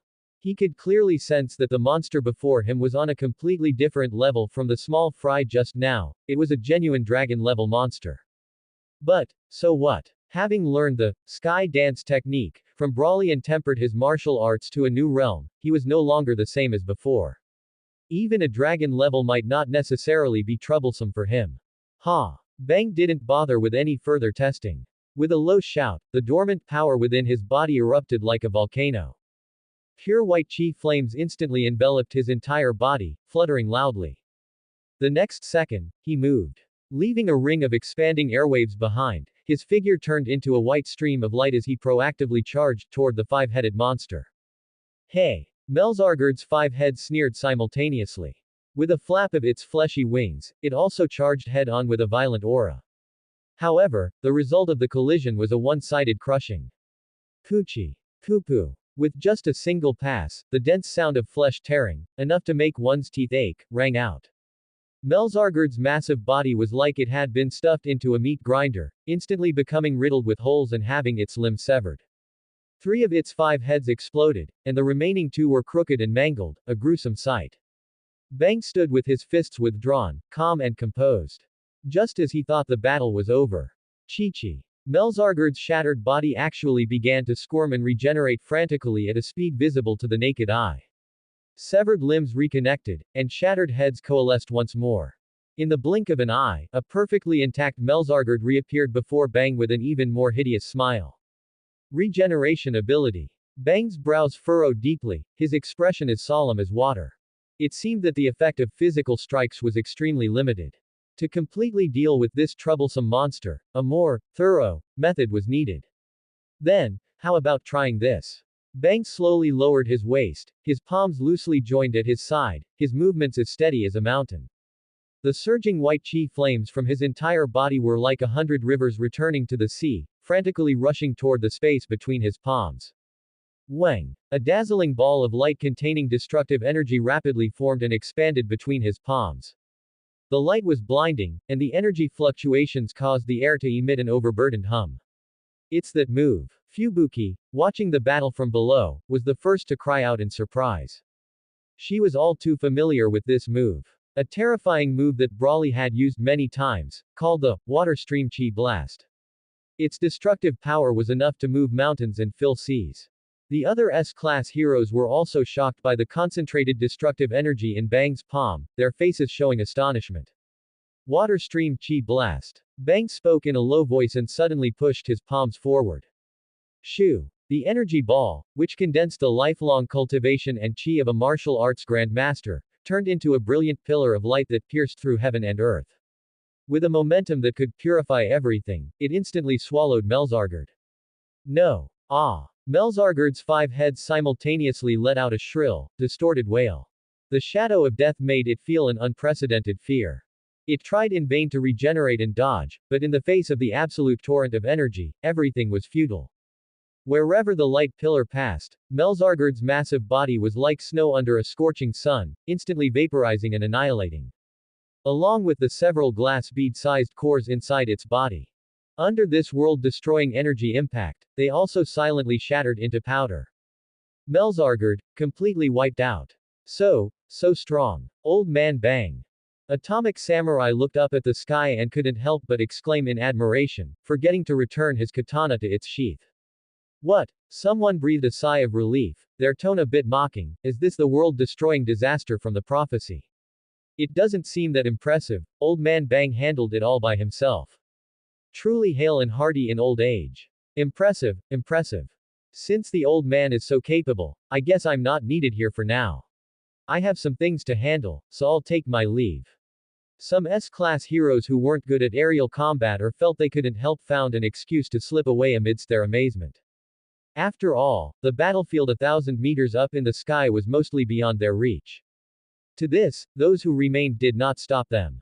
Fubuki's gaze remained firmly locked on the giant spaceship high in the sky and the 2 figures who had just broken through the hull and entered, Sister and Brawley, there inside. Bang slowly landed, the chi flames on his body receding, but his eyes still sharply fixed on the spaceship. It seems the true culprit is still inside that ship. We must enter the spaceship and deal with the core enemy. Genos's mechanical eyes flickered with red light as he analyzed the ship's structure. A pity, Atomic Samurai shrugged with a helpless look, most of us don't have wings. At this height, we're willing but unable. Child Emperor, Tanktop Master, Prisoner, and the others also expressed that they couldn't reach the high-altitude battlefield. I can take you up. Fubuki's voice rang out, her tone firm. Her eyes were also filled with worry for her sister and Brawley. Everyone looked at her, remembering that she also possessed powerful psychokinesis. No one objected. All right. Then we'll trouble you. Bang nodded. Immediately after, Fubuki concentrated, and her psychokinesis gushed out like an invisible tide, enveloping several S-class heroes present. Everyone felt their bodies become light. Then they soared into the air, following Fubuki toward the giant hole in the spaceship's hull that had been violently broken open by Brawley and Tatsumaki. Meanwhile, inside the spaceship, Brawley and Tatsumaki took the lead, walking through a metal corridor filled with alien style. Swoosh, swoosh, swoosh. Several energy beams shot out from a corner, accompanied by gibberish screeches. Tatsumaki didn't even bother to lift an eyelid, casually waving her small hand. Poo-poo. The metal walls on both sides of the corridor instantly deformed, twisted, and squeezed. The few alien soldiers who poked their heads out didn't even have time to scream before they were crushed into meat patties, stuck to the wall by invisible psychokinesis, dying instantly. HMPH. Tatsumaki curled her lips in disdain, her emerald eyes sweeping over the shapeless wreckage, her contempt almost overflowing. Aliens. Just this level. It doesn't even count as a warm-up. She had originally held some expectations, thinking that some decent opponents might pop out of this intimidating-looking spaceship. As it turned out, the entire way was filled with such fragile small fry and fodder, it was simply utterly disappointing. Hey since you're so confident, Tatsumaki. Brawley's lips curled into a playful arc, then follow me. Tatsumaki's arrogant, I alone am the honored one, appearance successfully gave Brawley a slight interest in educating her. Coincidentally, wasn't there a fellow under Boros's command who claimed to be the universe's #1 psychokinesis great master? Brawley made a very thoughtful decision. He would let these 2 top figures in the domain of psychokinesis have a good exchange. HMPH. Tatsumaki's small nose let out a signature snort filled with thick disdain. However, her body honestly followed Brawley's lead.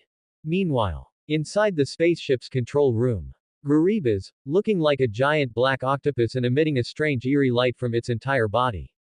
It was staring intently at the surveillance screens with its countless compound eyes. On the screen, Brawley and Tatsumaki's figures were steadily approaching the core area with unstoppable momentum. The combat units it sent out were like snowflakes thrown into a furnace, disappearing completely without even causing a ripple. Tisk! A bunch of useless trash.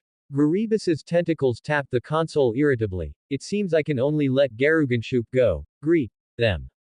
On the other side, just as Brawly and Tatsumaki were about to reach the heart of the ship as if walking through an uninhabited land. Rumble. Accompanied by the loud screech of twisting metal, a massive and hideous figure slammed down into the center of the corridor.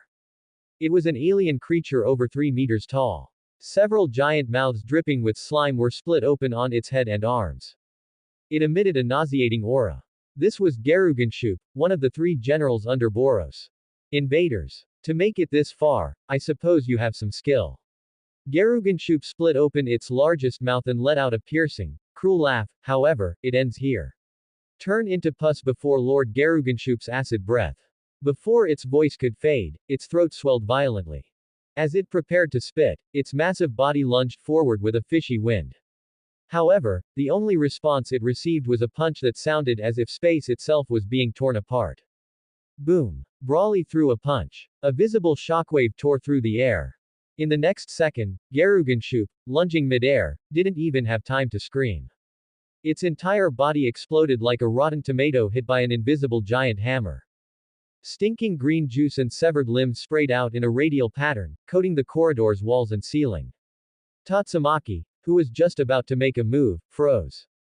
Her small mouth opened slightly, and a flash of hard-to-detect astonishment flickered in her eyes.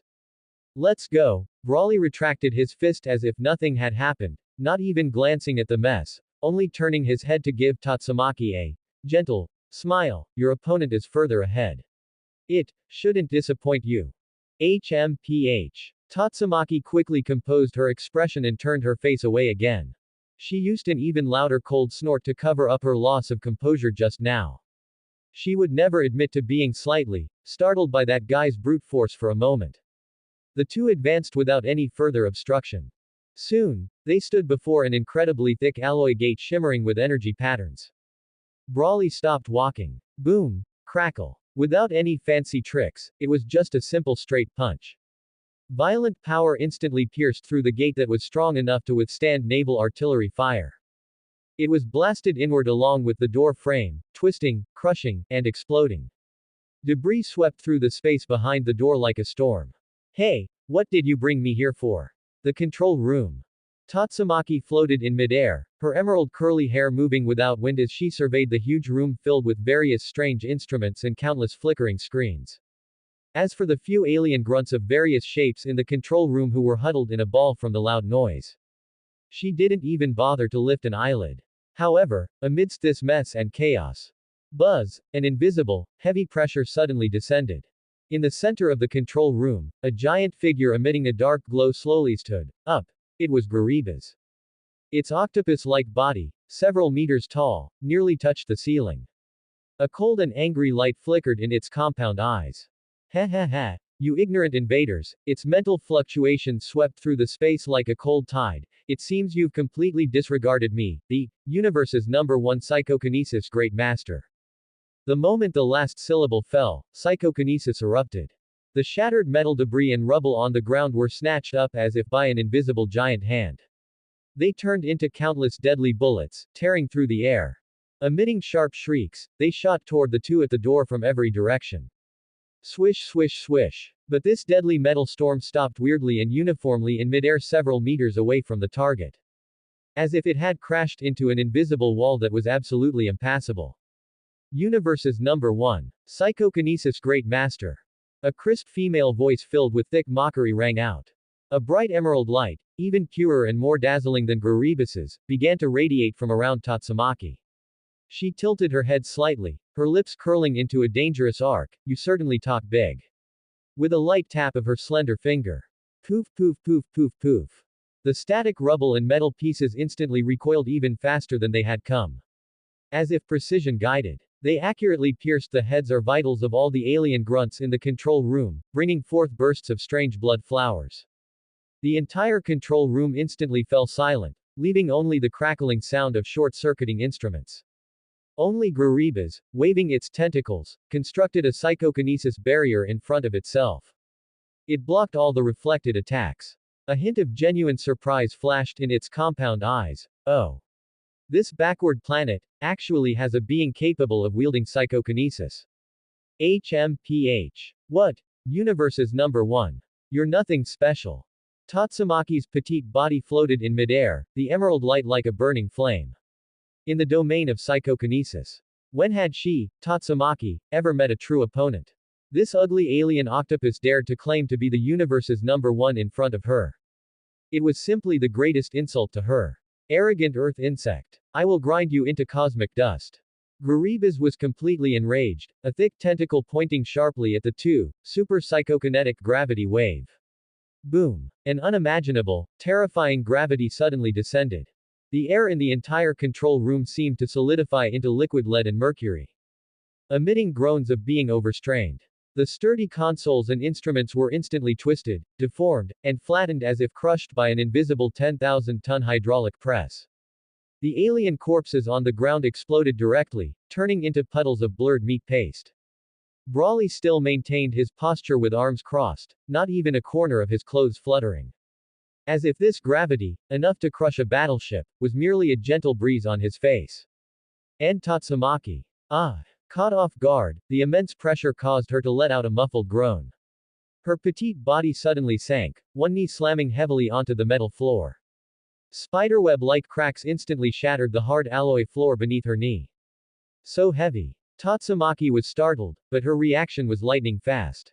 Almost the instant her knee touched the ground, a more solid and brilliant emerald green spherical shield expanded around her. It isolated the terrifying gravity outside. The surface of the shield even rippled violently under the immense pressure. Tatsumaki gritted her teeth, her fair face flushing from shame and exertion. To be caught off guard by such a fellow was simply unforgivable. Psychic shockwave. She abruptly raised her hand, releasing a highly condensed torrent of psychic power that looked like a solid pillar of emerald light. With a piercing shriek, it slammed fiercely toward Guribas. Guribas was forced to interrupt the gravity wave. It mobilized its psychokinesis to build layers of defensive barriers in front of itself. Boom. The violent energy collision made the entire control room tremble. How? No effect. Guribas was horrified, its massive octopus body swaying slightly. It was already surprised that the little green-haired girl could defend against the gravity wave. But what was with the man who had been watching the show nearby? Under its gravity wave, he was completely undefended yet remained entirely unharmed. This simply exceeded its understanding. A chill spread along its neural cords. It couldn't delay any longer. Taste this. Telekinetic rain of stones. Guribas's countless tentacles danced frantically. Large metal fragments and stones remaining in the control room were captured and pulled by invisible psychic threads, beginning to spin wildly around its massive body. The speed grew faster and faster. The sharp sound of breaking air converged into a scalp-numbing storm of death. Countless rubble and metal chunks rubbed against the air at extreme speeds, actually bursting with dazzling electric snakes. Tatsumaki's emerald green pupils suddenly contracted. An unprecedented solemnity appeared on her face. She could feel that while the opponent's total psychic power might not match her own, its control over psychokinesis had reached an incredibly exquisite realm. This method of stacking kinetic energy to the limit.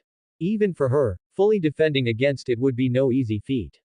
Maximum power. Psychic shield. Deploy. Tatsumaki's thoughts raced, and the emerald shield around her surged with light, becoming as solid as emerald glass. At the same time, she suddenly clenched her hands toward Guribas, psychic compression.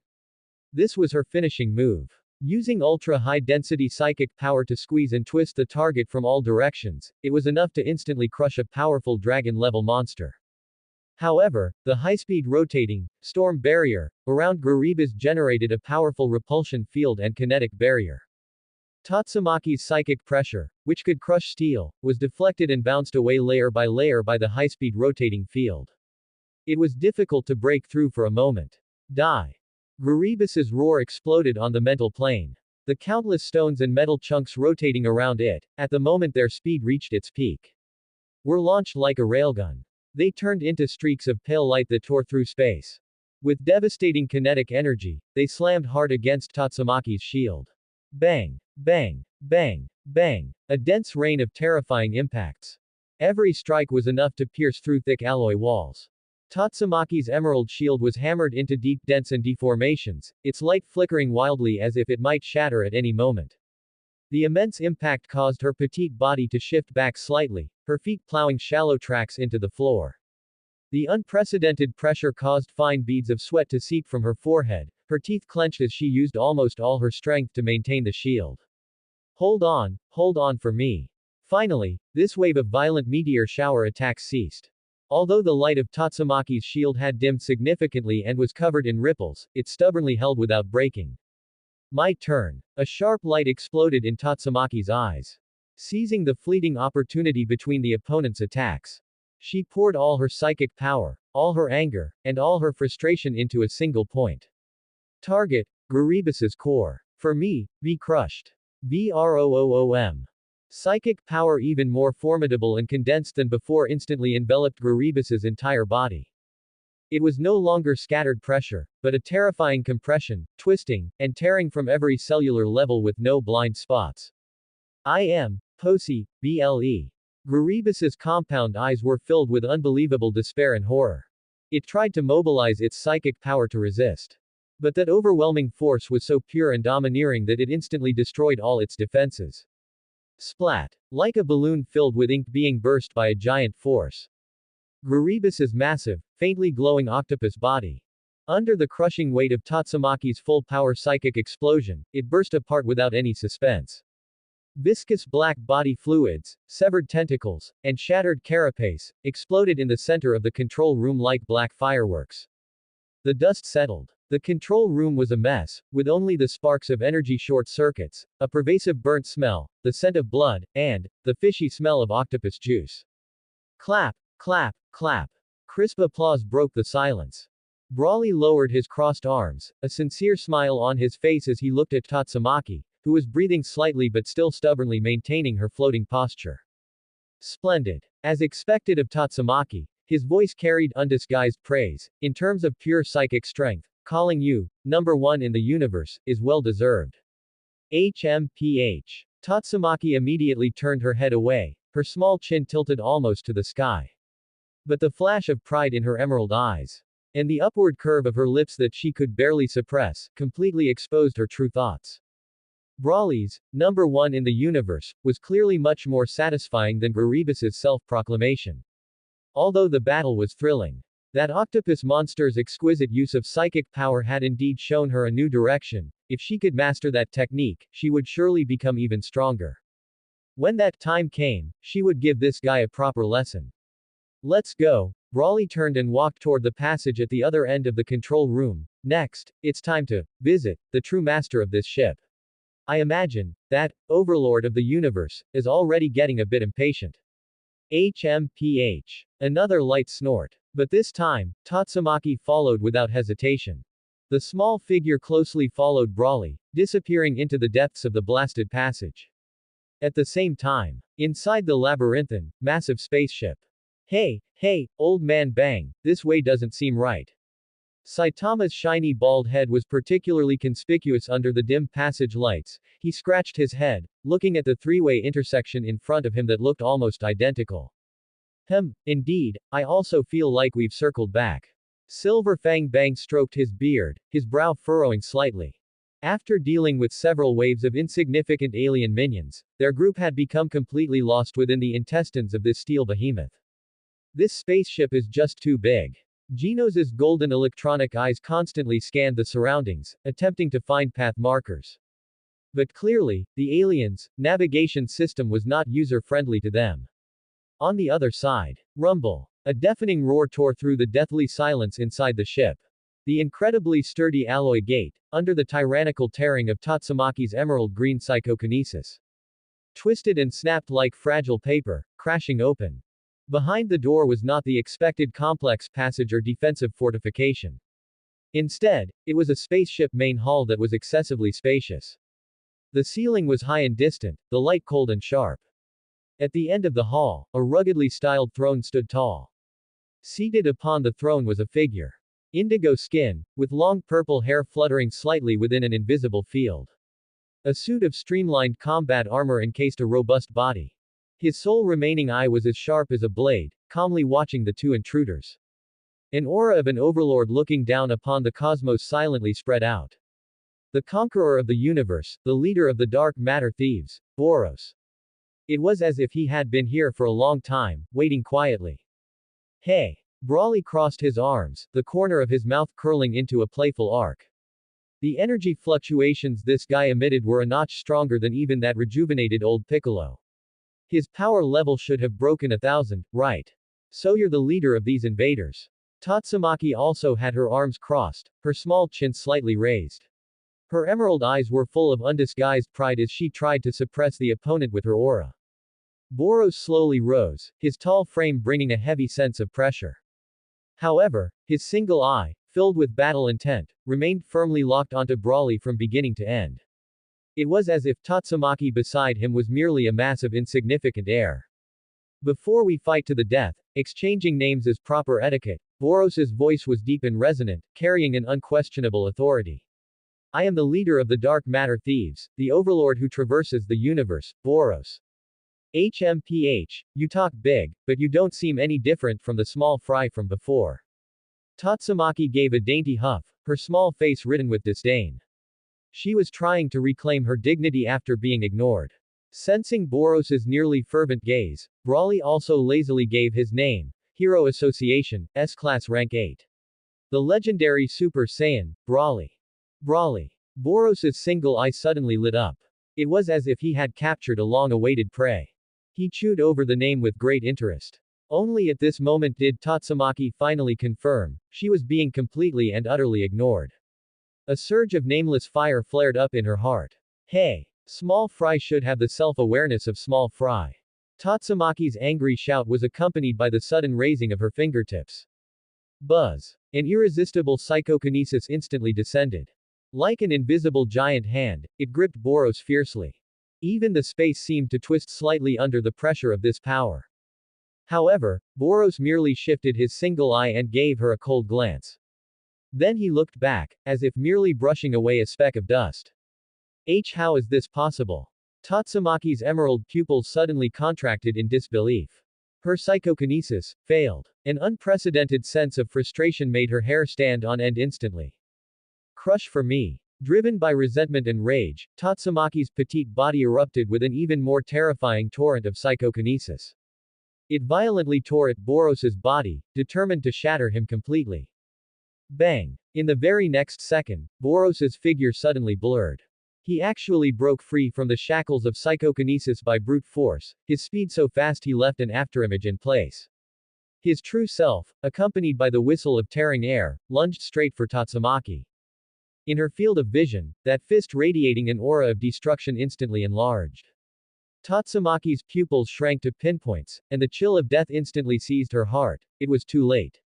The expected agonizing pain did not arrive. A broad palm was steadily interposed in front of her.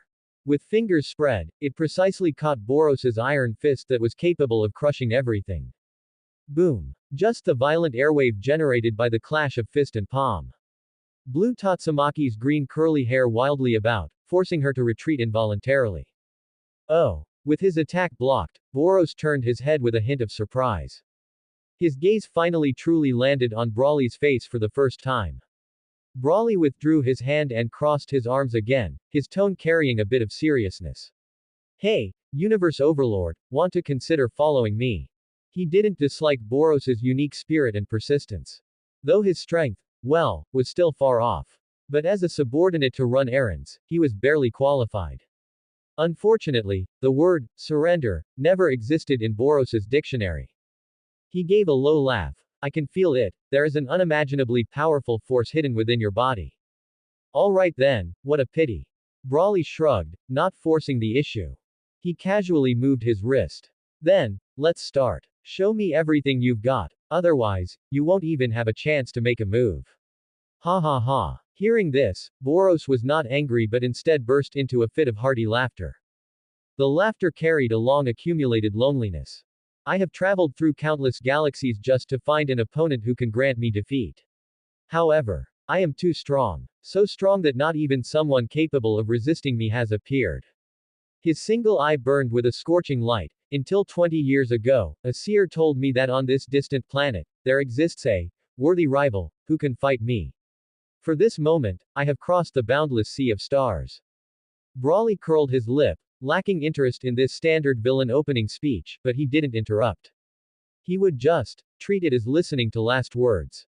Tatsumaki, step back a bit.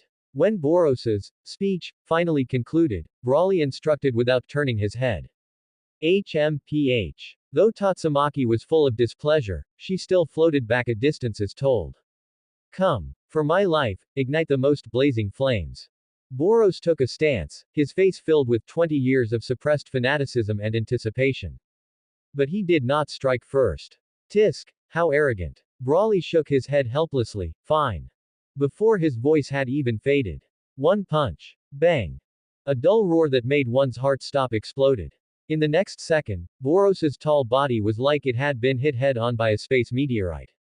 He turned into a blurred blue shadow, flying backward at a terrifying speed.